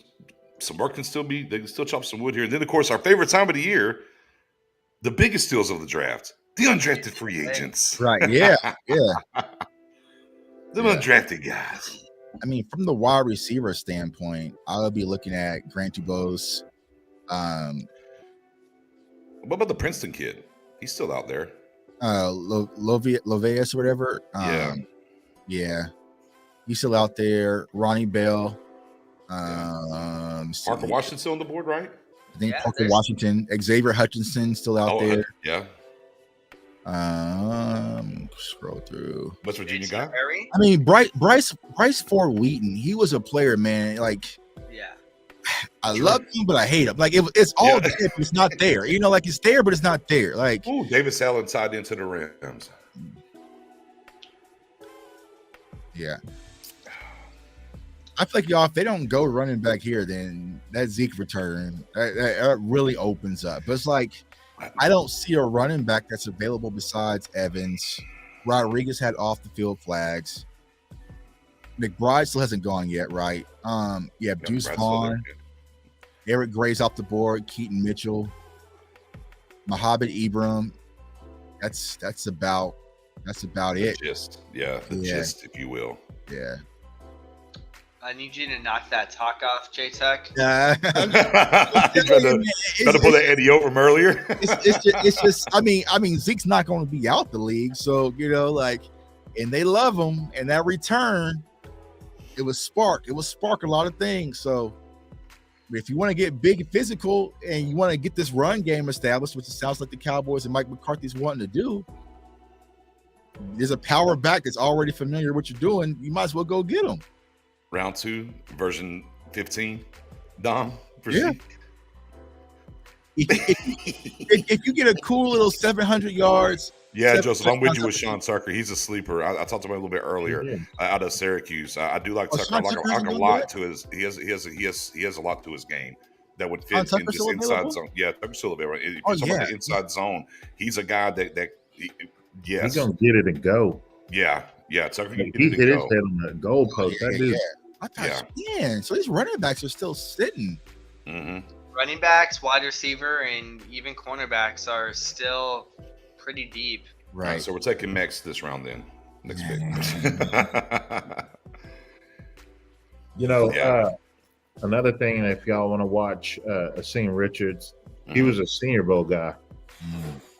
So if you go to the recent Senior Bowl and look at the practices and stuff, they actually played him a lot at guard, left and right. So even though he had never played it before, that's what they did him. And he did a pretty good job. Keanu Bitten, was there showing out, and he bowed up to Bitten a couple of times in the one-on-one drill. So, yeah, just check him out. I had somebody ask me, does he have a similar build as Tyron? Ain't nobody got a build like Tyron. Tyron is from another planet. He is not of this earth. Like, that's just, yeah. Yeah, Tyron Smith, Tyron's Adonis, man. Yeah. Like, if he wanted to, that dude would have an 8-pack. Something like that said. 270. Like, Tyron's just something else. Yeah, man. I mean, coming out. I mean, if you go back to that time period, and offensive linemen that were 300 plus pounds they didn't have 6-packs. Tyron out here 300 plus with a big old 6-pack. I say, yo, look at this. Now there's a guy. Man. Yeah, you see a man like that and you're just jealous, man. Green with envy. It's like, why did I not get that guy? Right. Like, and and just talk about the difference of what he is all the way to where he's at right now. This man tore the hamstring off the bone and left the practice not on crutches or nothing, just a little wrap, walked out. Right. Hey, man, if my hamstring becomes detached from my bone, call the ambulance. Right. I'm not walking anywhere. Directly to the hospital. There's not an ace bandage. I'm going to go rub some dirt on at the crib. Okay? If that's what Tyron did, I'm fine. Look, y'all remember it because at the time, Evan Hull, running back Northwestern Colts. Because at the time, everybody thought he was going to be okay. I was getting ready to say Evan Hall too. Yeah, because he fell, because he went down. Everyone was worried. Like, oh, no. They wrapped it up. He went home. He's fine. They'll do some work tomorrow. But yeah, it looks like he's good to go. And then the following, they were like, oh, we dodged a bullet. Then the next day, we're like, well, actually, is these a little messed up and the hamstring's off the bone? Like, what? Like, how? Oh, man, Tyron.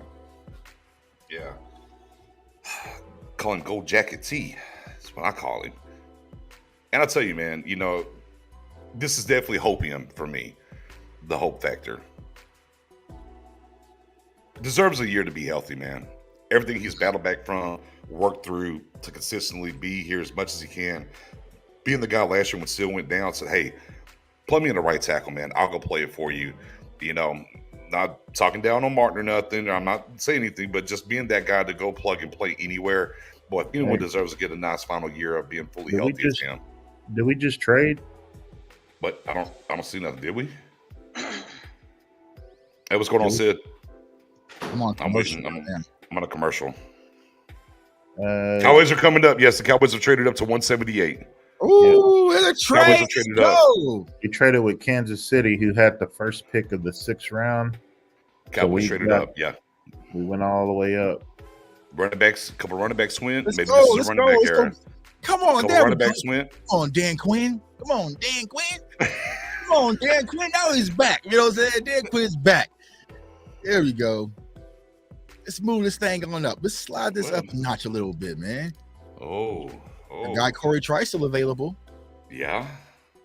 But a couple of running backs just went, so I'm wondering. This is the run on running backs. Yeah, I'm wondering.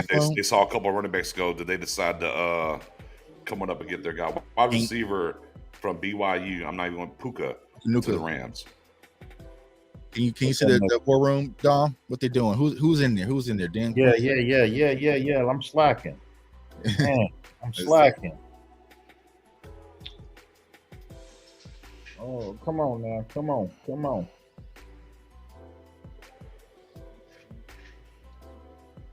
Sean Tucker here. Up from 212. I wonder if they had to give up both sevens. Jerry on the phone right now, so I don't see a assistant yet.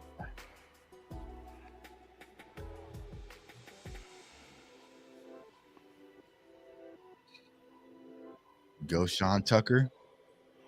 Could be. Kick his in. I would think running back here. It's got to be running because I said you had 2 or 3 running backs go right there. So they're like, hey, we're not going to see our 212 and get wiped. Let's go get our running back down. I started in the 4th round with Zach Evans. I'm going to stick here and say I feel like it's going to be Zach Evans, but I'm very good to go with Tucker. If it's McBride, I mean, I'm good, across the board, but gut, I'm thinking Evans here. Watch them get with their scout son, Deuce Vaughn. And now everybody has left the room for the most part. They chill claps or Dan Quinn just grabbed the phone. God damn, Dan Quinn.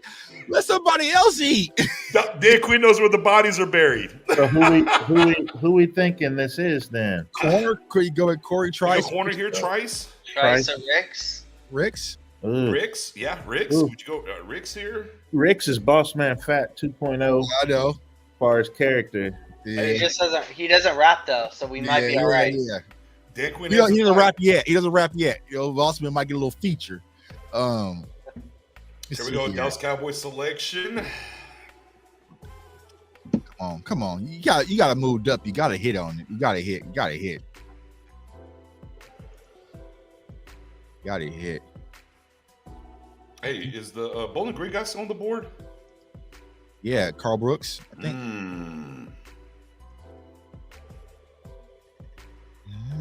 Eric Scott Jr., cornerback, Southern Miss. I have no idea what that Not going to lie to you. Yeah. Didn't watch one single second of tape on him. Yeah. He better be great. Yeah. So I will. This is Duran Bland to me. I don't know. I didn't watch Bland. Remember, I ain't get that far. We're as good in the 6th in the recent history as we've been in the 2nd and 3rd. So if they went up to get this kid, they must see something. Did it tell us what compensation they gave up? No, I'm trying to find it now. Because boy, if you gave up both picks in the 7th. Let's see. All right, Eric Scott, 6'2", Dan Quinn frame, 192, ran a 4.6, 40, 23 years old. Let's see here. Zone guy, all skills. 4.6. Yeah. That's like death knell for cornerback. Yeah. 4'6", 39.5-inch vert with 11.1 broad jump. Dan Quinn must be stopped. Yeah. He must be threatening to quit, dude. If you don't get my guy, I quit right now. Trying to see. Maybe they see him as I don't know, man. Okay, the Cowboys. Okay, so the Cowboys.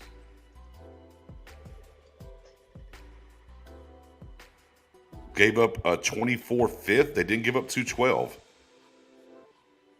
The report I'm seeing is Dallas receives 178. Kansas City receives 2024 fifth rounder, and that's looking like that. So you're still on deck for 212.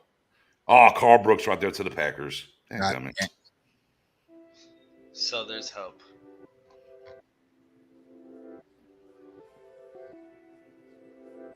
Interesting. Interesting. I mean, they gave up a fifth for next year, so. And they didn't have to include 212, so.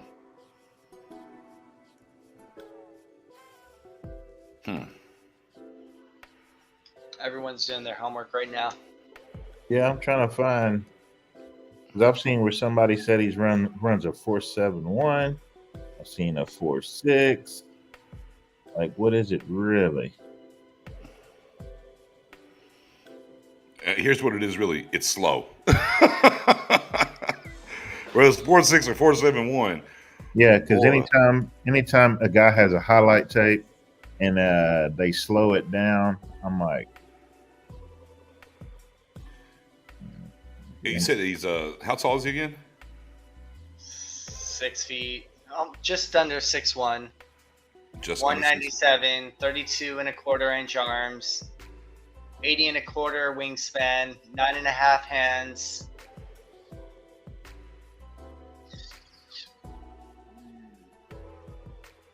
Okay, well, and Tuck was like, "I'm out." That's when the bro Tuck's back. Yeah, this kid, I'm watching a highlight. Somebody that already put out a welcome to Dallas Eric Scott Jr. highlight. They had that on deck. I'm seeing him get a lot of interceptions. How many interceptions do you have? I don't know. This highlight, he done got his hand on every ball I see. Dang. Haven't looked at the stats.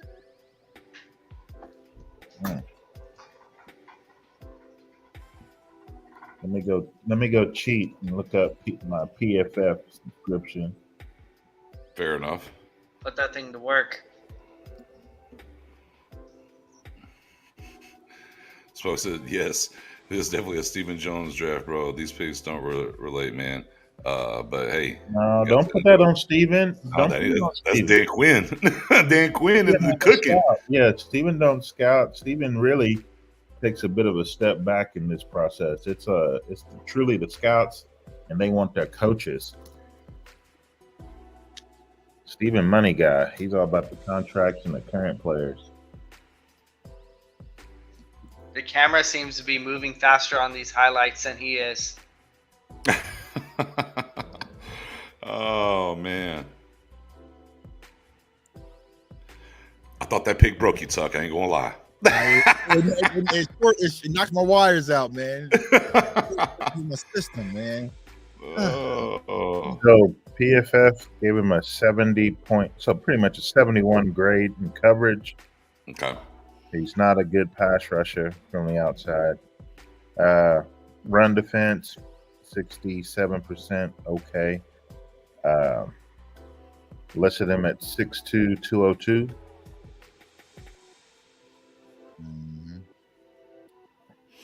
Let me see. Go to my advanced. Sounds like I mean, they had to like him a lot to give up a 5th round pick to come up and get him. So where did we give up? Next year's 5th. Oh, that's it. So we still have another pick. So we still got 212 and 244. Ah, okay. All right. Okay, I'm with it. So, but again, to give up next year's 5th for them, had to be pretty high on him. Yeah. So, and this happens in the draft, man. Sometimes these guys come out of left field, just like the Bland effect last year, right? We're like, oh, Fresno State guy, and we go back and do the work and see where it's at. So,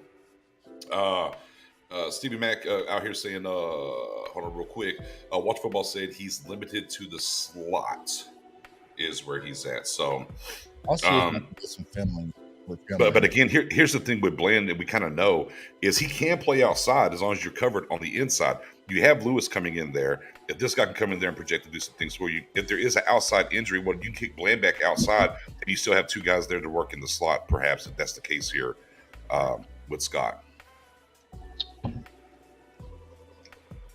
He nailed the slot pick last year, so maybe we need to put some faith into nailing it this year, if that's the case. Is he better than the rapper? That's all I need to know. Is he better than the rapper? I don't know. Well, I know. You can find it out. Apparently, he's slower than the rapper. Oh yeah. But that doesn't mean he's not better, though. Yeah. That's the one thing to do about it. Yeah, Mendoza. From what I saw, Josh Hayes, cornerback, Kansas State, said that we gave up the 5th next year, and that was it. That's all we did. Gave up the 5th for next year. So we're picking at 212 and I think it's 244. So this kid, majority of the time, he's playing the wide corner. So he's outside corner. Only had 5 snaps as a free safety. Played a ton of special teams. Bruce Leroy saying pulled right quad, reason for slow 40 time. He's reading. Copy. That's a good tidbit.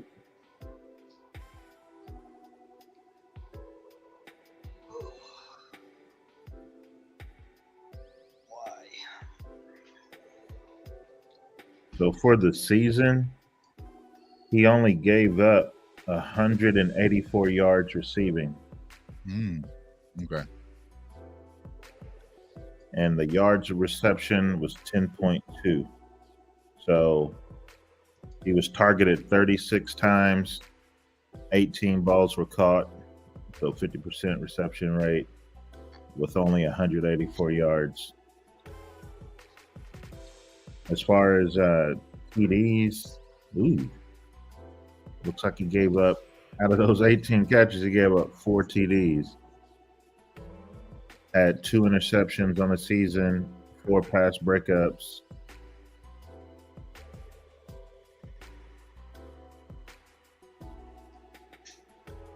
And then for a career, he's pretty much played 2 solid seasons. So in 21, he gave up 272 yards on 25 targets, 15 receptions. So his whole career, he's only given up 33 receptions and 61 targets with 456 yards and 5 TDs with 6 interceptions or 4 interceptions. So this isn't an inside guy. This is a guy that they're probably trying to develop in the year that you have Gilmore there. And then you want to be able to move Bland and keep him on the inside, and maybe this guy could become your boundary guy. But yeah, that's an important thing to know about the hamstring. Right. Big facts. I like because I'm seeing certain guys on Twitter who poo-pooed the idea of drafting a running back high. Now talking about now saying, oh, if Zeke returns, I expect riots. Right. I'm like, wait, you didn't want to get a running back high. Right.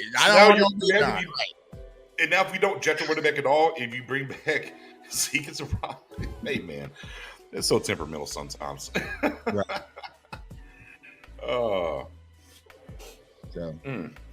So yeah, I mean, I'm feeling better with this Cowboys draft. Like I said, like if we take the value, and that's what I'm doing. I'm taking the value in what's there off the board.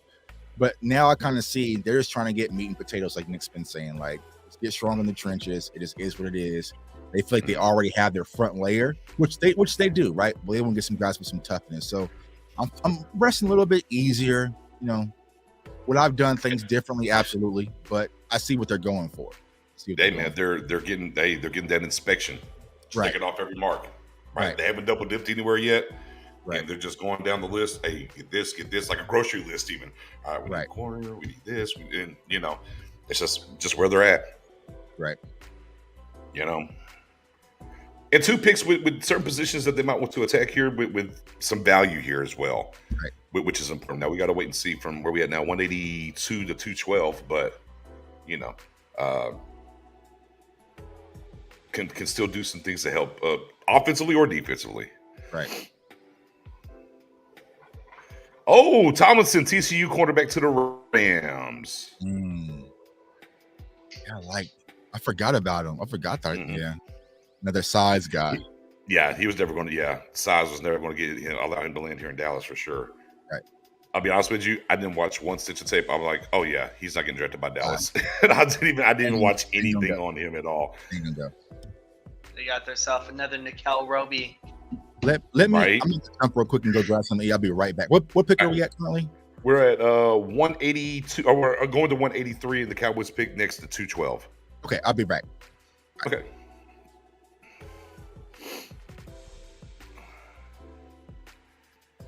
So the one thing too with the trade up here for Scott, creative in the fact that they didn't have to give up anything. You still are able to pick two guys. You get rid of a fifth next year, but we already know the comp formula is going to get them a fifth back. They'll get a fifth back in the comp formula for next year. So, a little aggressive, still can make some moves with your other two picks here. So I do like it, and they went and got the guy that they wanted. That's the one thing we've talked about, throughout today. Look, especially in day 3, if there's a guy you want, go make it happen. Go get him. And that's what they did here with Scott. Again, we'll have to do some backpedaling here, if you will, and as we kind of did it in live time here with everybody in the chat. Didn't see this guy, didn't watch this guy, so just kind of getting caught up on him. But they wanted him, they made it happen, and didn't sacrifice any more picks this draft. Yeah, so for Dallas, currently the projection is that we're going to get 2 6th-round comp picks because we lost Dalton Schultz and Connor McGovern. They figured in, and even with some of our other losses and then guys that, we picked up, we didn't pick up anybody that would cancel out what we had most. So, yeah, so 2 6-rounders next year added to the normal allotment. So you figure we're now losing one by giving up our 5th-round allotted pick. And then aren't we losing the Hankins? That was this year. So no, we should be good. Right. Dallas should have 8 picks next year. Sheesh Bully says, I feel like Mike McCarthy's missing his John Kuhn. I agree. Hence why I want to draft Hunter Lipke. But we'll see. Oh, man. And Cardiac Cowboy says, thoughts, we were trading up cornerback. And as they traded up, we talked about the same thing. There were some runs there on running backs, but we mentioned with Trice being on the board, we said corner. Carl Brooks was the guy who went the next pick right after we traded up in picks. I thought maybe, maybe they'll double dip there. Dom's talked about maybe they double dip on the interior. They had opportunity maybe to do it there. But I guess Pseudo, Fioku, and Mozzie's kind of a double dip on the inside to a certain extent. So we'll have to wait and see what they do here. Mendoza, I know. No matter if we get him undrafted or draft him, get him here.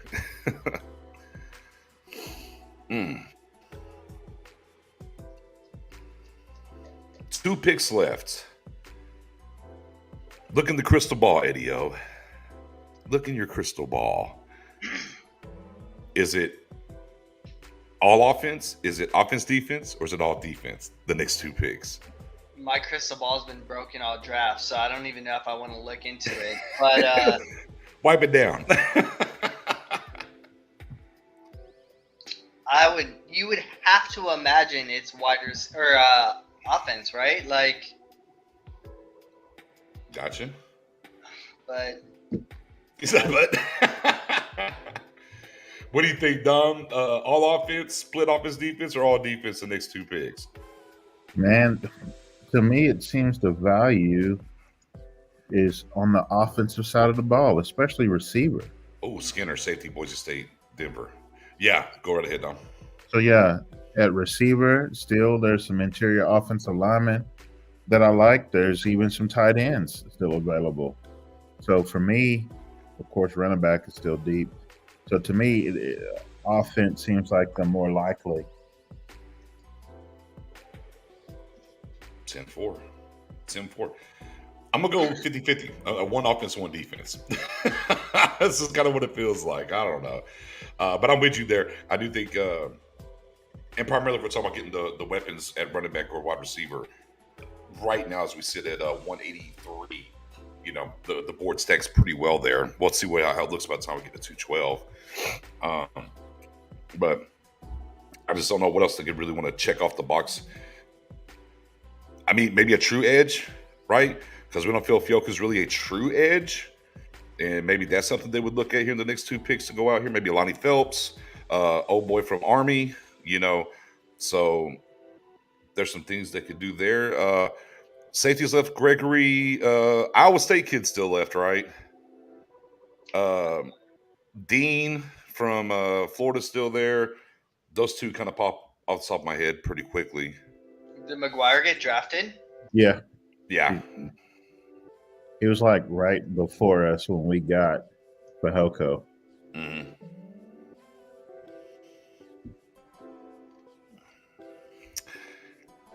Man, Cowboys did go to the Iowa State Pro Day. Mainly Dan Quinn, but I think Will McClay was there too. I'm saying, man, everybody kept maybe it's Xavier here. Yeah, everybody kept zeroing in on the fact that Will McDonald and Dan Quinn, but there's still Hutchinson over there.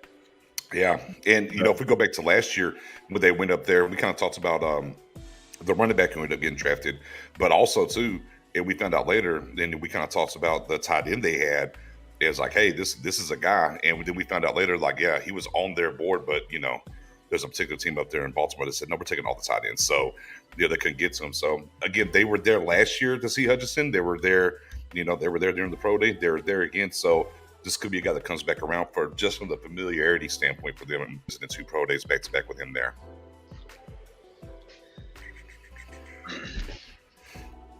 Oh,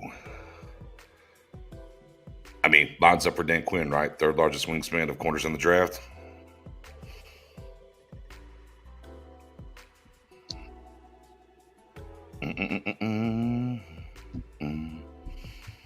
Elazar with some safeties up here talking about he likes Logan Finley, Sapp. Oh, Quindle Johnson, Memphis still there? I thought he went already. Okay, definitely Johnson for sure. Jacksonville's had a good draft. I'm just going through looking at their picks right now. I'm like, yeah, I like what they did there. Picks in for, speaking of which, picks in for the Jags. Let's see where they go here.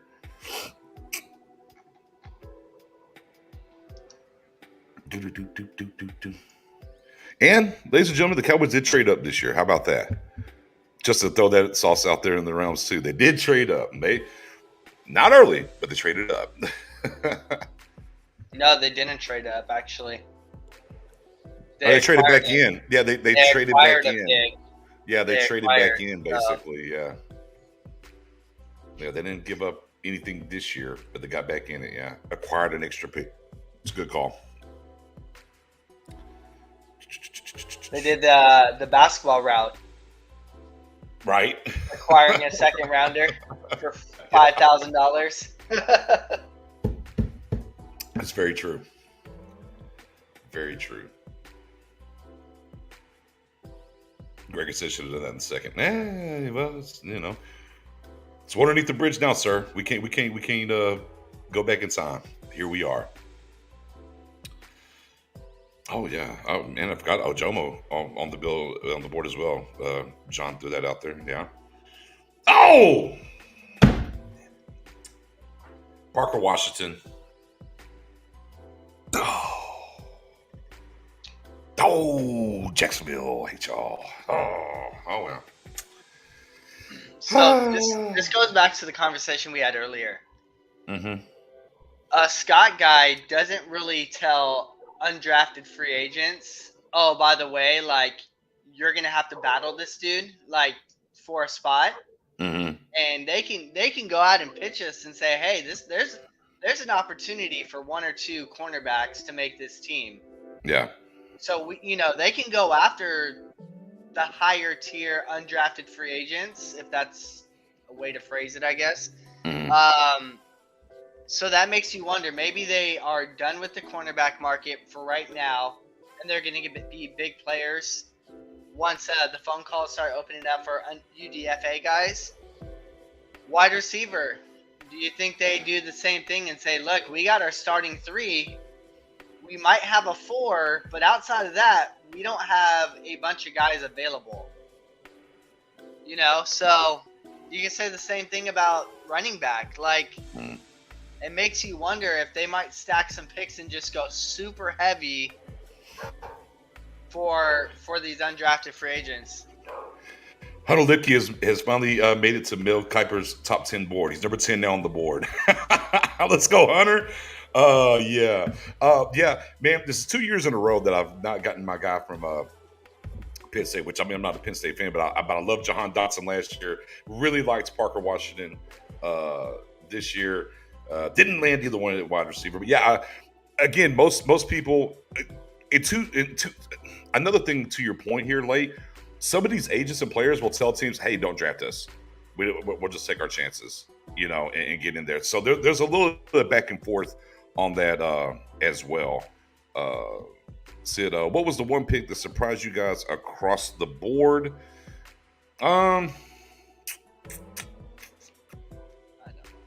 Fiocco did surprise me a little bit. Yeah, not the player. I know that he was linked, but I thought in the 4th round. Yeah, probably Schoonmaker. But what was available on the board is probably what it was there. Schoonmaker, I understand how he fits. Right. Fehoko, I don't. And that's why that's a surprising one. Like, I don't know where they envision him. Like, me personally, I don't see him playing that. Backup 3 tech? Yeah, but, there again, like, he's not there yet, right? Like, we're still about 15 pounds away. I don't know. I don't see the Fehoko pick as far as what they plan on doing with him outside of the 3 tech. And is he ready to play there? I don't know. Tom, what's up? Titans. Jalen Duncan, Maryland, tackle off the board.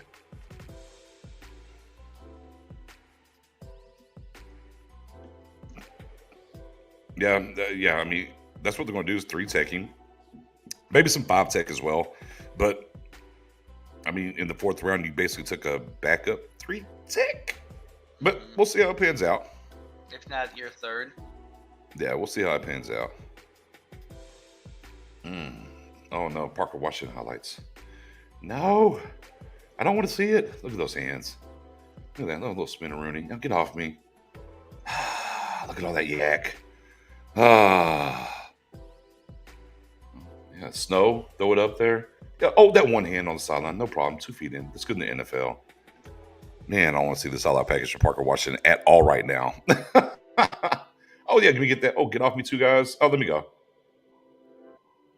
No, he's so slow, but nobody's catching him, though. Crazy. So crazy. Salute to Parker Washington.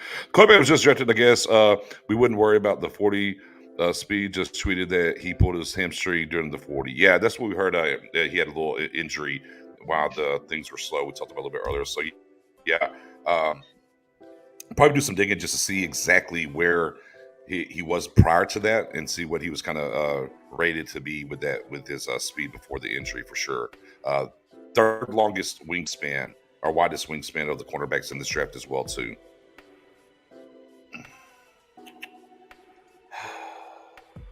Dadgum, Parker's gone. A.T. Perry, baby. Nah, it's Xavier, right? The Cowboys have any interest in Parker Washington?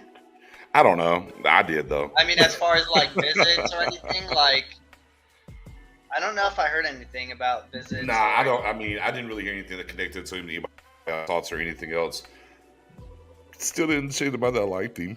But, I'm glad he went to a place that I can be okay to follow him and not feel indifferent about it. But look at my guy go over there in Jacksonville. It's okay.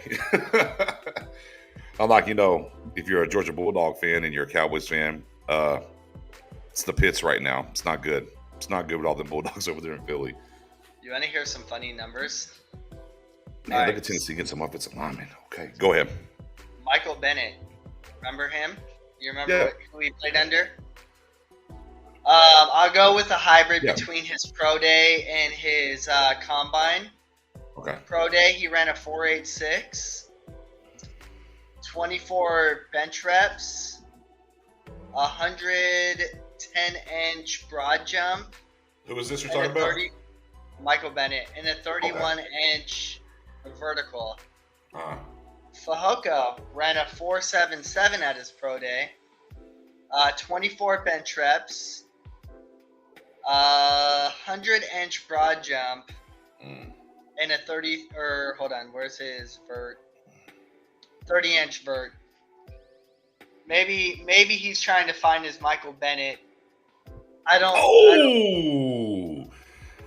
Boutte out of here to the Pats. I don't think it's Run gonna on happen. wide receivers. Run on wide receivers. But yeah, I mean, to your point with Bennett and whatnot, the only thing about Bennett though, he came in as an actual edge though, and then kind of developed into doing some stuff on the inside, and with the length and stuff he was able to do. It'll be interesting to see what the plan is going to be ultimately for Fioku for sure. You know, I guess just fourth round and what kind of rotation you're going to get out of him, bro, right? That's kind of where we are. But yeah, Kayshon Boutte.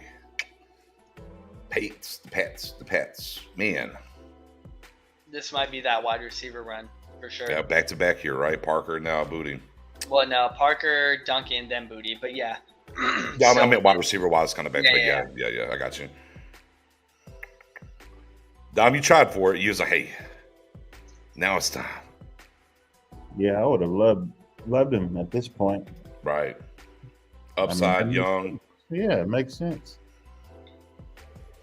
Oh, Eagles are picking. Yay. So A.T. Perry never got taken. No. Xavier Hutchinson is still on the board. Him and Hutch are the top two there. As far as safety is concerned, Jamie Robinson from FSU. No, he's gone. He's gone too? Oh, Yep. Lord. Corey Trice still didn't get taken? No. Trey Palmer's on the board as well. Wide receiver wise. Okay. Can we sell you on Trey Palmer now, Dom? Oh, yeah. One trick pony. I'll take it. That's my good trick. That one trick is really nice. Yeah, exactly.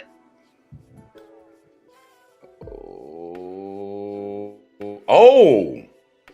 Eagles take Tanner McKee, quarterback Stanford. There you go.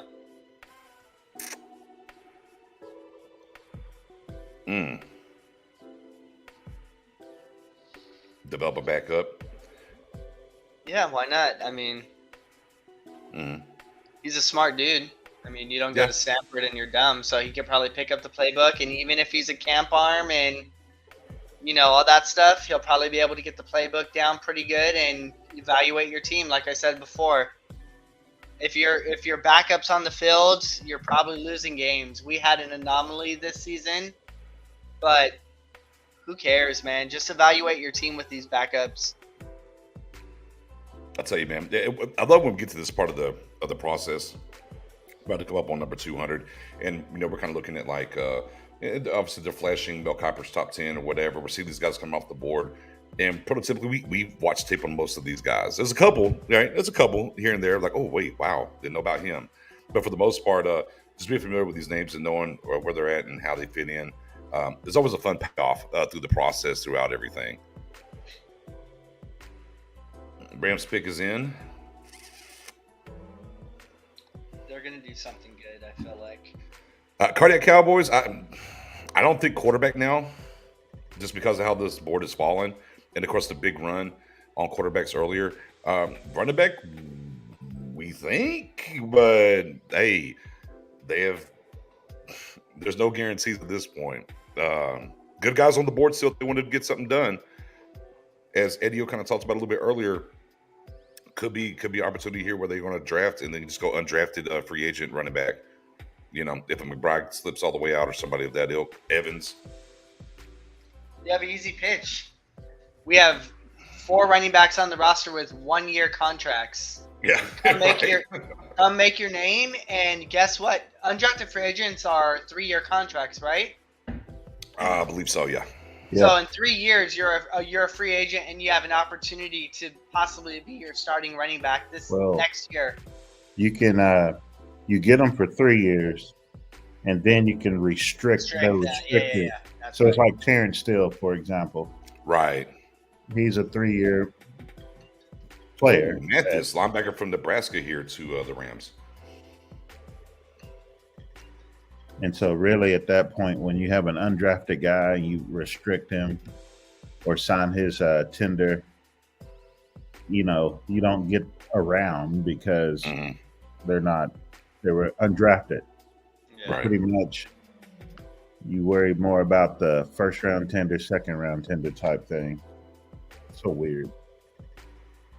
I just wish they would make stuff just easy. Even down to contracts where it's like all this manipulation of the cap. Man, if the player makes $40 million a year, let it be $40 million against the cap, and just make the cap, more than what it is, because you're still paying that money anyway to these players.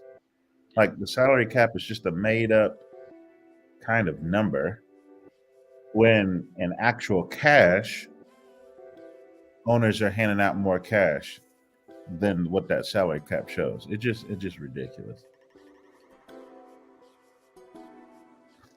Mm-hmm. That part for sure. Oh, Dom, I like the little graphic got up there. Southern Miss in that thing. Stands out Dan Quinn because of the length, explosiveness, physicality. Landon with but the character, raw emotion, and love for the game stands out to him. So interesting times here.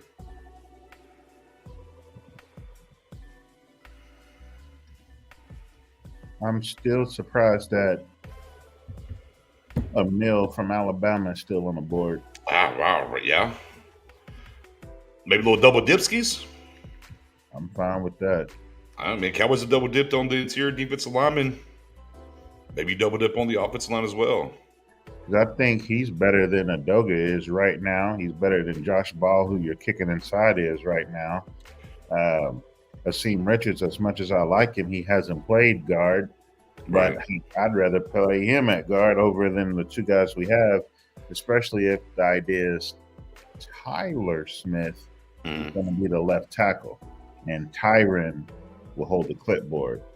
Though I don't think that's the plan, but if it is, then you need a guard. So to flood the guard position right now makes sense. Plus, it's a beyond 23 thing anyway. It's all about getting these guys in and just having a chance to develop them and know what you truly have over this first initial year of their career.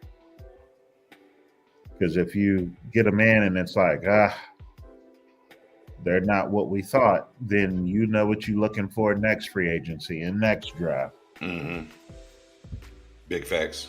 That's why I thought it was important to try to go ahead and get a running back, since we're all figuring Tony Pollard is going to be a 1-year gap or a 1-year bridge player. Luke off the board. Who? Oh, Browns. All right. Good pick for them again. Yeah. Whippler off the board.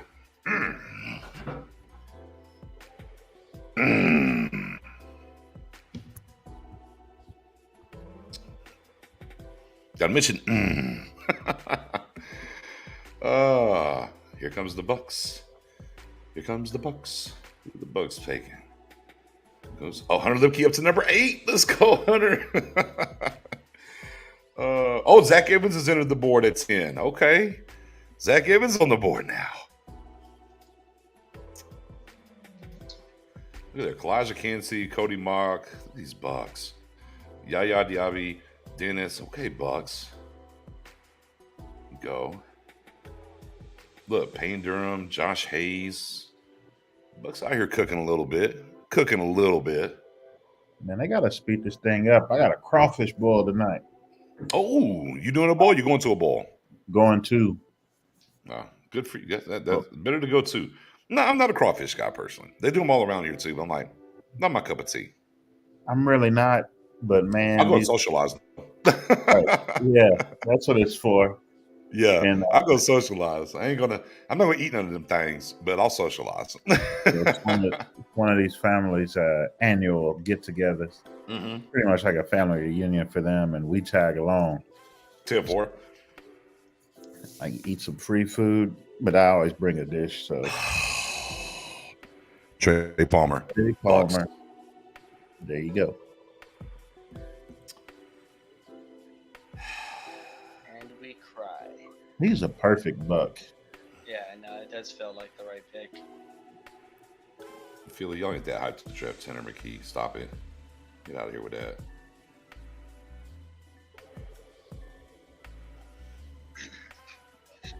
Oh, single season Nebraska record. 1,043 yards. Mm-mm-mm. Mm-mm-mm. Man, why does Mathis look like he's 45? From Nebraska. Oh, he's looking a little old. That COVID season really hits people harder than others. I guess so. Oh, man. Ah, Palmer. Whoa, that was nifty. That was a nifty little move there.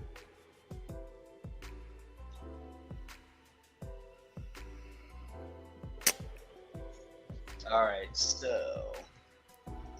Yeah, nah. And we're what, about 20 picks away from the Cowboys, 212. Oh, I gotta do a load of laundry. Wife on her way back.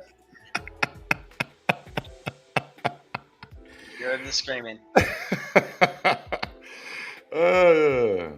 Punter. So the Patriots objected a kicker from Michigan and a punter from Michigan State. Patriots are going to Patriot. They know all about it. All right. They always have the most curious draft picks. It's hilarious. It is.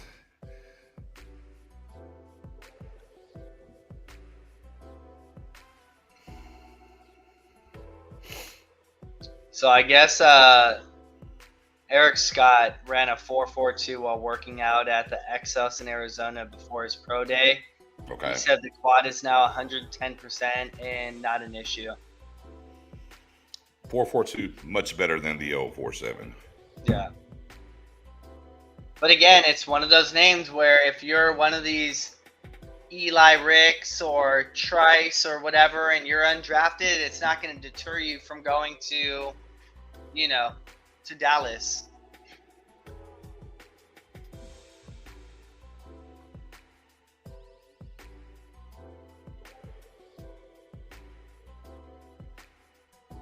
$20 picks away?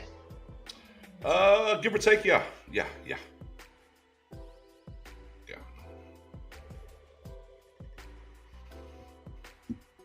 Mm-hmm. Hold on here, doing some due diligence.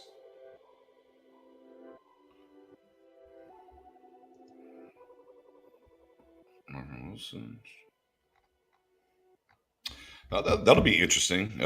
As who just put that? Sheesh Bullies. Eagles cut Marvin Wilson, defensive tackle. Interesting to see where he'll kind of land now.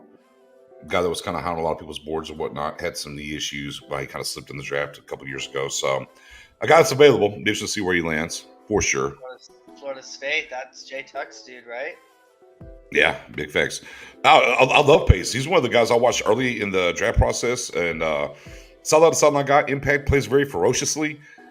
He has size issues, and he's sub 6 feet linebacker. That's why we're seeing him late, still on the board late in this draft.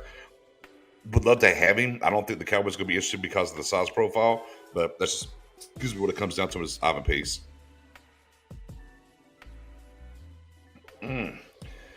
Commanders picks in. Man, well, I wish Trey Palmer could have hung around a little bit longer. Oh, man.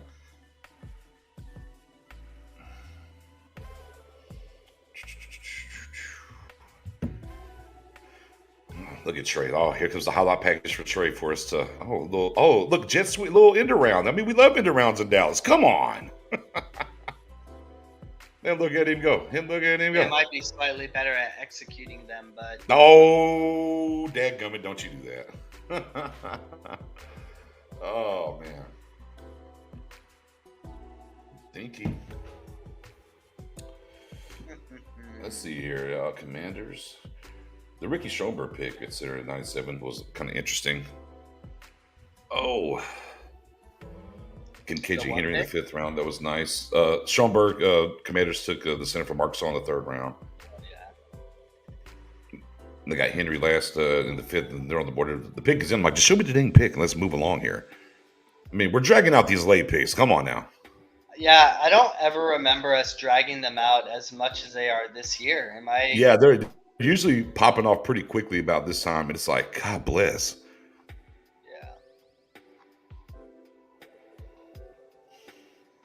Yeah. That Carl Brooks, though, going late. Guy can play up and down the line. It's a good pick for the Packers. I would have preferred Carl Brooks to Fahaka, just because I think he's already there.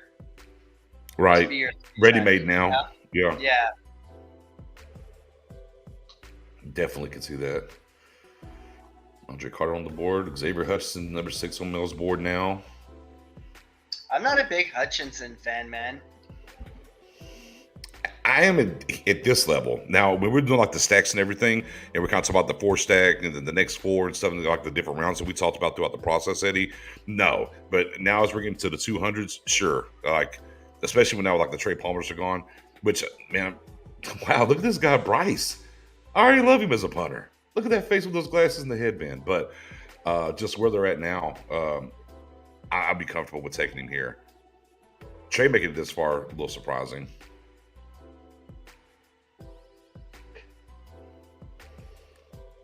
It's always great when we're getting a highlight package of punters. I love it.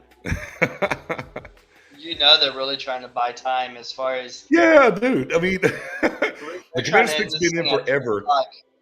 And we're over here showing punter highlights. What are we doing?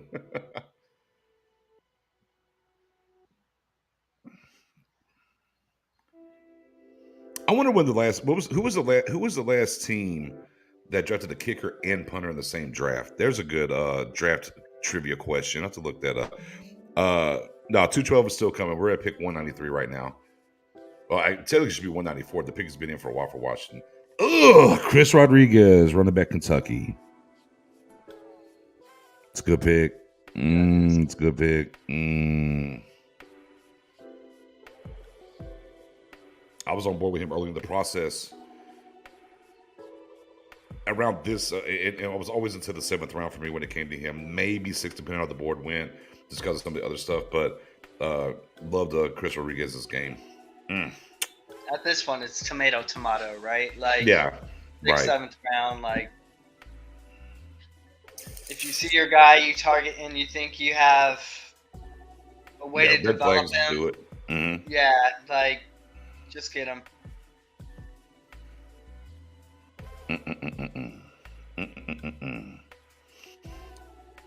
Picks in for Kansas City. Where will Kansas City? Oh, they're going. Oh, yeah, well, they're in KC. Might as well let them announce another pick. Then they'll come out here and they're defending Super Bowl champions, man. The whole 9.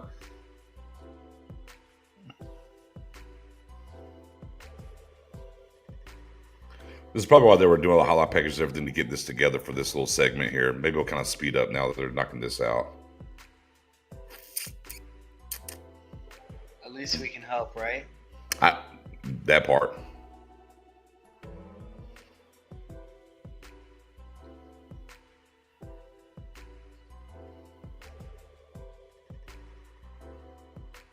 Well, who? Oh, Keandre Coburn, Texas. Hook 'em horns goes to Kansas City. Yeah. Doesn't move me either one way or the other, but I mean, they need a defensive tackle. They lost one. This, I mean, makes sense.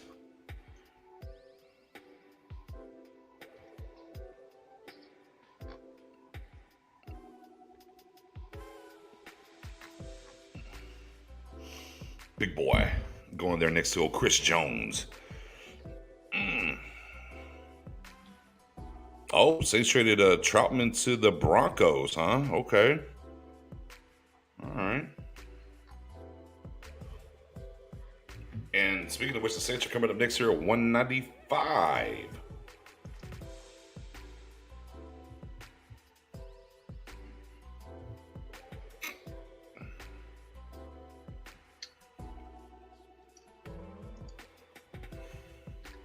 it's funny. All these guys were like, "Oh, 4th round pick," you know. Maybe the back end of the third, the A.T. Perrys of the world, stuff like that. They're still sitting here. Makes you wonder, are we misevaluating them as far as where we thought they would be slotted? Or is there something else? No, I mean, you just have, different teams, different evaluation processes, and looking at them, I think, as we're getting here into the 7th round, I mean, these are guys that we talked about to be on the board, and where they were kind of at. Not really A.T. Sure. Perry, though. Yeah, but remember at one point I was, hey, A.T. Perry to the Cowboys. I thought A.T. Perry was very draftable. Now, I thought Palmer would be higher. I thought Palmer was more of a 4th rounder, 4th, 5th, But there's just everyone has their own little quirks, choices on that kind of stuff, But yeah, look, and a lot of people had Coburn being much higher too. Coburn was always a 4th, 5th round guy for me, but those are just part of the processes. And man, every person, team, and everybody else, they operate it and move it a little bit differently, Yeah. But the majority of them, there's not been a whole bunch of guys that went through the process where we're like, wow, him, as in not knowing who it was, way out of left field, maybe position or where they went, and there goes A.T. Perry. A.T. Perry to the Saints. Good for them.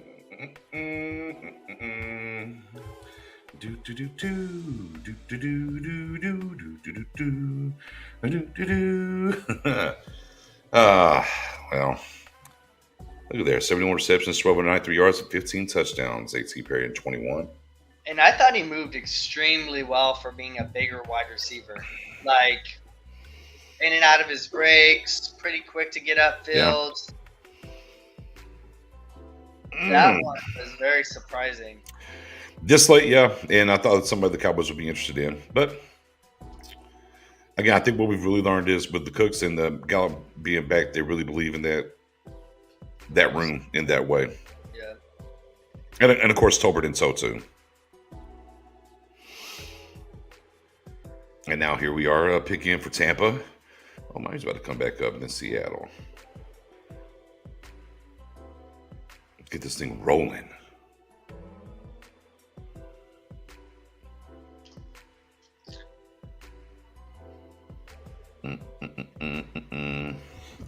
What'd they trade Mendoza, by the way? I heard you talking about that Saints trade. I was trying to pull it up real quick over here. I didn't get a chance to see it yet.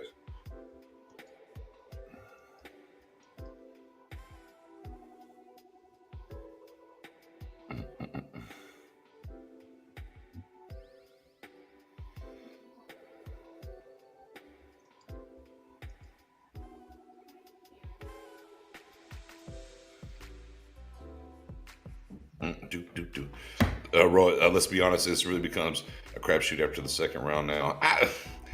I think it's a little bit more, but I wouldn't say a complete crapshoot after the 2nd round. I think, once you get to day 3 is kind of where things kind of get up out of there. And the 7th round pick to the Broncos for number 96. Okay, cool. There's a trade. Appreciate you, Mendoza. I couldn't find it real quick on the backside. Appreciate it, brother.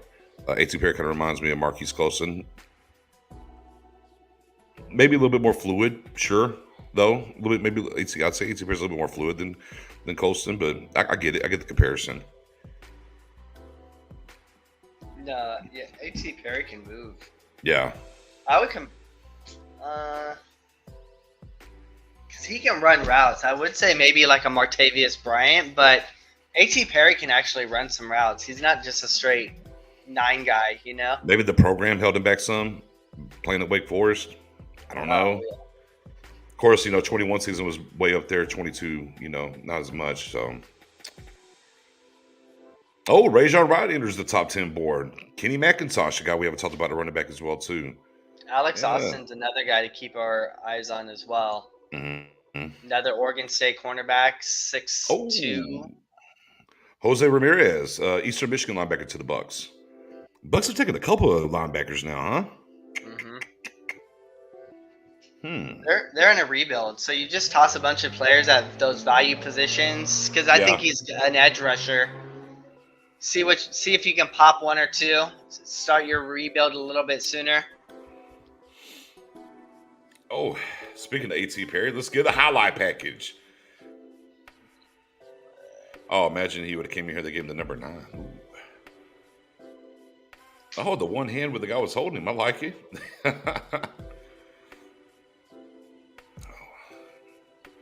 Man just did a pirouette. Yeah, 20.5 seconds there for Ramirez. Good stuff there. And he goes from a black and gold team to a gold and black team. So, he kind of stays in the same colors. From Wake Forest to the Saints. I like H.C. Perry a lot. That one stings. Doesn't hurt, but stings a little bit. Yeah, I mean, great value, where we're at right now. Tuck back in the building. Tuck. Come on. Matriculating down the field here. H.C. Perry going to the Saints. Mm-hmm. I saw Keandre Coburn just went to the Chiefs, didn't he? Yep. Mm-hmm. Andre Carter still on the board. Yeah. Dolphins back in it. Xavier Hutchinson, wide receiver. Zach Kuntz available. Hunter Lemke. Yeah, Hunter. I'm still banging the table for my guy Hunter, the pet cat, baby. Oh no, the pride, right? Yeah. I mean, McIntosh on the board now too. We know the Cowboys have had conversations with McIntosh.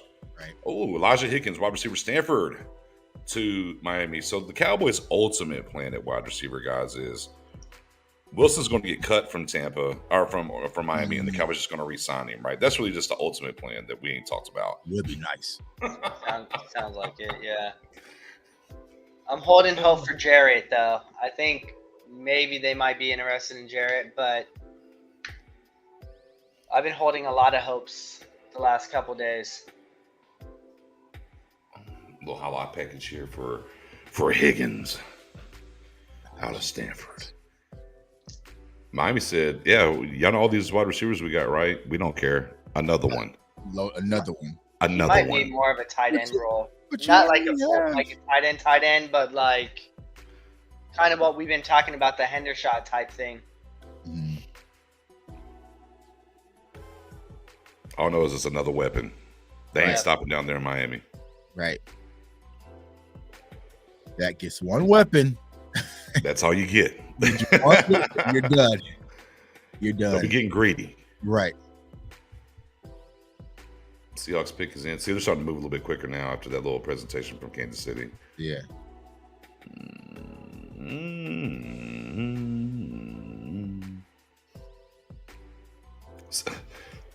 Really feel like Seattle's been killing this draft. I have to go back and kind of look at everything. I feel like they've done a good job as well. Of course, again, when you have 2 first-round picks, right, it makes it a little bit easier for you.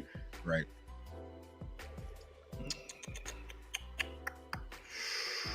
Ooh, Jared Reed, safety, New Mexico to the Seahawks.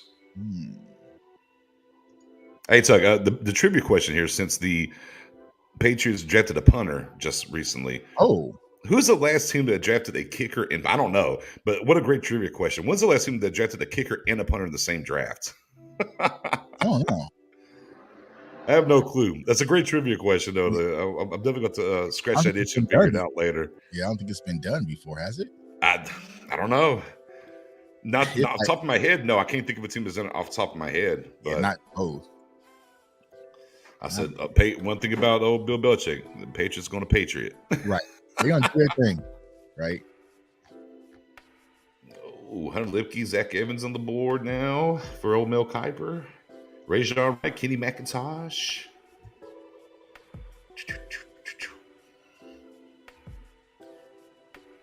All right. Come on, Baltimore. Turn your pick and let's go. Let's zoom. Let's zoom. Yeah, let's zoom. Yeah, we should be flying out.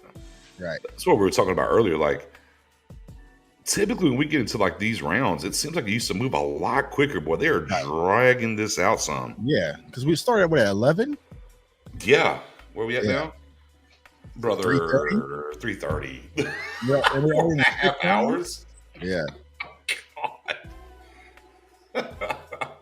Help me. Right. Oh.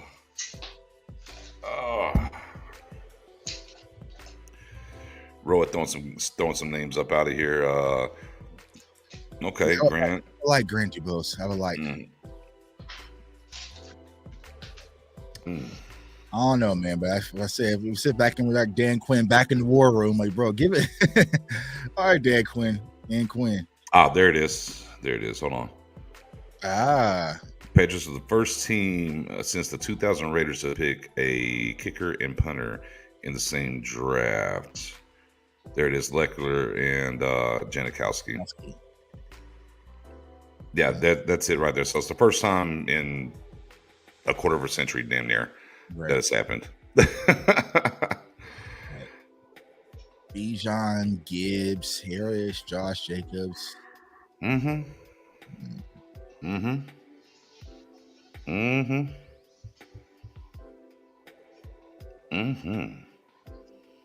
Yeah, they doing way too much. Dude, I'm telling you. Way too much. I'm like, it's supposed to be like 5 minutes in between these picks. What are we doing? Right. Come on, man. We're at the tail end. What was the answer to the trivia question? Oakland Raiders with Janikowski and Shane Leckler. Oh, that was like 23 years ago. 23, 24 years ago. Max Duggan there just waiting. Oh, you shut your mouth.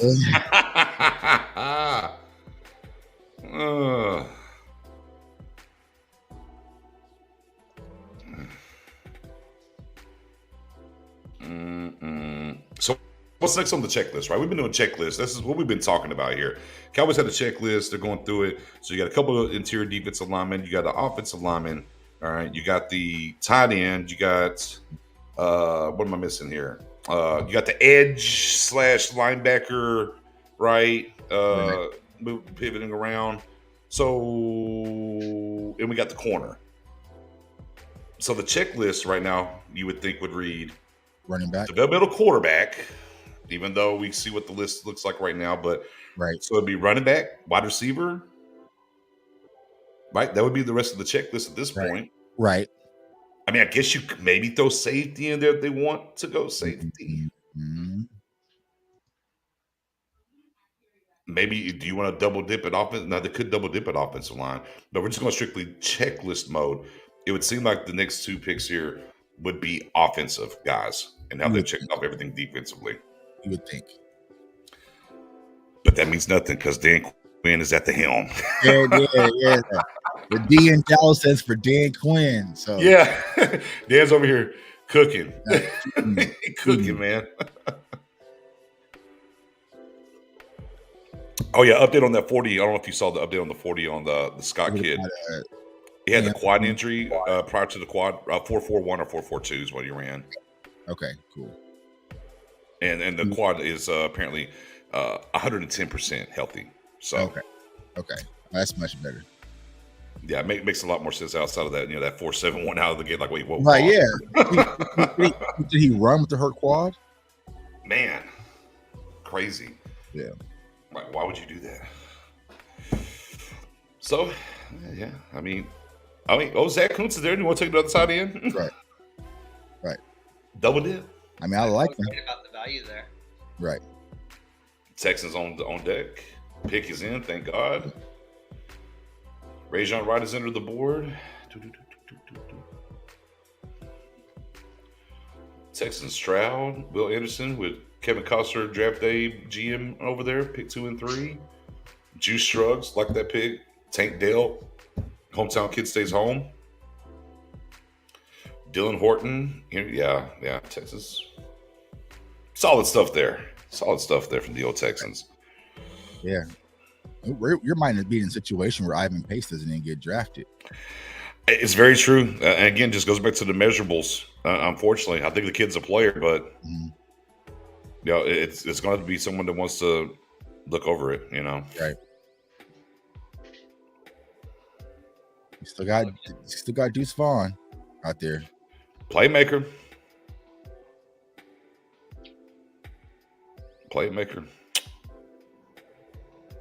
Come on, man. Why are we taking so long with the Texas pick? Man, God bless.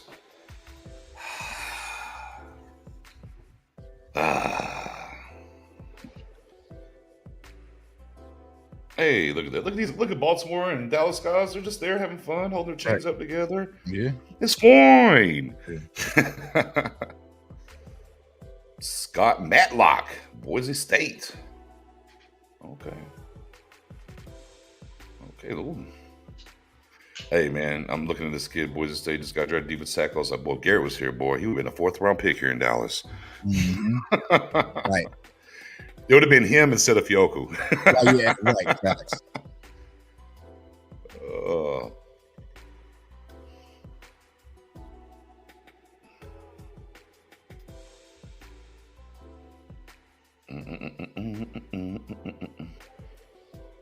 Okay, the Houston pick has been in forever. Right. It broke? Like, what's come on? Yeah, like, come on, man.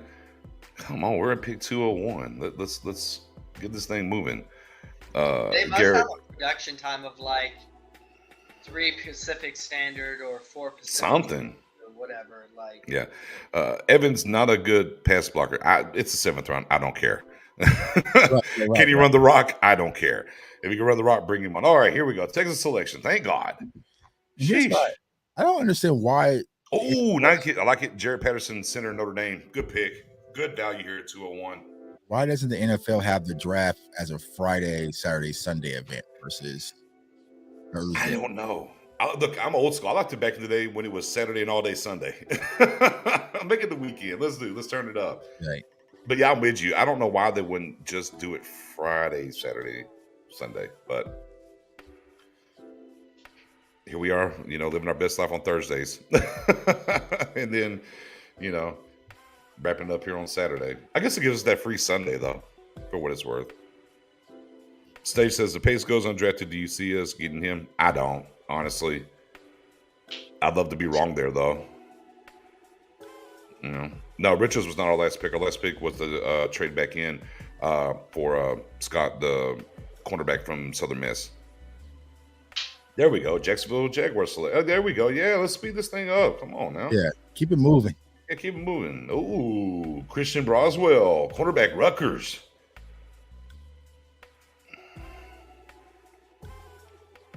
All right, we're officially 9 picks away. We got 212 and I'm at 230.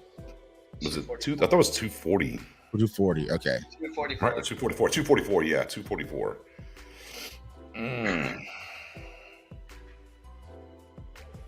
Like these things should be zooming here pretty soon now.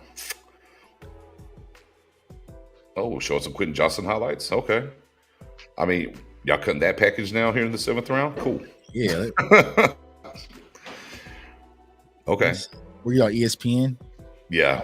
I want to see some Quentin Johnson highlights. Oh, there you go. He's putting in that work. Giving oh, hold on. Wait. He's beating up on Kansas. Hold on a second. Wait till he stops. Okay, now go next. I beat up on Kansas. Yeah. Man, he went crazy on Kansas, man. He did. Oh, that Baylor. And that was a big game. It was a big game for him as well. Yeah. Well, I mean, because honestly, that was the first college game day. It was here in Lawrence. And yeah. Mm-hmm. That's when I first laid eyes on him. Yeah, right. You're like, oh. I was like, who the hell is? Why do he keep getting open? Like he's literally like a one-man show. Like I remember you talking. He was like, "Can you double team him?" Yeah.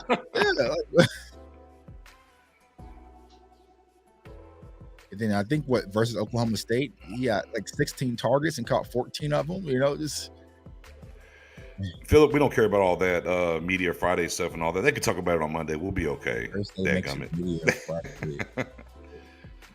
Yeah, I mean, you're not wrong, but still. This is a pet show or what? They got to show what they got to show. All right. Raiders on the clock. Salute to all them Chiefs fans still down there dancing around partying because I was over it. I was like, it started raining and got cold last night. I was like, nah, I'm going home, man.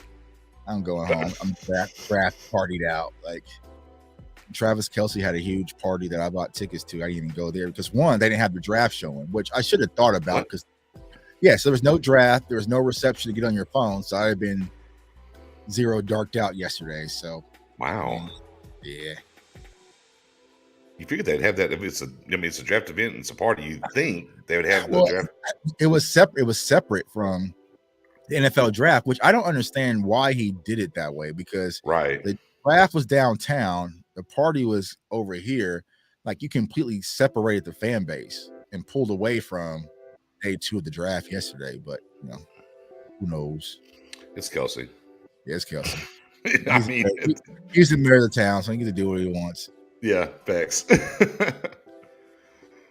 You still have Rajon Wright, but he's pretty much out. 345. Yeah, I And mean, there's still prospects here on this board that I really like, you know, which is awesome to see here in the 7th round with 2 picks. And you can get a difference maker here for sure for the Cowboys. We were talking about running back. Bernie, linebacker, Florida, going to the Raiders. The Raiders. Yes. All right, come on, Jets, let's go. Buffalo, come on. Let's make it happen, Captain. Let's book it. Come on. Oh, I guess, did you see Trey Palmer go to the Bucks? Yeah, Trey Palmer went to the Bucks, by the way. Okay. And then A.T. Perry. You came on as A.T. Perry was going to the Saints, I think. I went to the Saints. Okay. A.T. Yeah. Perry's going. Yeah. Right. Yeah, so. Couple of hits in the wide receiver room, but guys available still. Eli Rick's still a no-go, right? But correct. Yeah, Rick's is still on the board. No, but that's kind of surprising. Hodges Tomlinson's went. That's good. I don't think who else is out there. I have my draft board, but I want to pull up because I think that's. I mean, you still. I mean, for what it's worth, you got Carter out of Miami. Edge still out there. Andre Carter, yeah. Yeah, you know, Hutchinson. Trice, for what it's worth, the cornerback has not been picked yet. I don't think. Trice, right? You know, Ivan Pace, for what it's worth. Key McIntosh, McBride, of course. West Virginia wide receiver. Kuntz, the Old Dominion tight end. You know, maybe not on our, but we're going to look at here. But not just a guy that's on the board right now. Voorhees hasn't been picked yet. Yeah. So interesting there. And Mendoza's got Raheem Jarrett. I'm trying not to speak him into existence for you, Mendoza, so we can talk about him when we're on the clock. Right. But yeah, Voorhees will be interesting here to see what happens here down the stretch here in the 7th round. Right. For him. Whipper finally went off the board. I mean, I feel like at the 6th round, I would take a flight on Voorhees at this point as a red shirt. Yeah, I mean, you've already addressed offensive line anyway, so I mean, you're in a position where you could do it now. Right. Yeah. I think some of that, and probably why he's still here now, is just some of it's going to be just the age combined with the injury. Right. Age and injury, right. Yeah. So it's like, I guess at about the time you're up for a second contract, you're like 30, 31. Right. Yeah. Right. Jeez. But if you spend a 6th or 7th on him, who cares? Right. Yeah, at that point. Right. All right, Jets picks in. Let's see what it is. You can show us. Hey, Cam Jones is still on the board too. Indiana linebacker. Mm-hmm. It's another one. Just pops in my head. Yeah, like I said, Xavier Hutchinson still there as well. Mm-hmm. Mm-hmm. Mm-hmm. Are there any more draftable Bulldogs left? It has really got another pick. What's the running back? McIntosh, yeah. Yeah, McIntosh still available. Oh, Jared Bernard converts. Safety, LSU to the Jets. Cool. Good job, guys. Let's go, Buffalo. Let's roll. Oh, Kuntz went to New Orleans. Okay, Cardiac. I missed that one earlier. Okay. Now, so they got Kuntz and A.T. Perry. That's interesting. Okay. Going for the basketball team. Right. And length. Throw it up. Go ahead, Cards. Throw that thing up. Right. Just float it. Just float it. We're at pick 205 now. Buffalo's on the board at 205. Do the Colts still have the ultimate basketball team? With Pittman, Alec Pierce. Who did they draft this year? I don't remember. They've had a good draft. They have. Yeah, because they went and got shorter with Josh Down, so they never mind. They went and got a point guard. So they got a point guard to distribute. They got Isaiah Thomas. Yeah, right. Hey, if he can cook and score like Isaiah Thomas, then hey, they're good. All right. I wonder how much money have the barbecue spots made here in Kansas City Town. I'm sure they. Oh, I bet they racked up. Yeah. Hey, send They some probably this they way. made sure to order a bunch of extra so they didn't run out too. We don't have barbecue in San Diego. Yeah. Are we surprised by Andre Carter? I wasn't high on him personally. I mean, I was now, 6th, 7th round, the guy gets to the quarterback. Yeah, right. I think I had him like. I think if I look on my board, I think I had him like mid-late 5th. I mean, man, So- those 11 reps on the bench ain't help. No, it Yeah, didn't. that's tough. The functional strength, especially with a guy that's that long, Mhm. it takes him longer to get that strength up than your shorter, stout guys. Oh, Jordan Smith is challenging you. Eddie says we got a few barbecue spots in San Diego. Where? Name them. Dang, are you saying there's not any, or just not any good ones? No, I mean Phil's is good. That's like the main one. We have like a couple other spots, but they're all right. Texans traded up here. They're back on the board at 205. So what are they coming up for, I wonder? What are they going to be interested in here?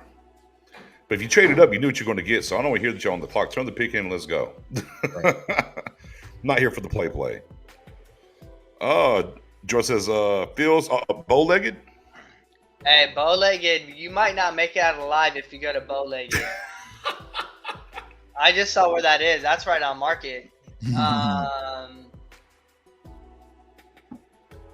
Make sure that you wear the right colors is what you're saying? No red, no blue, no green, no gray, and you should be okay. All brown. Yeah, I guess you can get away with that. Can I get away? Okay, all right. Maybe Maroon? just a white tee, call it a day. Okay.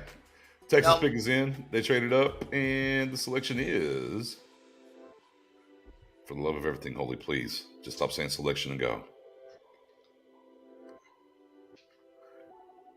No, just gonna. All righty. They're milking it for every last penny. Right. ESPN is here. This thing out, bro. Like, come on. Kuntz is still available. Okay, think about it. I thought he was, but Yes. Yeah. okay.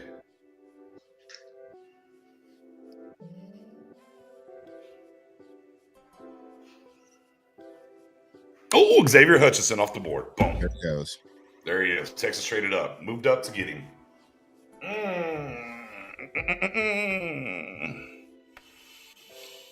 Body blow for the Cowboys at 212 for sure. Zach Evans? I've been saying this since the 4th round, so I give up.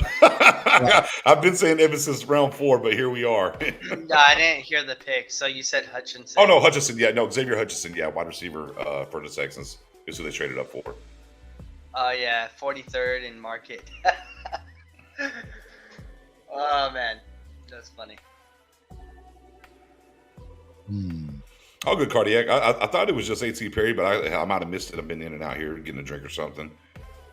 Man, oh, man. So there goes Hutch. Bengals are on the clock.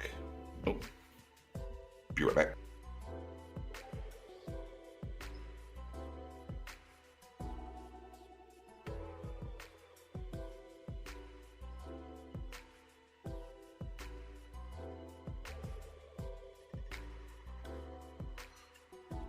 Come on. Keep the clock moving. Keep the clock moving.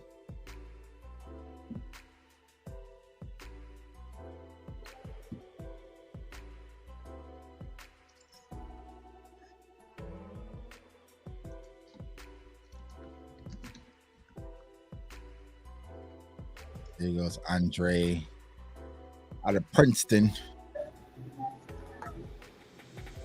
How many wide receivers Joe Burrow need?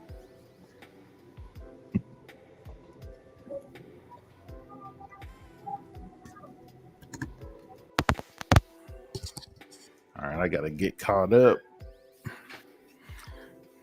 Oh, Andre goes to the Bengals? Right. Wow. Well, obviously every team needs more weapons than we do, so. Right.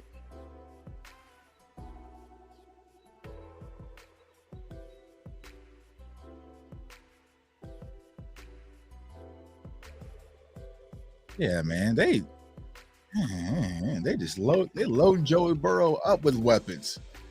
Keep going because they went and got Charlie Jones earlier too.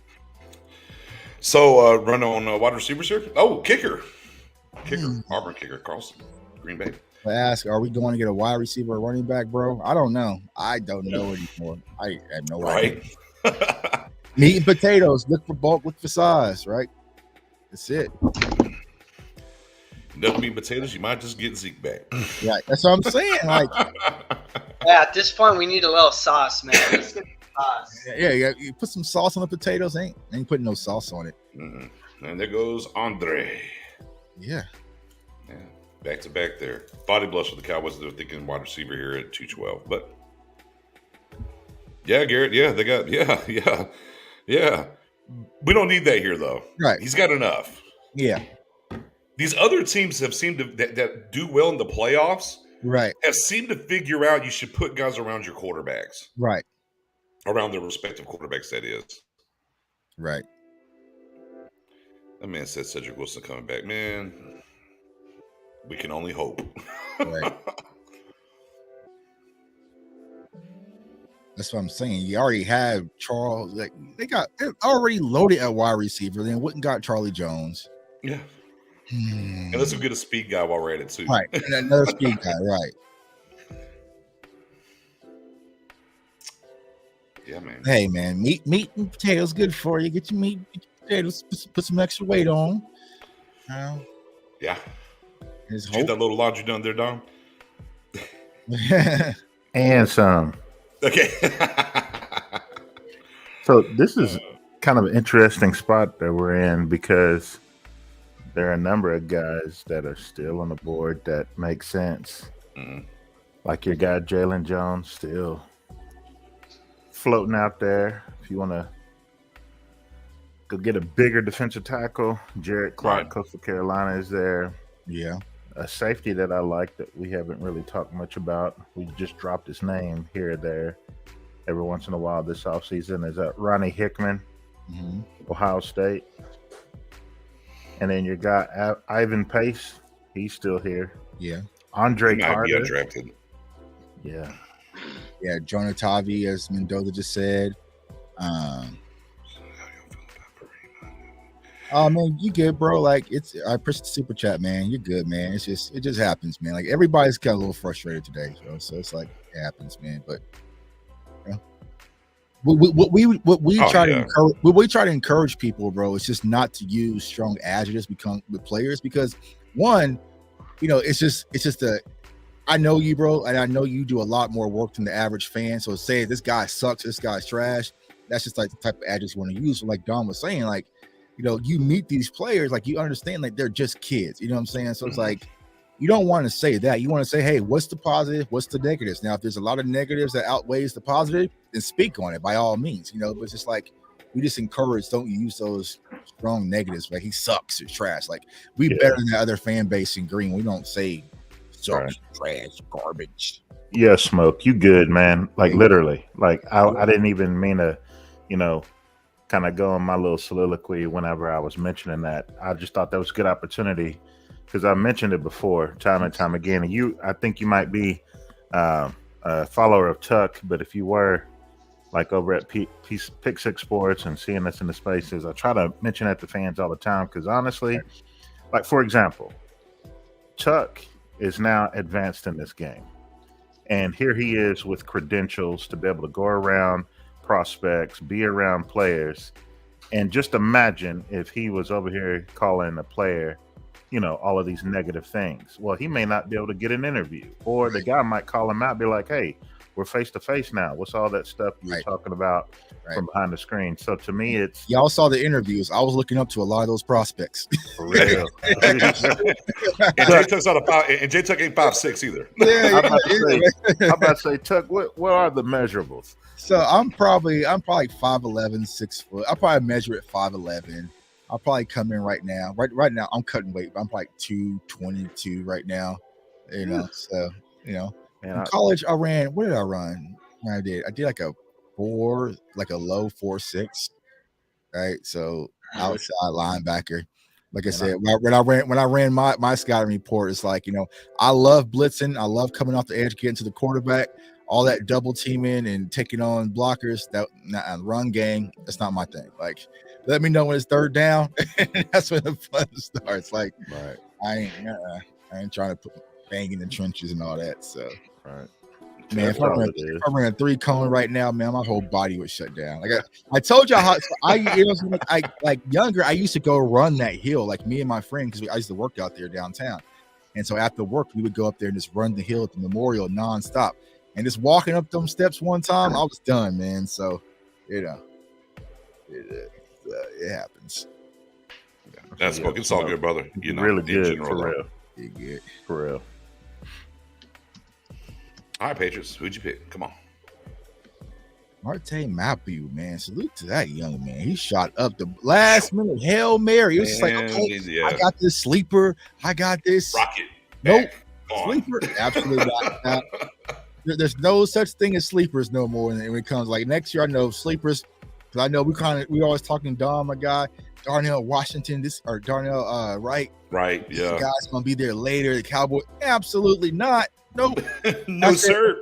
And when I knew Darnell Wright was out of there, like I said in the pre-draft show, when I was in the media room, every station was Darnell Wright, the Saints, Darnell. I'm like, all right, he's gone, man. I give up. So, all right, come on, New England, pick is in. Let's go, man. Let's speed this thing up. We got Indy than us.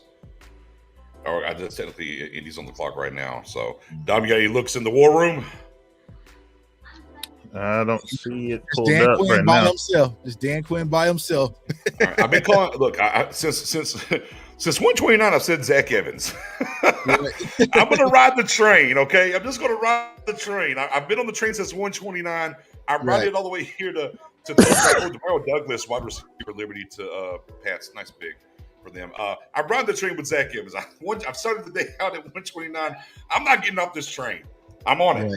10 toes down. I'm on Zach Evans here. Yeah. Oh man. I'm gonna stick with the McBride train, man. McBride, okay. Dom, what are you thinking? Oh, we've been higher on McBride in our discussions, but I think when I go back and look at TCU when we had Evans and Kendre, and we were high on Kendre. Mm-hmm. He was over Kendre, so give me Zach Evans here. I see you prefer, yeah. All right, Colts pick. What'd y'all take? And let's go. Pick is in. All right, Dallas Cowboys, let's go. So, not much going on in the war room. Dan Quinn. Okay. Dan Quinn in the solo in the chair. Look, Dan Quinn's just going to pop out from underneath the table. Ha-ha! Yeah, Dan Quinn said everybody else home. Yeah, I got the rest of this. I got this, guys. Stephen Jones just finished a text message. Says and Jerry is the one talking. Jerry now is grabbing a sheet of paper, looked like a napkin he wrote on. One of the assistants is crying right now, and everybody's hugging him and doing the bro slaps and knocking him to and fro. Linebacker Wagner, guy I've not watched a stitch of tape. Titus Leo. I love the name though. Dash has hit me. Well, hey. Hey, what is going on here? So I said the Cowboys draft vision is starting to become more clear with each pick. I was like the final piece at the running back position. Dad says, let's not be so calm. We need more better depth on the offensive side. My idea of offense is to surround Dak with weapons. We need depth for CeeDee Lamb. If anybody think this is enough to make it an explosive power play in big, your game are crazy. Yeah, I didn't tell Dez, come jump on the show, fam. We've been saying this all. Yeah. I'm like, Yeah. Send him the link. Yeah. Send the link, bro. Send him the link. Okay, so it's very odd in the war room right now. Is it Deuce? Is it Deuce Vaughn's dad? Is he? Yep. Is he crying? Yep. It's Deuce dad. It's Deuce's dad. Oh, they're gonna take Deuce. They're getting Deuce. They're gonna take Deuce. They're getting Deuce. Yeah. There you go. See. Hey, completely fine with this pick. It's something we talked about out of the gate, and Spoonie kind of put on our radar first and foremost, talking about Deuce Vaughn's dad being a scout on the team, and whatnot. And we say, hey, will that come home to roost? Will that happen? We're 2-12 here. Let's see. Deuce is a weapon. Yeah. Yep. I was talking about during the playoffs and everything. Like, hey, man, can we get that guy?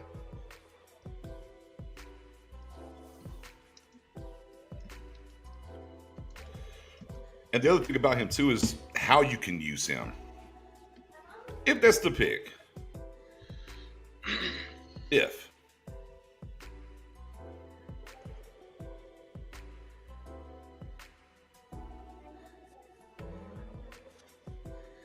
Come on.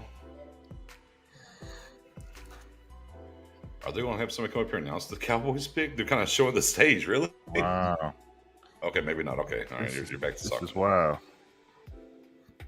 Emotional time in the room still? Oh, yeah. That's awesome. You know what? They might make this a bigger deal because he is from Kansas State. That's a good point. Oh, true.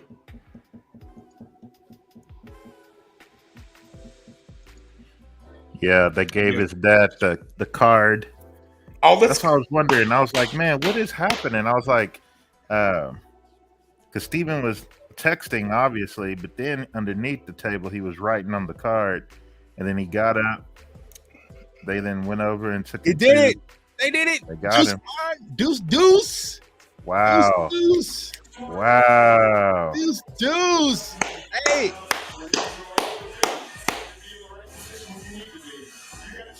Great pick. Great value. It's a weapon that you can use in multiple different ways on this offense. Yeah. I got goosebumps right now, man. Yeah. Dang. I'm tearing up, man. Yeah. Yeah, no, I was too. Wow. That's the storyline of the draft. Yes. Woo, that's awesome. Watching his dad, man. There it is, Deuce. Let's go. Yeah, let's go, man. Deuce in the building, Give him man. 22, man. Give him 22. Got a weapon. Got a weapon. Okay. Somebody said they wanted excitement. Here we go. Yeah. I'm bringing sexy back. Hey. A guy that size-wise maybe doesn't match what they would normally prototypically do. Yeah. But an ultimate weapon in this building, man. Yeah. Wow. Bro. Wow. There it goes. Mm. There it goes. There it goes. Whew. That's Man. crazy, bro. I love these last 2-3 picks, man. Wow.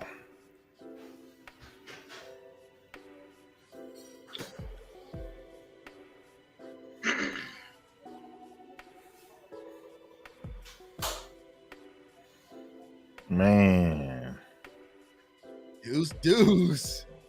There we go. That means Tony Pollard is done this year. He's gone. Tony Pollard's gone. Tony Pollard got to be resigned.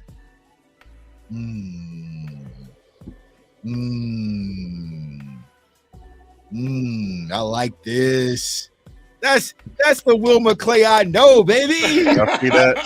Well, hey, look. Right here. No. That was Dad sitting there. Man. They got him on the screen now. Dad's crying. Okay. Dad's crying, man. He's hugging us. Here's the thing, though. This was and now Jerry. Here's the thing. The only reason this happens is because his dad's on the scout team. Because you know what? It's not an NFL ran organization here. Right. Just like Fast and Furious, it's family. That's what it is. So, hey, by hook or by crook, however it works, man, Deuce Vaughn is in the building. I'm super excited about it, man. That's wait to see how they do your son when his contract out. Well, you know. Yeah. It's that's his dad. Deuce Vaughn's dad works for the Cowboys as a scout. So he gets to make the call to the son, the whole nine. So emotional time, family-wise.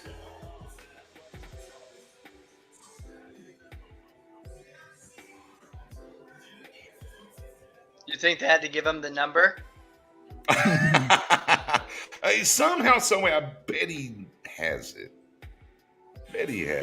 Now, come on, dog. This Deuce Vaughn package for your boy one time, y'all. There we go. Yeah, we've been looking at all these other packages. Dadgummit. Show me some Deuce Vaughn 5'5", 179. out here striding on these boys. Yeah. Deuces.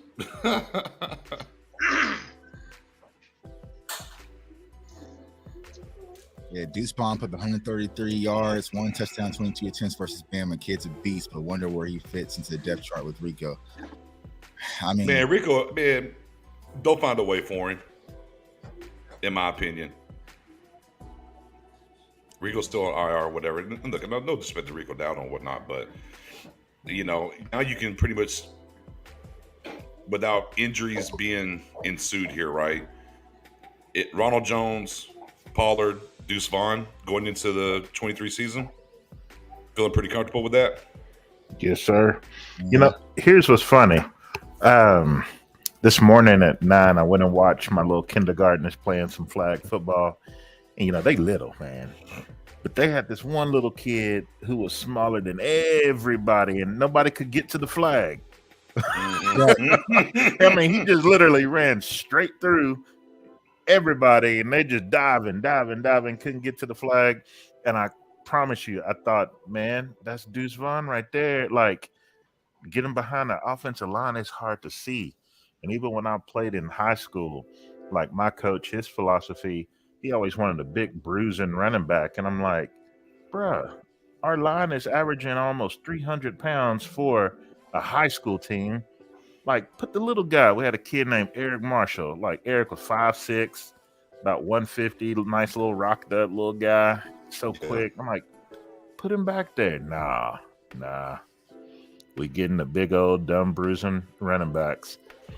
But I always just liked small, diminutive running backs, and Deuce was that guy for this class. And I've been doing that ever since 2014, trying to find a small guy to put on the team, whether it was Ito Smith or, heck, I even wanted Tyreek Hill because he was a former running back in high school and then did a bunch of return for Oklahoma State before having his issue.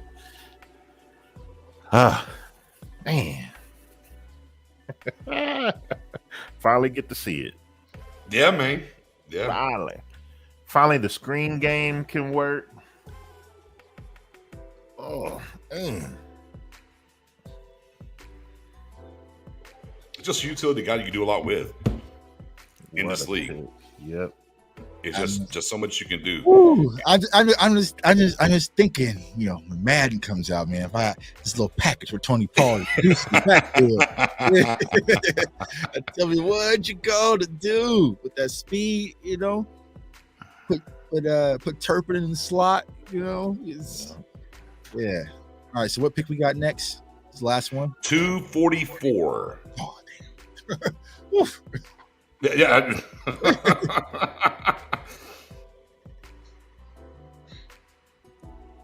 Oh, Spoonie just checked in. I know Spoonie's. Oh, look. I love this from Wedge. Says, didn't expect my first Let's Go to come at 4 p.m. Saturday, but I love getting Vaughn. Hey, look, Matt Owen was out. I've seen him come back into the chat. Yeah. Now Spoonie's popping back in. But what's that? The guys on the floor of the studio dead, and the music comes on. He starts coming up. It's like basically Cowboys-ish with Deuce Vaughn. Just rose up, and everybody's chanting and happy now. Funny how one pick at 212 can make everything in life so much better. Mm-hmm. Offense, baby. Yeah. We brought Stacey back finally. So I got a buddy, Russell, who just reached out earlier and was like, "Hey, what do you do at left guard if Tyler Smith is the left tackle?" Which is a good question because Tyler Smith is the left tackle. Tyler is your left tackle. Tyron is not. Tyron is, on the bench. Who is the left guard based on what we now have? Buffalo Bills trade pick to the Rams. Ball is kicking inside, and then now you have Asim Richards, who might be kicking inside. Right. And look, you still got Second wave of free agency. Farniok. Yeah, Farniok in there as well. I forgot about Farniok. So, I mean, kind of maybe roll the dice with some of those guys, obviously. And, of course, the guy that you drafted or signed free agency, you know, and let them battle it out. I think what they've done. What you think? You like Farniok? I think Farniok might have the inside track on that one. I agree. But I just think the way they've attacked this draft screams to me it's going to be Tyler on the inside and Tyron on the outside. Yeah. You know, of course, a lot of time between now and Oxnard and, you know, how things change and whatever. But I think, you know, I just want to stick to what I've said leading up to this draft is, hey, we'll find out what they believe in this offensive line and how they want to attack this offensive line next year about what they do in this draft. And I think what they've done to me just shows me the ultimate question we asked in the spaces. Is Tyron going to sit there, a healthy Tyron, hold the clipboard? And ultimately, none of us believe that. And I think we got the answer during the draft so far. Yeah. What y'all doing it? What y'all gonna do with Turpin? I ain't trying to get rid of no speed. I mean, me neither. I mean, it's an interesting.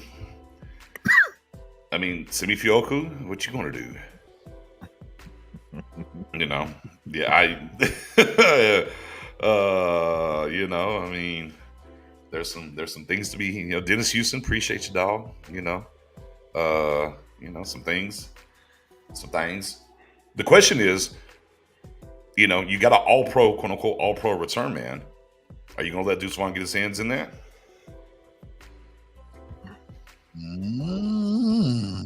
Yeah. See, yes, I am. If that's the case, now Zach Evans to the Rams. Well, he finally went though.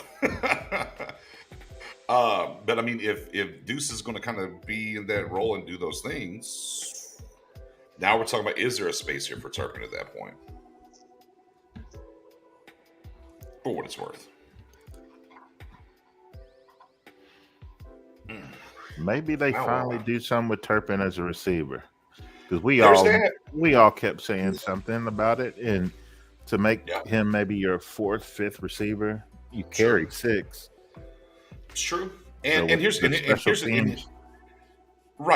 about it, you know, is he came out of the USFL directly to the NFL. Maybe a little bit of fatigue. They didn't want to put too much on his plate. So, you know, maybe here this year, he does get that true opportunity to do some things at the wide receiver spot more so than he was last year.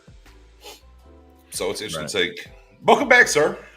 Thank you. And Deuce is a running back, so the Deuce pick, I don't think, moves him off. You got receiver, kick returner at a Turpin, and you got a running back who's got kick return and abilities, punt return as well.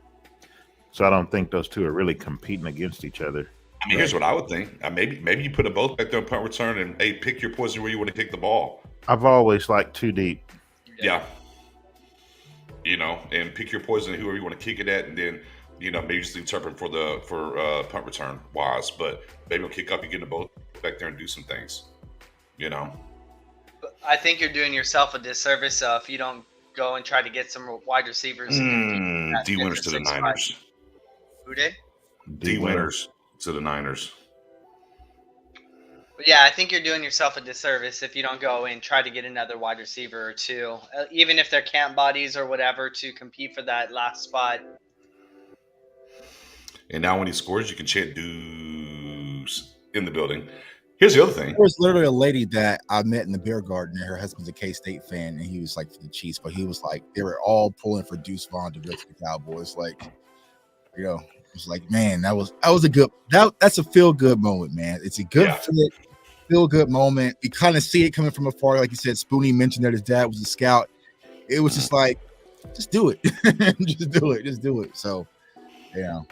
Yeah, and they were able to get it done. And I mean, Deuce, War 22, Cow. I'm throwing it out there. I'm just asking the question. Hand it over, Emmett. Hand it over, man.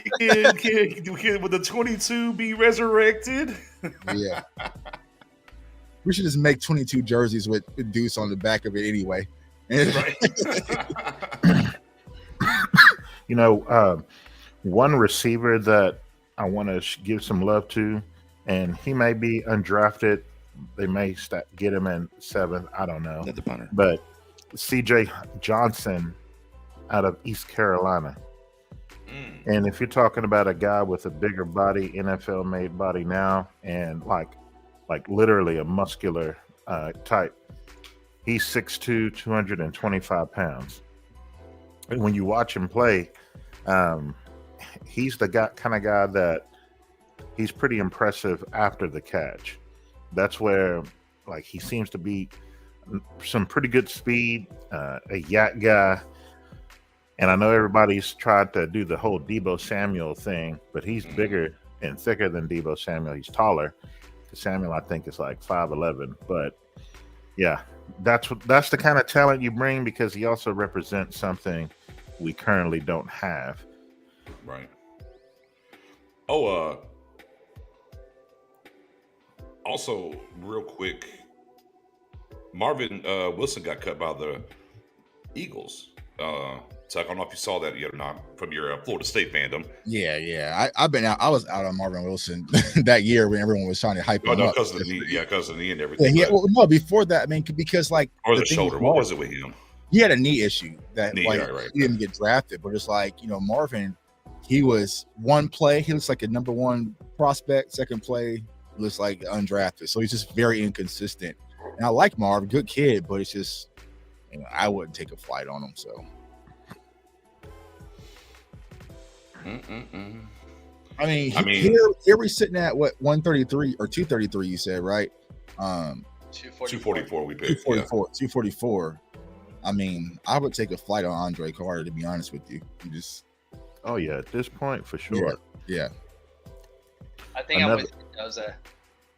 I want Raheem Jarrett. Okay. Well, and since we're on receiver, another receiver, Malik Knowles, out of Kansas State. Tuck, I'm pretty sure you saw him on the field whenever covering the Big 12.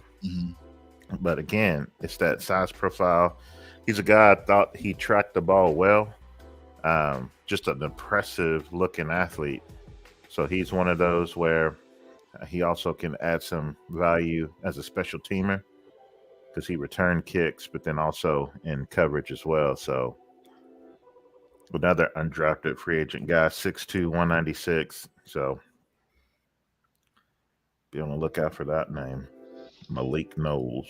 So 2 picks that came off the board after us, which seemed like perfect picks by the team. Zach Evans to the Rams is a perfect pick for the Rams as far as what they like to do and how he fits. And D. Winters is another guy that's like a perfect fit for the 49ers as far as what they like to do. Yeah.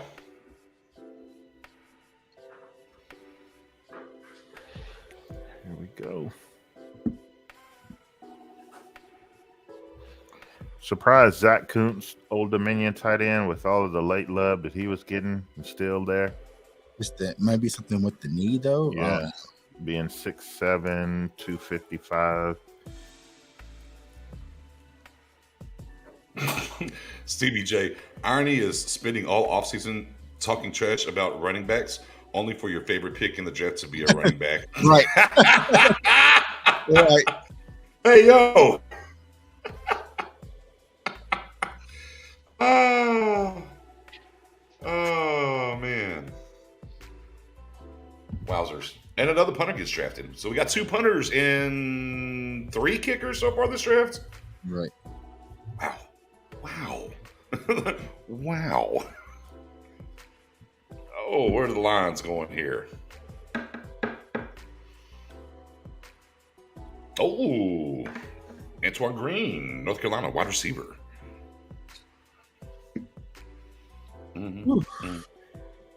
All right, man. Day 3. Yeah. It's been a day. Yeah. Yeah, a little bit. It's been a day. It's been a ride, right? It's been a little bit of a ride. A little bumpy, man. A little roller coaster, a little bit. All right, Ice Age. Man. A number of guards. I know Emil keeps popping up and looking at me for some reason every Yep. time I look at the available list. Matilda Curtis, Chattanooga, 6'6", 324 kid. Voorhees still on the board, 6'6", 310.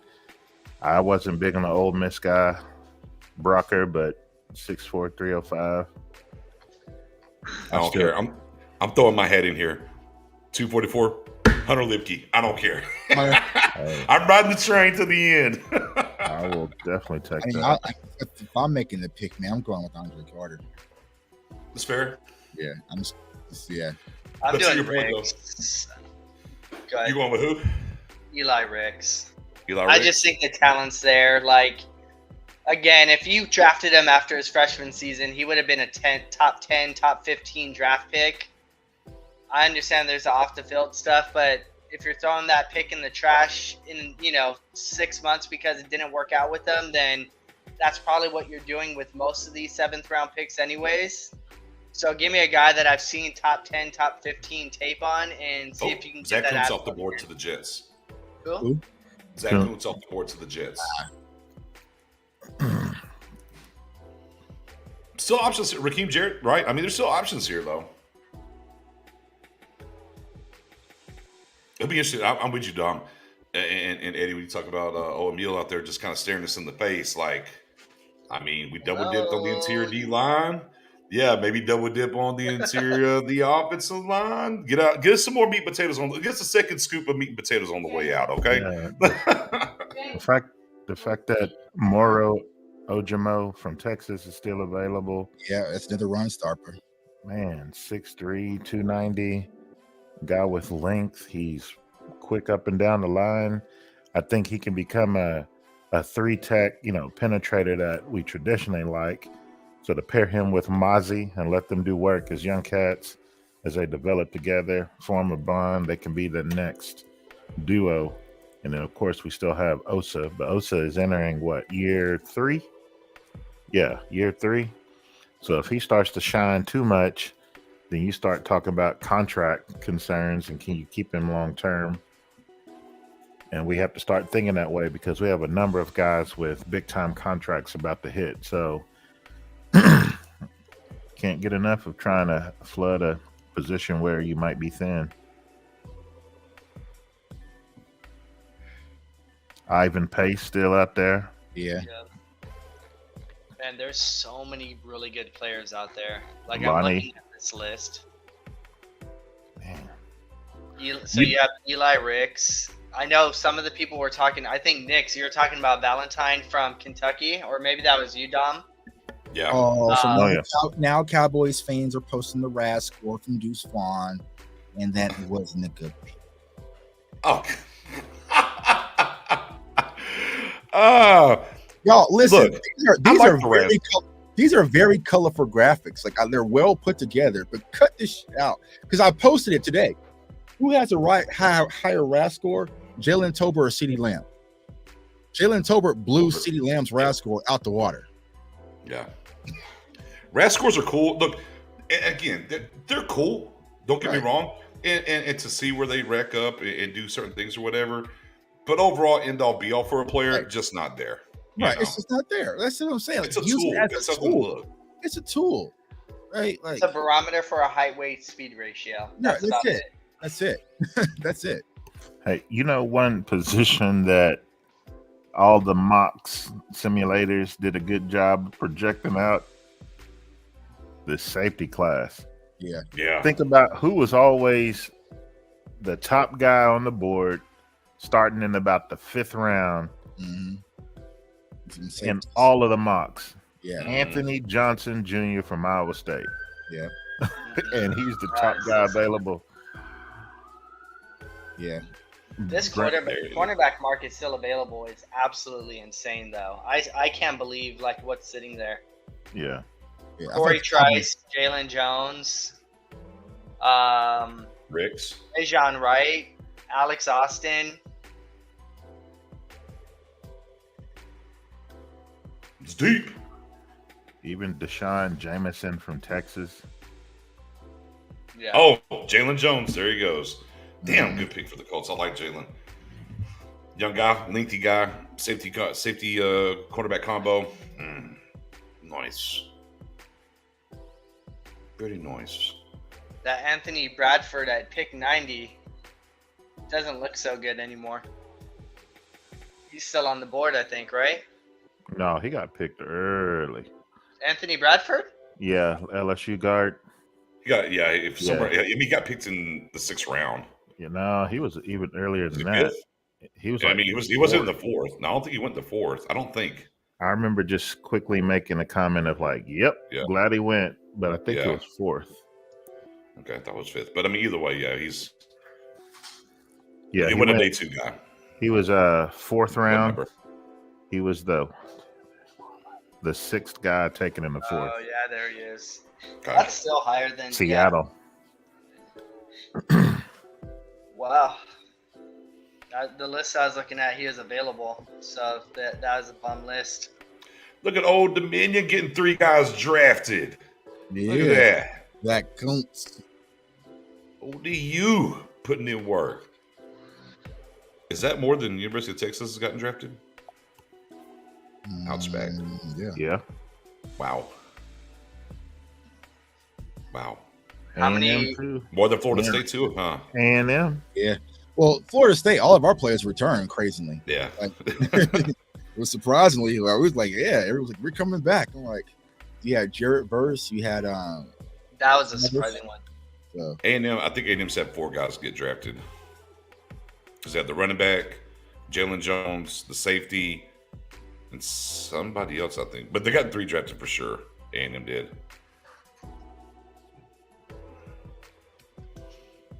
And Texas is what, 2 right now? No, Texas got 3 drafted, right? They got 1 of the defensive tackles, 2 running backs, and then 4. Yeah. And one of the D tackles went too. So 4. Wow, so that's 4 in the last 2 years. Oh, USC always with the bang bang when it comes to the old Longhorns. Sorry, I'm still sour. I know. I need to grow up and move on, but some things don't ever. The Jalen Jones highlight package. So long, my old friend. So long. It was fun. Dwayne McBride goes to the Vikings. There he is. Cook's on the loose. I thought they were trying to move him. Ronnie Bell's still available too, right? Mm-hmm. Yeah, Ronnie Bell, McIntosh. Who am I forgetting? There's another one. Oh, Minnesota's running back. So this picture of Hughes and his dad at the Cowboys game. Hey. Yeah. Family. So, low key, we could have kept Zeke and got rid of Tyler Pollard on the Bruce Vaughn, and Zeke would have been just fucking. This is much funner. Yeah. Kenny block. I like this ball. He's small, but Kenny block. Yeah, I'm like, hey, you gonna any play you suggest for Cowboys fans, you better be able to block. Kenny block. Kenny block. Another punter goes. Wingate. Ethan Evans punter. So now we officially have had 3 kickers and 3 punters get drafted. What do you always say, Nix? Special teams matter, and this draft is definitely mattered. The NFL finally agrees with you. Oh goodness, it's man, this draft, man, it is one for the ages. One for the books. I guess this is the most trades thus far the draft's ever had. Not surprised. We're gonna do that 22 season for old McBride, 1,700 yards, 19 touchdowns, 155 per game. Like passing over Ivan Pace and Andre Carter for kickers and punters is kind of crazy. Disrespect's real.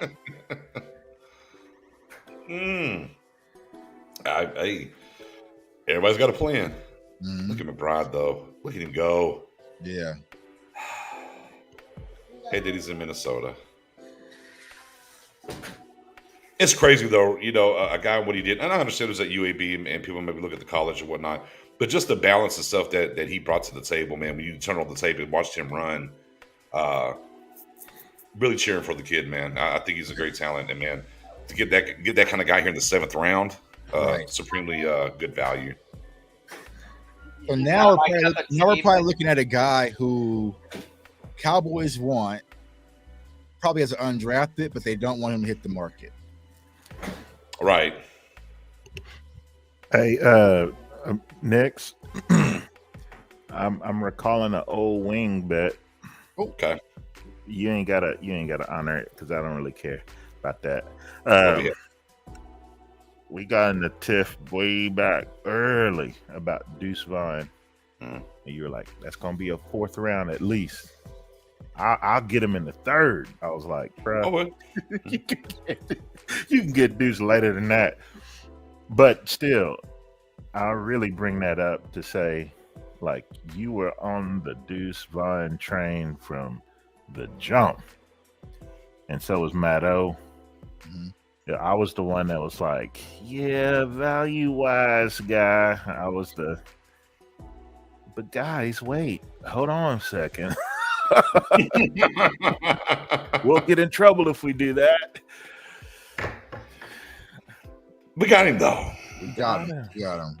What did Jerry say the other night whenever they were asking about where was Mozzie on the board? And he was like, who the hell cares? Something like that. Yeah, we got him. We got him. Oh, man. He didn't show the board this year. He didn't. You know what they did do, though? They made sure to unfold that piece of paper in the hand and show you where those picks got traded, who they got for him to matter. For real. I see what y'all doing. I see what y'all doing. You know, the funny thing about McBride is he's not my cup of tea, but he might go out here and be Frank Gore. Mm-hmm. You know, and just be like slow and steady and get the job done, play in and play out each year. Mm-hmm. But, you know, I'm like every other guy. I want the next Chris Johnson or Clinton Portis, where those guys bust way harder than anybody else, but you have a guy like this that just gets the job done. Right. And that's my feeling on Benaconda. Benaconda, I think, is going to go one of two ways. He's going to be really good for 5 or 6 years, or he's going to flame out in about a year and a half, 2 years. Yeah. I can the high ceiling, but really low floor to a certain extent. And that's the other thing here about Deuce Vaughn as well, is his usage is going to allow him to be in the league longer. If you have the role cut out for him, which you saw with like a Darren Sproles type and so on and so forth, you know, as long as he can translate what he's done in college into the league, he's not going to get beat up with a ton of carries and stuff like as a traditional running back is, being that ultimate weapon. You know, you can have him here and a guy that you feel confident in, you can get him to a second contract and different things that you can do with him in the building. No one's ever going to mistake him with a 20 touches per game type runner, right? Right. He'll be your 10 touches, maybe 15 on a good day. But, yeah, there's not going to be any confusion in the room as far as, do we give this guy the ball 20 to 30 times? Right. I mean, here's the question. And you brought up a good point here, Tuck. This could be where they want to draft the guy that ultimately they might think undrafted, but they don't want to fight with nobody. Right. What is that position? Could it be quarterback? Max. I mean, could it be quarterback? I don't think they will have to fight with Max. You know, because he's TCU, he's homegrown kid, so I don't think he will have to fight. I mean, anything could probably be defensive tackle. Okay. Right. Like gonna have a high market. So like Don mentioned, like Moro Jomo, like Joseph Tavi, maybe those some guys are gonna get a lot of offers. Offensive tackle, maybe, you know, something on offensive line, maybe. But man, like if it's me, like I don't know, y'all. It's Andre Carter and Ivan Pace kind of sitting there, like just why not? Why not? Like, what do you have? You have 0 to lose, right? Yeah, you have 0 to lose, 7th round, and you know what you're going to get. You know what I'm saying? Like they might not have the craziest upside. You might not like their measurables, or Or like someone just mentioned in my chat, yeah, Voorhees too. I would go probably get Voorhees too. Sure. Because, you know, He's not going to cost you a roster spot. right. Yeah. And you can stash them. Yep, it's just a little stash pick. Right. Yeah, I would do that. Yeah, I would do Voorhees, Carter, or Pace here. Just get them. But I think like you almost want to say running back is a key position. You can probably go get somebody as a high undrafted free agent because you can say, look, we have at this point one running back that has a contract past next season, and that's Deuce Vaughn. He's not going to be our bell cow. Right. Right? Offensive guard, we drafted Richards. He's listed as a tackle. You can go in and say, look, we have 1-2 guards on this roster that 1-year contracts. Cornerback, it's open. Wide receiver, it's open. Like, those are the main positions you can have open, and maybe you draft something outside of those positions. Right. So you can say, we don't have a draft pick allocated to this. Right. Everybody we pick, they're on the even playing field to go battle for a job. Right. So, with that being said, they'll probably take one of those positions, but that's how I would do it. I would pick something outside of those positions so I can say the market's open to make a roster spot, whether you put in the work or not. Eli Ricks is still undrafted, right? I would. Yeah, Eli Ricks is on the board still. Jared, you know what? Did the Syracuse kicker get drafted yet?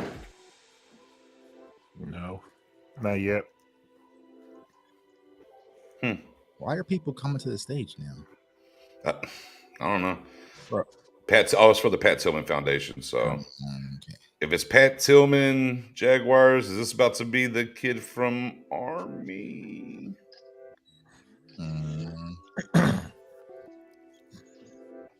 Nope. Cooper Hodges, guard, Appalachian State. Didn't know that one. Here goes another punter highlight package. I'm here for it. Wingate. We got Wingate punter package here, guys. This is peak 7th round content. Peak, I tell you. You know, at this point, here's something I often think about. Every year, I go into it going, I'm not going to be influenced by anyone.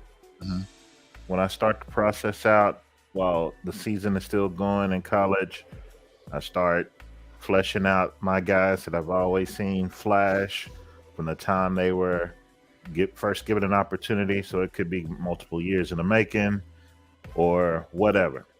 And then whenever everybody's ready to talk about draft, which is around January, or when their team is put out of the playoffs or, you know, don't have a chance to contend. Yeah. So then I start to allow myself to, all right, I'm going to go look at lists of trusted media guys. Dane Brugler is one, you know, often brought up in the Cowboy circles. But I'll start looking at those lists. And then it's like, all right, who did I miss? All right, check. Got it.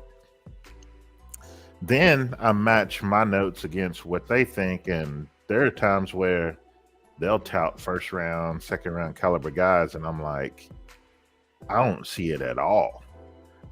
And then like guys like y'all who I rock with, I miss it. You know, y'all start sharing your stuff because y'all are fully in the process by that point. And then I'll let myself, you know, be influenced. For example, this year, Jacorian Bennett, I was influenced by Matt O with that one. Drew Sanders, I was influenced by Nix with that one. Mendoza give me all the day 3 types. So I'm definitely influenced by Mendoza all the way through. But there are certain guys like A.T. Perry. I saw his stuff and immediately was like, nope. I didn't even need a full game. And then I got a buddy who's like, man, what you think about A.T. Perry? Like literally an hour or so after I had stopped. And I'm like, bro, I don't see it. He's like, I'd take him at 58. And I'm like, huh? So then it makes me question myself to go, what did I miss? So let me go watch some more. And then I start trying to talk myself into, okay, maybe 4th round, 5th round. But it's guys like that at this point where I'll look at the board that I did not have on my board to begin with. I let others influence me, and yet here they are still here. So it's like, you know what? I'm getting to that point where it's like, just trust yourself more and more. Mm-hmm. But do still be open-minded enough, because there have been a number of players where I either didn't know them, wasn't high on them, had my mind changed because I was able to see something that others were able to see in them. So for the people out there who might be watching, who want to get into this type thing, this is only my first season being on camera doing it. But, don't sell yourself short. Right. If you got an eye and you like football and you watch college and you see a guy flash within a game live, just write that name down. Mm-hmm. And then spend the block back around whenever you have some time to really watch that one player. Right. In replays, or you might catch it on a game breakdown if you're fortunate enough to get some all 22 type stuff. It's real nice. But really, this thing ain't that hard. Yeah. It's time consuming. It's time consuming as hell. Like I said, I think I went overboard this year, so it's like, but yeah, Dom, just like you're saying, man, you got to do your own research and trust your own opinion. That's why I tell people, if you got to mute my film sessions, mute me. Like, I want you to watch what I'm watching, but you're going to see things from a different lens. And when you see it, like, stand on it. Like, we all kind of pull from each other, but there's sometimes, like for Andre Carter for conversations, right? On the final word draft show, they were high on Andre. So I went back to watch and just double check, and I was like, nope, still not there. So it's like, all right, but I respect everyone's sword. Where it's like, okay, well, let me double check to make sure I'm not tripping Tuck, and I'll go back and double check, and it's be like, yes or no. So that's what it's all about, man. Yep. But it's a process. You definitely have to put in the work. I mean, especially you're gonna get on in front of camera, because the last thing you want to do is kind of shoot things out of your ass, especially when you're getting to work, so. Right. And, I remember the first time I ever commented to you, Tuck, it was the 22 draft, probably like the lead up to it. And you were on a show, probably the round table or something. And I just dropped in the comments, like, Tyler Smith. Mm-hmm. Nobody's talking about him. Like, this guy has first round traits. Right. It's a guy you need to look at. And you were just reading the comments, and you literally said out loud, oh, okay, I see a guy Dom here talking about Tyler Smith first round traits. Yep. I'm gonna stash that. Right. And so that's the kind of thing we're talking about, because you can be in the comments and sharing something that we don't know. We've never seen a player, just haven't had an opportunity to even look. Are they doing a damn concert right now? Oh, that's from last night. Okay, about to say. Oh, Voorhees off the board. Baltimore 6 man. Of course. Sounds like a Baltimore pick. Yeah. That does. It does. Dang it. Well, let me cross them off my undrafted free agency list. Next dream pick. What's the next one? Yeah, so that's a pick of a guy they don't want to hit the market. So it's just like, you know what? I'm gonna go ahead and get him now. But we took Andrew Voorhees.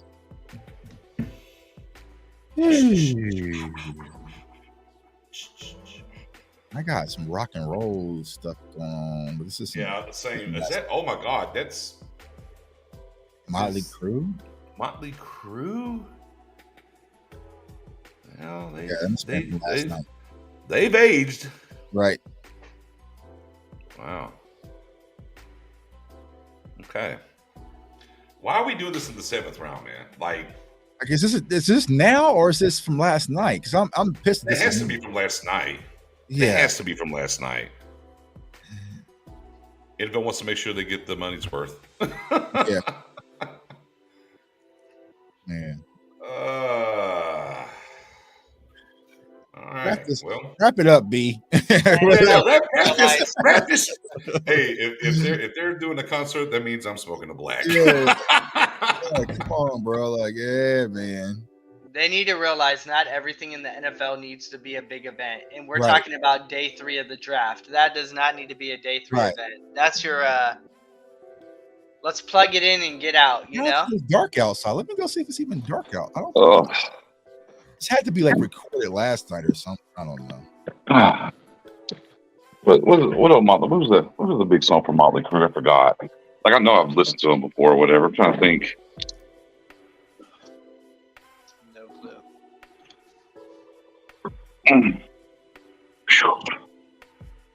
Hey, I'm old too. I'm just saying. Like I had to squint and really look at them to figure out who it was. I'm like, damn, the boys a lot of hard living over there for the Crew. A lot of hard living. You know what they say about the cane, and we're not talking about sugar. I don't know nothing about all that. Yeah, that girl. Yeah. Dr. Feelgood. Yeah. It's coming back to me. There we go. Appreciate you, John. That part. I'll be also. Cowboys can't lose here with this last pick, in my opinion. Yeah, we're pretty much done. So. Yeah. They can't. Like, there's nothing really overall where it's be like, oh my God, we whatever the case may be. Go land a solid prospect here, whether it's interior. For me, guard, corner, linebacker. Mm-hmm. I mean, you can pretty much do anything here except for Max, Yeah. and I'm good. Here's also a thing to think about. Deuce Vaughn is pretty much a hybrid receiver / running back. So Weapon, right? Weapon. So that's what we were wanting. That was my frustration with how the draft was going. I didn't feel like we addressed the offensive line, right? And I feel like we just didn't get any weapons, right? So they went ahead and got it.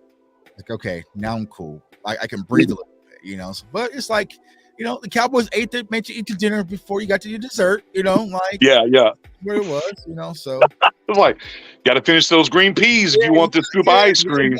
Like 2 more bites. Just tell my kids that 2 more bites. And then,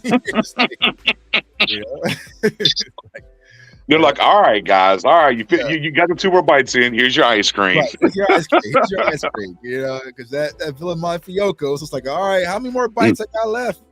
Oh, is Duggan? Yeah, Duggan's still available, Kingslayer. Yeah, he's still available. And Tanner McKee is still, is he? No, he went to the Eagles. Salute. I went to the Eagles. Yeah. Who did? Tanner McKee. Oh yeah, Stanford. Yeah, Eagles drafted him. Mm-hmm. Yeah, so good thing they got that Jalen Hurts deal done before they drafted him. Right.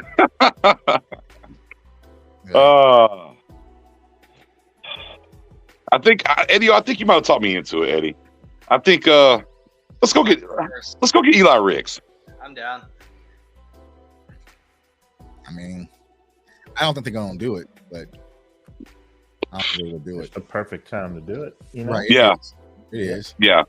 As much look, I mean, I'm always pound the table for Hunter Lipke, but overall, and I think Hunter can be a weapon in ways you can use him. But now, if I'm being honest about the evaluation process here, and you think about what they did getting Schoonmaker, you think about how you can use Hendershot maybe in that H-back role, it might be just a little obsessive here to go get Hunter Lipke. But meanwhile, Eli Ricks guy, high ceiling, some character issues. It's the right kind of pick here, and you want to battle for him for you in the undrafted side of things if you take him here. Right. He might be the first guy, first big guy that everyone's banging the phones for.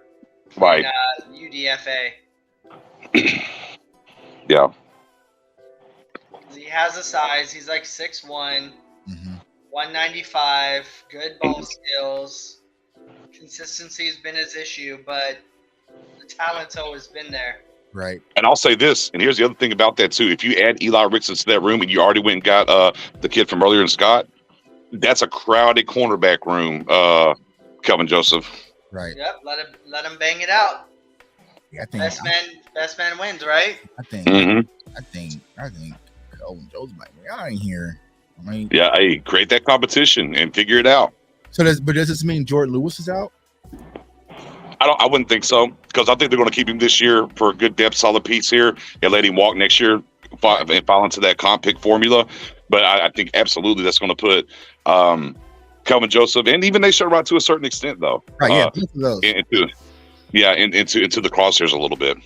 So yeah, so we have Diggs, Gilmore, Bland, Lewis, right? Scott, because he's going. Yeah. That's 5. Yep.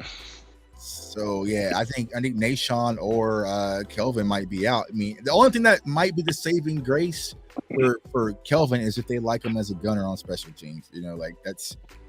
But I don't know. Right. But Eli Ricks might be coming here as a 7th round pick and be that day one for you. Oh, right. Yeah, you can go find those. Right. My guy Isaiah Land out of FAMU as well. So this is. Oh yeah, it's a good name. And look, if you want to get a project guy, wide receiver, again, I'll bang this up here for a guy that I like, Matt Landers, out of Arkansas. Was over there in Georgia, went to Toledo for a little bit. Size has it. Like if you think about TJ Basher, he's a faster Basher, right? And has some wiggle once the ball's in his hands after the catch too as well. So 6'3" guy, lengthy, definitely a guy got some speed to him. Will be a nice project here as well. I'm still hard to not consider Andre Carter. Like, even though I wasn't out on. I mean, I was out on him, but I wasn't out on him. I wasn't that out on him. So the 7th round pick guy with that length, and they can just get to the quarterback and let him clean him up a little bit and put some meat on his ribs. And look, here's the thing: it could be a perfect stash guy, right? Here, right? Like, okay, look, we're going to get you here, but we're going to, get you through camp, let you do your thing, and maybe, hey, you'll be on the practice squad, and we'll move on from there, and really try to get you ready to rock for next year. With Dorrance Armstrong, leaves the building, Ted McKinley's leave the building, and stuff like that. So there could be something there, right? As running backs are concerned, I mean, we're pretty much done. But is there anybody left you think of besides Evans? Went though, didn't he? Yeah, Evans is gone. Rodriguez is gone. Yeah, so they pretty much got wiped out. Most running backs, I would say. I mean, the only one I would probably consider is Keaton Mitchell. There goes Valentine to Green Bay.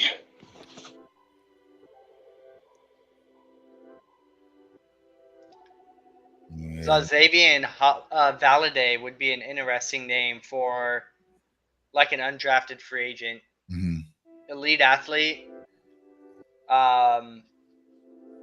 Problem is he could be Kalen Ballage or he could be, a legit dude. So, but Arizona State guy. Yeah. I mean, Rajon Wright, anybody? As we're talking about Eli Ricks. Right. So I was going to touch on that. Do you think they would actually bring in Rajon with him potentially battling to push his brother out the door? Hey, I don't know if they would do it though. Yeah. All right, that's pretty cutthroat. It would be cutthroat. Oh, I'll tell you though, Tucker and McIntosh are running back still on the board though. Interesting. I'm very intrigued to see where they're going to land. It'll be screwed up, but it'll be fun. It'll be, like put both brothers in the room, tell them compete. Find a spot. Take it like I was in the backyard growing up. Right. Yeah, let's find it out. How bad you really want it? Right? Yeah. Difference is this one's for a paycheck. Man, I tell you what, man, you do not want to be a super fan. So I met a few of the super fans, and of course, they get all the camera time, but they're like, man, you have to wear this stuff nonstop. Like you got to always be in costume. You get stopped for 1,000 pictures. It just, I was like, damn, man. Hey, they chose that life. Yeah, it was a lot. Yeah, you know what you're signing up for. Yeah, right. Oh, I need to go up there. Man. I was hoping when I came back in from the smoke we'd be at 240, but unfortunately we're at 233.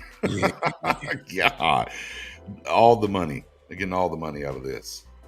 Milking it dry, dude. Oh yeah. Commanders see where our division foes land. Me and Tuck's most hated NFC East rival. Commanders left hand up. Who are we? I don't want to sound like a jerk, but I kind of hope day 3's the ratings tank. That way we don't deal with this ever again. It's like, this has gone longer than day 1 and day 2. Yeah. I mean, they need it. I hope. Yeah. I mean, we 6 hours. Right. Yeah. Sheesh. This is why I like baseball. The baseball draft. The baseball draft, like the first round is the longest, and then you go through about 11 rounds in like 30 minutes. Right. Not literally, but still, it's Right. fairly quick. What is the blue light behind me? What, this light or the one back there? That one's just the LED lights. This is just the Andre Jones, linebacker of Louisiana to Washington. I know the kids out there gotta be tired. Man, they got that untapped energy, man. Yeah. They got that high motor. They're I was fine. out there yesterday at 11, and by the time my wife picked me up at 6, I was done. And that's before the draft even started. I was like, hey, I'm done. Yeah. Yeah, come get me. Yeah, come get me. You got a chance to come get me. Come get me. Like, Come get me. Yeah, when I went to the Dallas draft in 2018, day 1, cool. Day 2, yeah. Day 3, it was like 5th round. We looked at each other. We were like, y'all ready to bounce? yeah. Yeah, I thought about it. I was like, we can go out. It's really nice here in Kansas City. Like, do you want to go out? I was like, nah, I think I'm good. I think I got all the draft, this stuff I got out, you know. And like I said, next year it's in Detroit, so I ain't remotely even go. I don't get there how much I'm not going to Detroit. So Jason Taylor II, safety Oklahoma State to the Rams. Yeah, which is crazy, Dom. Like that's where I bumped into Spoonie, and hell, we might have saw each other in passing. We just never spoke. Crazy, you know, being in the building like that. Day 3 for us though, which was really fun. We actually got picked to go to the floor and sit, and we got to go behind, meet Miles Austin, some other people.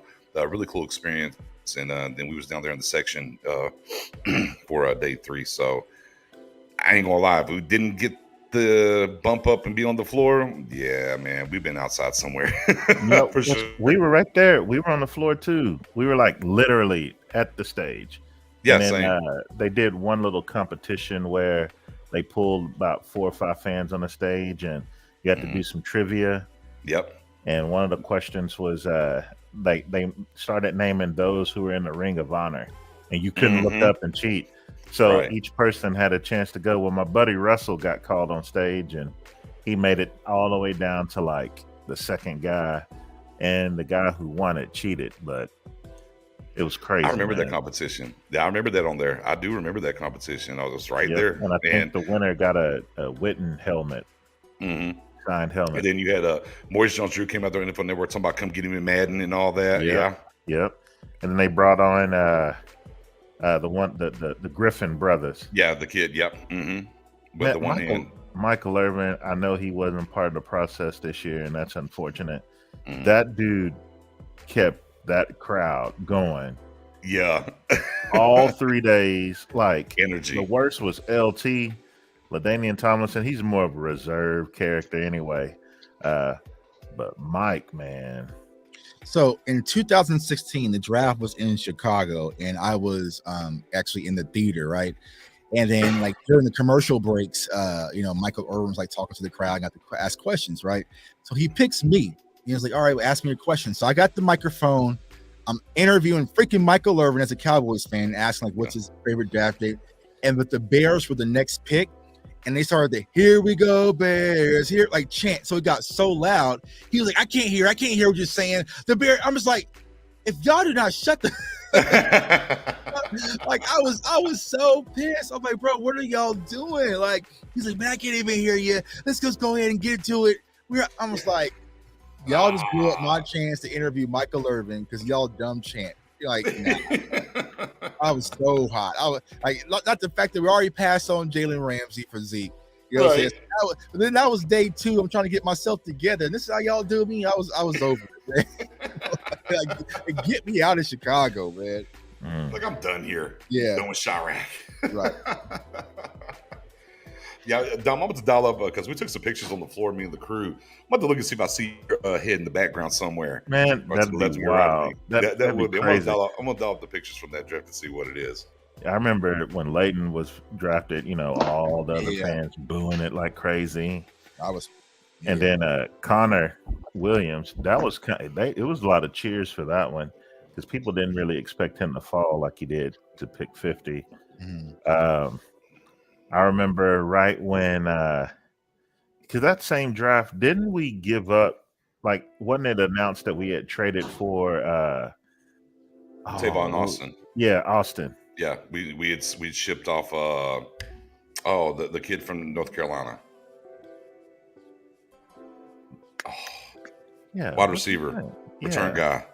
We flipped him for Jahad Ward. Yeah, we traded him that draft, and then we went and traded for Tavon Austin. Man, what was his name? Dang it. I can see his face and everything. Me too. I forgot his name, though. I blanked. Somebody in the chat knows it. Anyway. It was a white guy, wide receiver, short. Number 10, I think, when he was in North Carolina. Yeah. I remember by the time we left, we were like finally kind of out of all the Dallas traffic, and Bo Scarborough was announced, and we saw Bo. it. It's like, okay, we left at the right time. Big Bo. But yeah, that draft experience, that's just a cool experience. And if anybody out there watching hasn't, Ryan Switzer, thank you, Rohit. Ryan Switzer, yeah. Definitely get to the draft. It's unfortunate it's in Detroit next year. You ain't gonna find me in Detroit. Yeah, that's what I'm saying. Hey, what Micah Parsons saying? Ain't nobody want to. Nobody want to go to Detroit, man. Like, yeah, this will be a live stream from the crib next year. But Super Bowl, whole different story. Hey, yeah, the bowl. Yeah, we're getting there. Anthony Johnson Jr. is still there. Yeah. Ronnie Hickman, safety. 8 picks away. When we make the pick, I might hop off before it and try to get on my phone because I'm late to that party.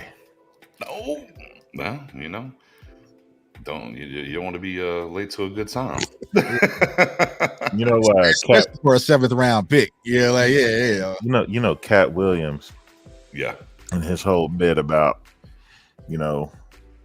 my white brothers, all they worry about is that last thing they say right before they leave. Mm-hmm. Tonight, we're getting messed up. There's gonna be a lot of boys at that party who got that mentality. Yeah, I'm church boy. I don't. Try to get there late. Don't show up too early. Don't stay too late.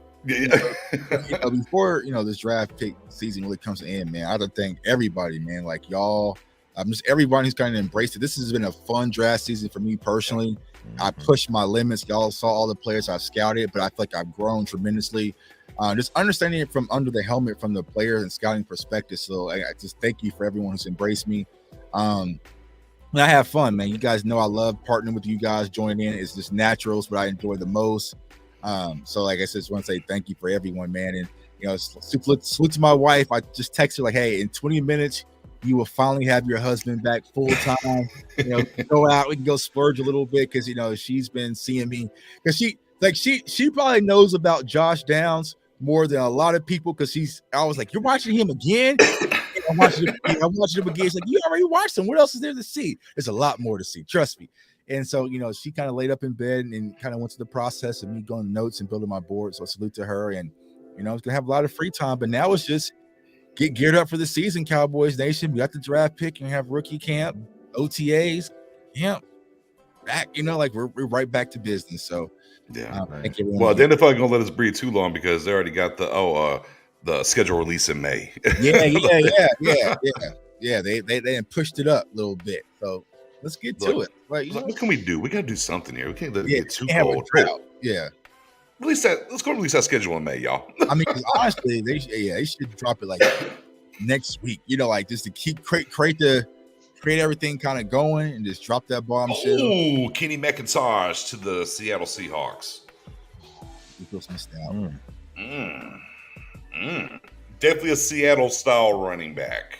Yeah. Fits the mold. They got a guy. Yeah. It's funny because we always talk about the Cowboys have a type.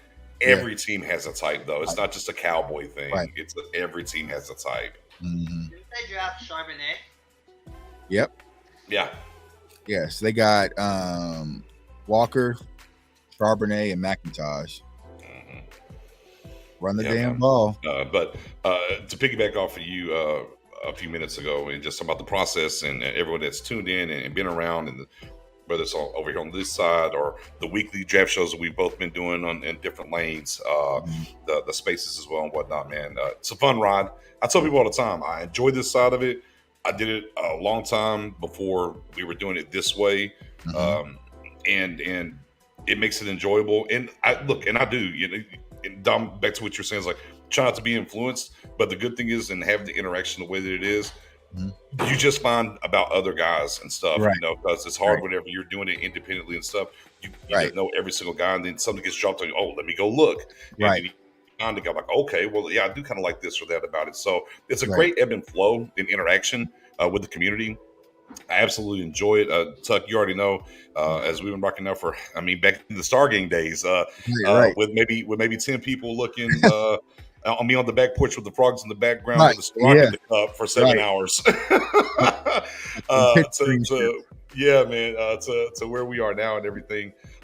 Just appreciate everybody for tuning in with the support and everything and dropping the jewels. Shout out to the Wrench King in the building as well, to Mendoza and whatnot. So yeah, man, it's just a fun ride, and you know, this is the payoff for all the work. Whether you love the pick, hate the pick, indifferent on the pick, hey, it is what it is. You just kind of see, you know, to the point of, doesn't matter if the guy that you scouted or thought about went to your team or not, but where did he go? And the evaluation process in that, and where you thought these guys were slotted at and everything else, and seeing those things happen, it is a fun time of it. If you happen to hit a guy or two for your team, hey, even better, if you will. So salute to everybody. Appreciate everybody. Yeah, and I tell people, even though I'm a Cowboys fan, quote unquote, like draft season, it opens up to all NFL fans. Like I said, I got a bunch of Bears fans, Jags fans, a lot of people now coming to the videos like, okay, what about this guy that we just got? And now they're like, okay, I see what the team was seeing. So it's like, that's what the fun really comes down to. It's like building yourself up to the draft process and growing. Like you said, we do things independently. We can't know about thousands of prospects, right? So you guys might toss a name. Knicks and others that I work with, you guys know we're comfortable saying, I don't know, let me check it out. Like, I'm not going to be like, oh yeah, so on the video. Like, no, like, all right, let me see, you know, let me go check it out. Like, we're not going to sugarcoat stuff. So it's good, man. Like I said, I enjoyed this process. Next year, I might not go as crazy, but like I said, it was in my own backyard, so I had to be buttoned up for everything, you know. So 10-4. Next year, I'm gonna let y'all do the work next year. Like, I don't know, you tell me, you know, who y'all want to take? Yeah, who y'all want to take? Yeah, man, what y'all know about? Let me ask y'all a million questions, man. All right, Chargers, Chargers got Max Duggan. Did they? Yeah. Yes. Kellen. All right, Kellen. Good job, Kellen. Well, here's the fun part, right? Because who else did the Chargers take? They took Davis and they took Quentin Johnston. So they going the Eagles route with TCU. Yeah, that Kellen said, "Hey, I just came from Dallas, the greater Dallas area. I got some guys in the back pocket y'all should draft." Right. I don't know if y'all know about these guys or not, but I got you. Right.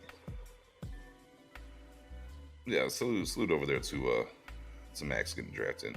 Renegades versus Roughnecks, South Division Championship. Okay. They were so close, 240. Come on. And since we're on the thank you tour, I just want to say thanks to Nix for bringing me up on here. It's been a year, and, you know, you kind of gave me a little time to shine with this whole process, and I appreciate it, man. No, absolutely, man. You know your stuff. And, you know, consistently in the spaces. And I was like, okay, let me get him up here. And, I mean, you were just doing your thing and had good football insight and everything. And it was only right to make sure that I gave you some time here on the Drive Show on the YouTube channel as well for everything we do on the Twitter side of things and whatnot, to be able to come over here and spread that knowledge. And, you know, same thing whenever Dom and anyone else, y'all see me all the time. I'll retweet people. I'll tap in. You know, I don't know. Some people, if I see a good content, I throw it up there and try to share it with people. And I try to build around people, the right kind of people that I think that have a good temperament for the game and what they look at. Doesn't mean we'll always agree. We won't always agree, right. You know, but it's within the construct of understanding and getting better. And what you've done in the space work and everything else, and how you look at the game is fantastic with your knowledge and what you do. So it was only right to get you over here on this side too, and spread it with the nation, man. Spread it with the nation. I'm trying to get Tuck to put in the word to move the draft to San Diego, but we'll see if it happens. I would love that, man. I need a San Diego draft. I need a South Beach draft. Like that's more like I'm talking about Detroit. Hey, it's a valid point here from John, and I would change. Not just did Kellen need a Cooper Rush on his roster, he needed a ginger. Oh man. Let's see. I would have took Max Duggan just for like I would have Taysom Hilled him, just those little. Yeah. Just get out there and you're a tight end, you're a quarterback. Yeah, I mean, Tebow packages. Yeah. well. Oh, there's a fullback. A fullback's been drafted. Well, I'm not sure if you guys know, but Luke was a quarterback. So. Oh, it's true. Yeah, very true. Derek Parrish, fullback from Houston, goes to Jacksonville. How about it? Fullbacks do matter. Okay. Yeah. So yeah, maybe we. I like how he's a fullback, but they said he had 5 sacks. Oh, there it is. Okay, 17 career sacks for the fullback out of Houston. Okay, and 33.5 tackles for loss. So is he a converted linebacker that y'all got sprinkled in as fullback? Oh man. Oh, Greg. Oh, she's still around. I mean, I just topped it up with her. She's been very busy at work and everything. Said she's about to get stuff settled down. She'll be back in rotation soon. So just life stuff, man. And working a new job and everything. She's a big wig lawyer. So, sometimes you got deadlines and everything else. But she's still hanging around in the background. She's just been really, really busy with work, man. Yeah, put Luke Schoonmaker out there and at quarterback a little bit, run a little bit. Yeah. Little Wildcat. Yeah, little Wildcat. Yeah.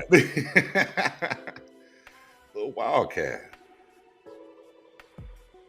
I guess with the 2 wide receivers and Max coming from TCU over there, maybe that top 5 quarterback people talk about should be nervous. Yeah. That's how it would be in Dallas if we'd have took him. Is Max Duggan the future quarterback of the Dallas? Oh, you already? Oh, yeah. And it would have been a whole conversation. We would have been arguing it. Like, I didn't want that circus, man. Yeah, I didn't want that circus. Big facts. So we got Pittsburgh, Green Bay, Giants, and then the Cowboys. Pittsburgh selection. Where you going, Pitty? Oh, Trice to Pittsburgh. And they already got Joey Porter Jr. Right. Ooh. The Rick's Picks lives on. And see, so here's my thing. Is like, I kind of got frustrated with this Cowboys draft. It's like, I love what the Steelers are always doing. They're always doing dark, grimy attitude. Like Corey Trice fits what Pittsburgh was doing. Like Darnell Washington fits what Pittsburgh. Joey Porter. It just fits, right?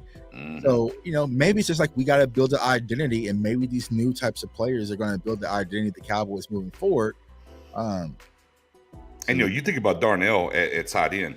Let's not forget about that rookie wide receiver they got from Georgia last year. What kind of attitude he brings to the table? And then they also got they got Pat at tight end too. So Darnell Washington's really coming with your tight end too. Yeah, they got Najee Harris. They got Kenny Pickett. They're getting a little dark and grimy over there in Pittsburgh. So I like what they're doing over there. So it's just that consistency. Like when you have an identity and you know what you're looking for, it makes it easy to shop. And I feel like maybe that's why the Cowboys have always kind of been all over the place because you don't know where we're looking. So they drafted tough guys last year. Right. That's what I'm saying. The last 2 years, so it kind of feels like that's their build is more blue collar toughness versus flash. So yeah, finesse, if you will. Oh, they got Gesicki too. Oh, damn. Who does? The Steelers? I thought New England signed Gesicki. Am I wrong? Yeah. Maybe I am. Okay. Yeah. So Steelers loading up. Young quarterback get some tight ends, huh? Big targets. I agree, baby. The pick is in. Tell me who the pick is. Come on. Seeing Dallas there, I'm salivating. Right. Let's go. Let's see what it is. How many picks are left in this after Dallas picks? I don't know, and I'm not sticking around to even see. I'm just wondering. 44, the last pick. Mr. Irrelevant's 259. Who will be Mr. Irrelevant? He was relevant this year, Yeah, or he this was past hella season. He He was was hella way relevant. too relevant than I did. Like, hella relevant, you know. Maybe the most relevant, Mr. Irrelevant of all time. Yeah. Bruh. All right, Green Bay Packers. That completion to Kittle, man. Like Man. Dix would just let's put a shoulder pad into him, man. Would have flagged him. Defenseless I receiver. You already know. I would took the flag at least. That's fair. You That's know. Yeah, the safety, down, Anthony swing. Johnson Jr. goes here to Green Bay. Good value pick. Good value pick here. I'm thinking about this Cowboys pick coming up and what I'm about to eat after this Cowboys pick coming up. Yeah. Like I said, I'm about to go catch up on some TV shows. Like, man, I'm about to have my life back. You know, like it's gonna feel nice. Yeah, I'm gonna grab a quick bite to eat and then I might take the wife and kids out to dinner. You know what I need? What you need? Margarita. That's fair. Real margarita me. Draft over margarita, because they had some lemonade things at the draft yesterday, and those things were strong. They had like Don Julio and everything, and we had a few of them, but it ain't the same. I need a margarita. Fair enough. I'm not mad at it. Yeah, man. I will say I do have, I think, a little bit of Gentleman Jack in there. I might have a little cup, but I'll probably run a post show space as well. So you're a bold man. The light at the end of the tunnel. Just like my guy Mendoza says, man, I'm about to go dark. I'm about to go hella dark. I'm like, what's up? Oh yeah, after this space, after this round ends, yeah. 0 Dark 30 for a little bit on the content for sure. Are you doing the space right after this, Knicks, or are you going to do one later on? Oh no, I'm trying to get it knocked out and get on with my life. I ain't trying to take a break. I'm about to go to this little birthday party. So no, do what you got to do. It's all good. Like I said, here's the thing: if I take a break for like an hour or two, you're done. I ain't going to. That space ain't going to happen. I'm telling you right now. I'm in the mode right now. Let me knock it out, get it done, or it ain't happening. Yeah, I'll you on that. About to get some Chamorro food. That's the plan. Okay. Let's see here what's going on over there. That's the closest thing we have to a good barbecue out here in San Diego. Chamorro or Islander barbecue. Got to do what you got to do. Pick is in for the Giants. Pick is in for the Giants. Man, that Corey Trice pick, man. Steelers sneaky here in day 3, man. Sneaky.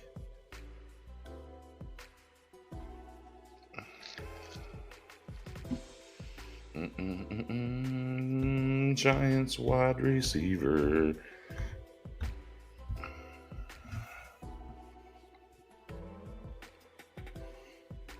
Man, appreciate that, John. Have a great one, brother.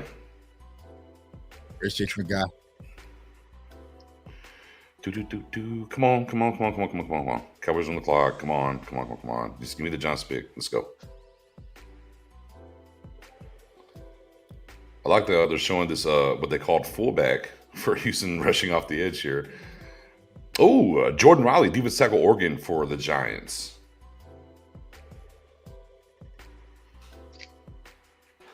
And we ride. All right. Hunter Lipke, let's go. My guy's Rick's. That's the prayer. Here's what's probably going to happen. It's going to be a name that we have no clue who it is. Yeah. Right? And Eli Ricks could be one of those guys that says, don't draft me. I'll take my chances as an undrafted free agent. Yeah. James, Ivan Pace is on the board too. Don't think the Cowboys will pull the trigger, but pick is in. Ivan Pace, man, grew up as a Cowboys fan too. Yep. I love it. A weapon.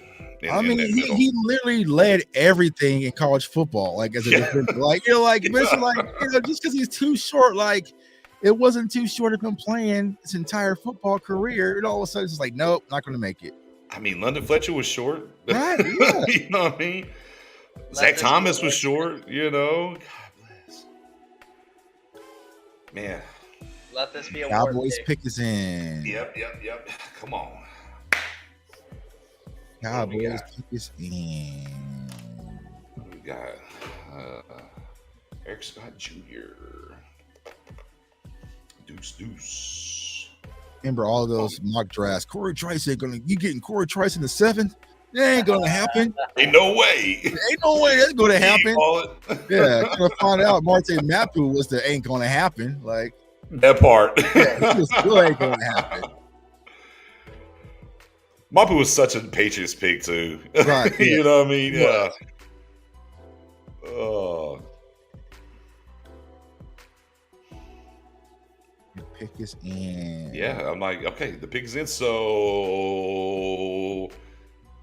they're like, guys, we only have like 10 picks left. We got to really drag this out now. Right, and it's the Cowboys. Let's make it dramatic. Yeah. I'm telling you right now, this thing's probably going to 6 o'clock. Yeah. That's the schedule, I think. Yeah. Not me. Yeah, as soon as this pick is in, I'm outie 5,000. Yeah. We're shutting this thing down. So I can have a few minutes and maybe get a little bit of grub, and then I'll run the space on the other side. But I'm good on the rest of this. And of course, what will happen is the Cowboys end up trading back in. Right. Yeah. Let's get 2 more second-round picks. Oh yeah, we're gonna go to commercial with the Cowboys. Come on, man, let us go. Let us free. Let my people go. Yeah. Ivan pace me, man. Ivan pace me. Sure, yeah, I'll be turned up about it for sure. Ivan pace me. Great way to buy 5 minutes of the 15 minutes left, You right? see, like those Seahawks people, they had that on yesterday. They had it on Thursday. Like, nah, bro, that's too much. Too much. Yeah. Too much just to get front row. Damn, commercial. Yeah, I told you. Yeah, they're like, oh yeah, we got to make sure we get this last little advertisement with the Cowboys on this thing. Yeah. Yeah, y'all better see all this Subway, Dr. Pepper, everything commercial right now. So let's say this. Let's compare this year's draft to last year's draft. How do you stack it?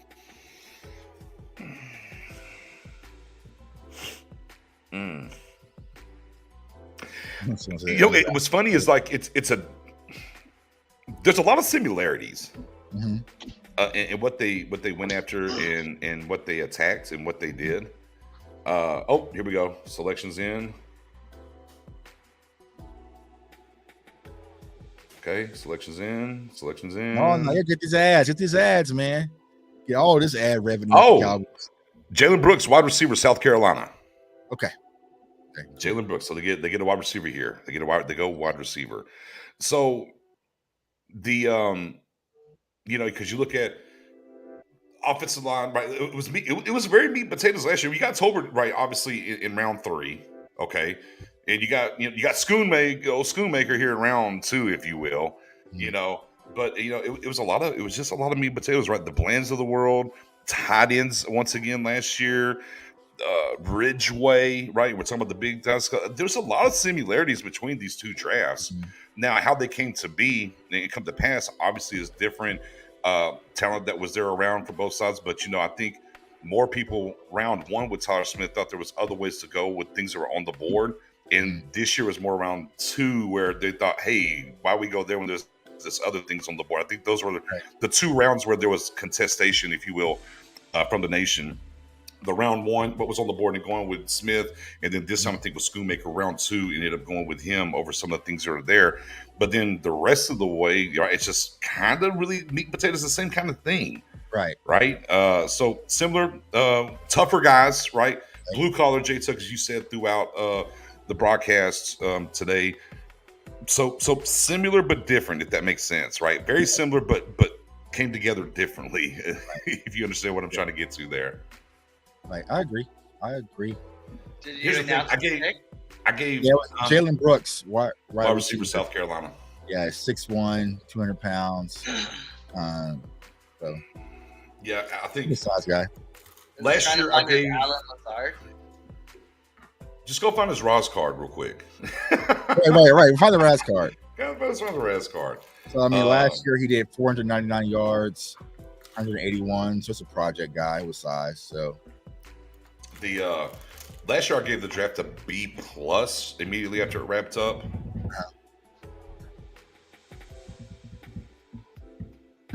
I don't know if I'll be a B plus on this one though. Yeah. I don't think I will be a B plus on this one. Let me ask you, are we considering everything? So there's boom, everything that can happen, everything that we know, players available. What's our original grade? I would probably say,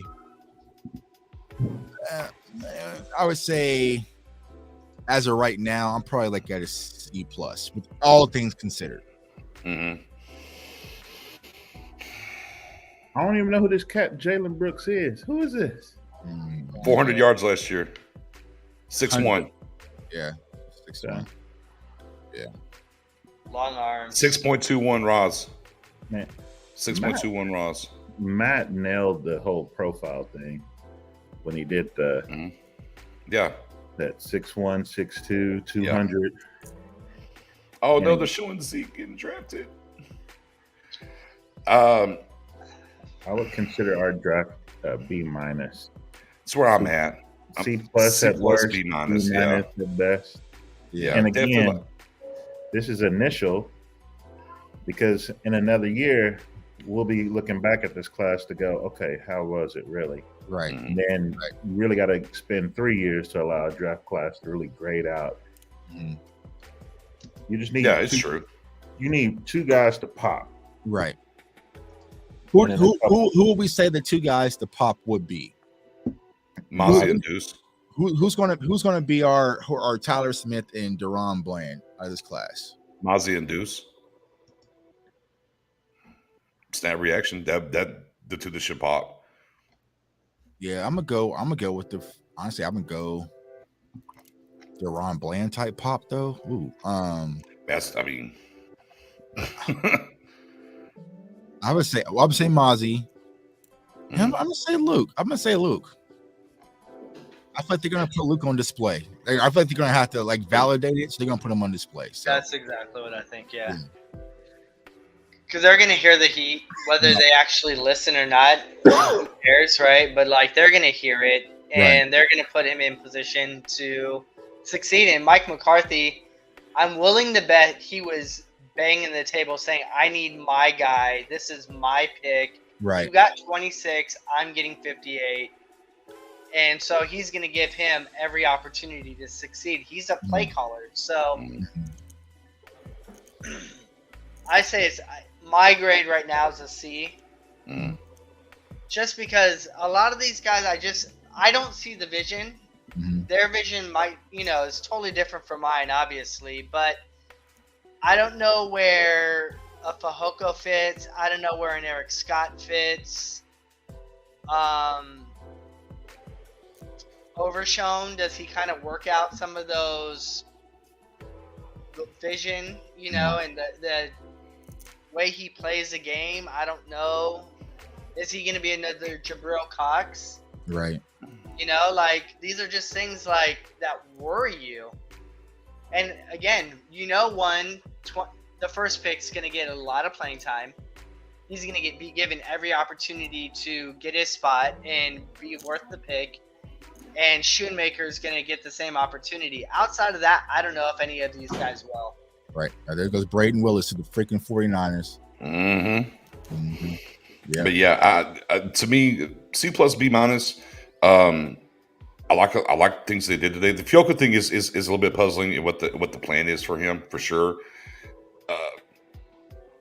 Schoonmaker's not and just we talked about in day 2 and what they took.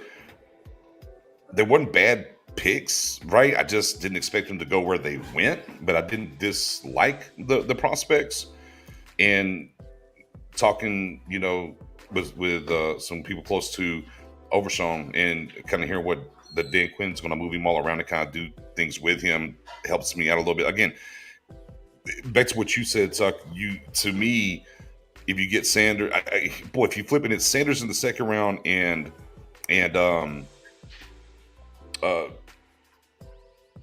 Washington in the third round, because you're getting both the same player, and this is kind of where I was yesterday with it, right? So with Overshown, I'm getting Sanders, weapon, move him around, let him do his thing, and I'm still getting a tight end that can be inline blocker, do his thing, right? And you look at the rest of the draft and how it rolls, I think ultimately you probably do feel better about it. Right. but I understand what they did because they have to plan ultimately what they're wanting to do in the tight end run or whatever. I think Mozzie is a huge get for this team and what it's going to mean for the edge guys and keeping the linebackers clean. I think that's a big get for them.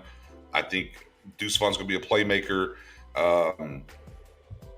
Shoe's going to have his opportunities, like you just said, as well, and we just kind of see. So yeah, C plus B minus. That's kind of where I land at on this, and kind of move on from there.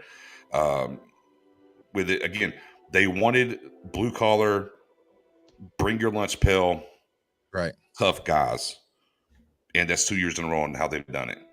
But Right. guys with traits, though, right? Guys with traits. They like to draft guys with traits and coach them up as well too. Right. Billy's pick All is right, in. guys. All right. Well, I'm signing off. Appreciate y'all, man. Yeah. All right, Now Doug, it's- take care, Now man. it's up to the players. Wait, to sort wait, it all out, Cowboys you don't want fans. to see what the Eagles pick is here, sir? Their pick is I'm in. done with them, bro. How they don't got more picks? Like, just get it over with. Just get it over with, man. Hey, with that being said, we'll put a pin in here also to wrap it up. As soon as the draft gets over here, obviously we got to dig into the undrafted guys and the steal of the undrafted free agents and who we get on that backside for sure. If you follow me right there and all of our names right there, you can find us on Twitter that way. I'll be running a Twitter space. So we'll wrap up the draft and we'll talk about these undrafted guys. And then I'll get to go zero dark third like my guy Jay Tuck is as soon as we wrap up here. So hit the subs. Make sure you hit the like button on the way out if you haven't hit the like button yet. And of course, it's always very important that you hit the notification bell. So in case you don't see when we're doing anything, you hit the notification bell whenever we do drop content or we are live, you get the notification to make sure you can come back through and check out what's going on. So this is concluding all 3 days of the live coverage of the 2023 NFL Draft. We'll see you on the other side. Y'all be safe. What you got there? Stay blessed, stay focused. What's that thing, Tuck? Yeah, stay safe, stay blessed, stay encouraged. Let's go. Peace.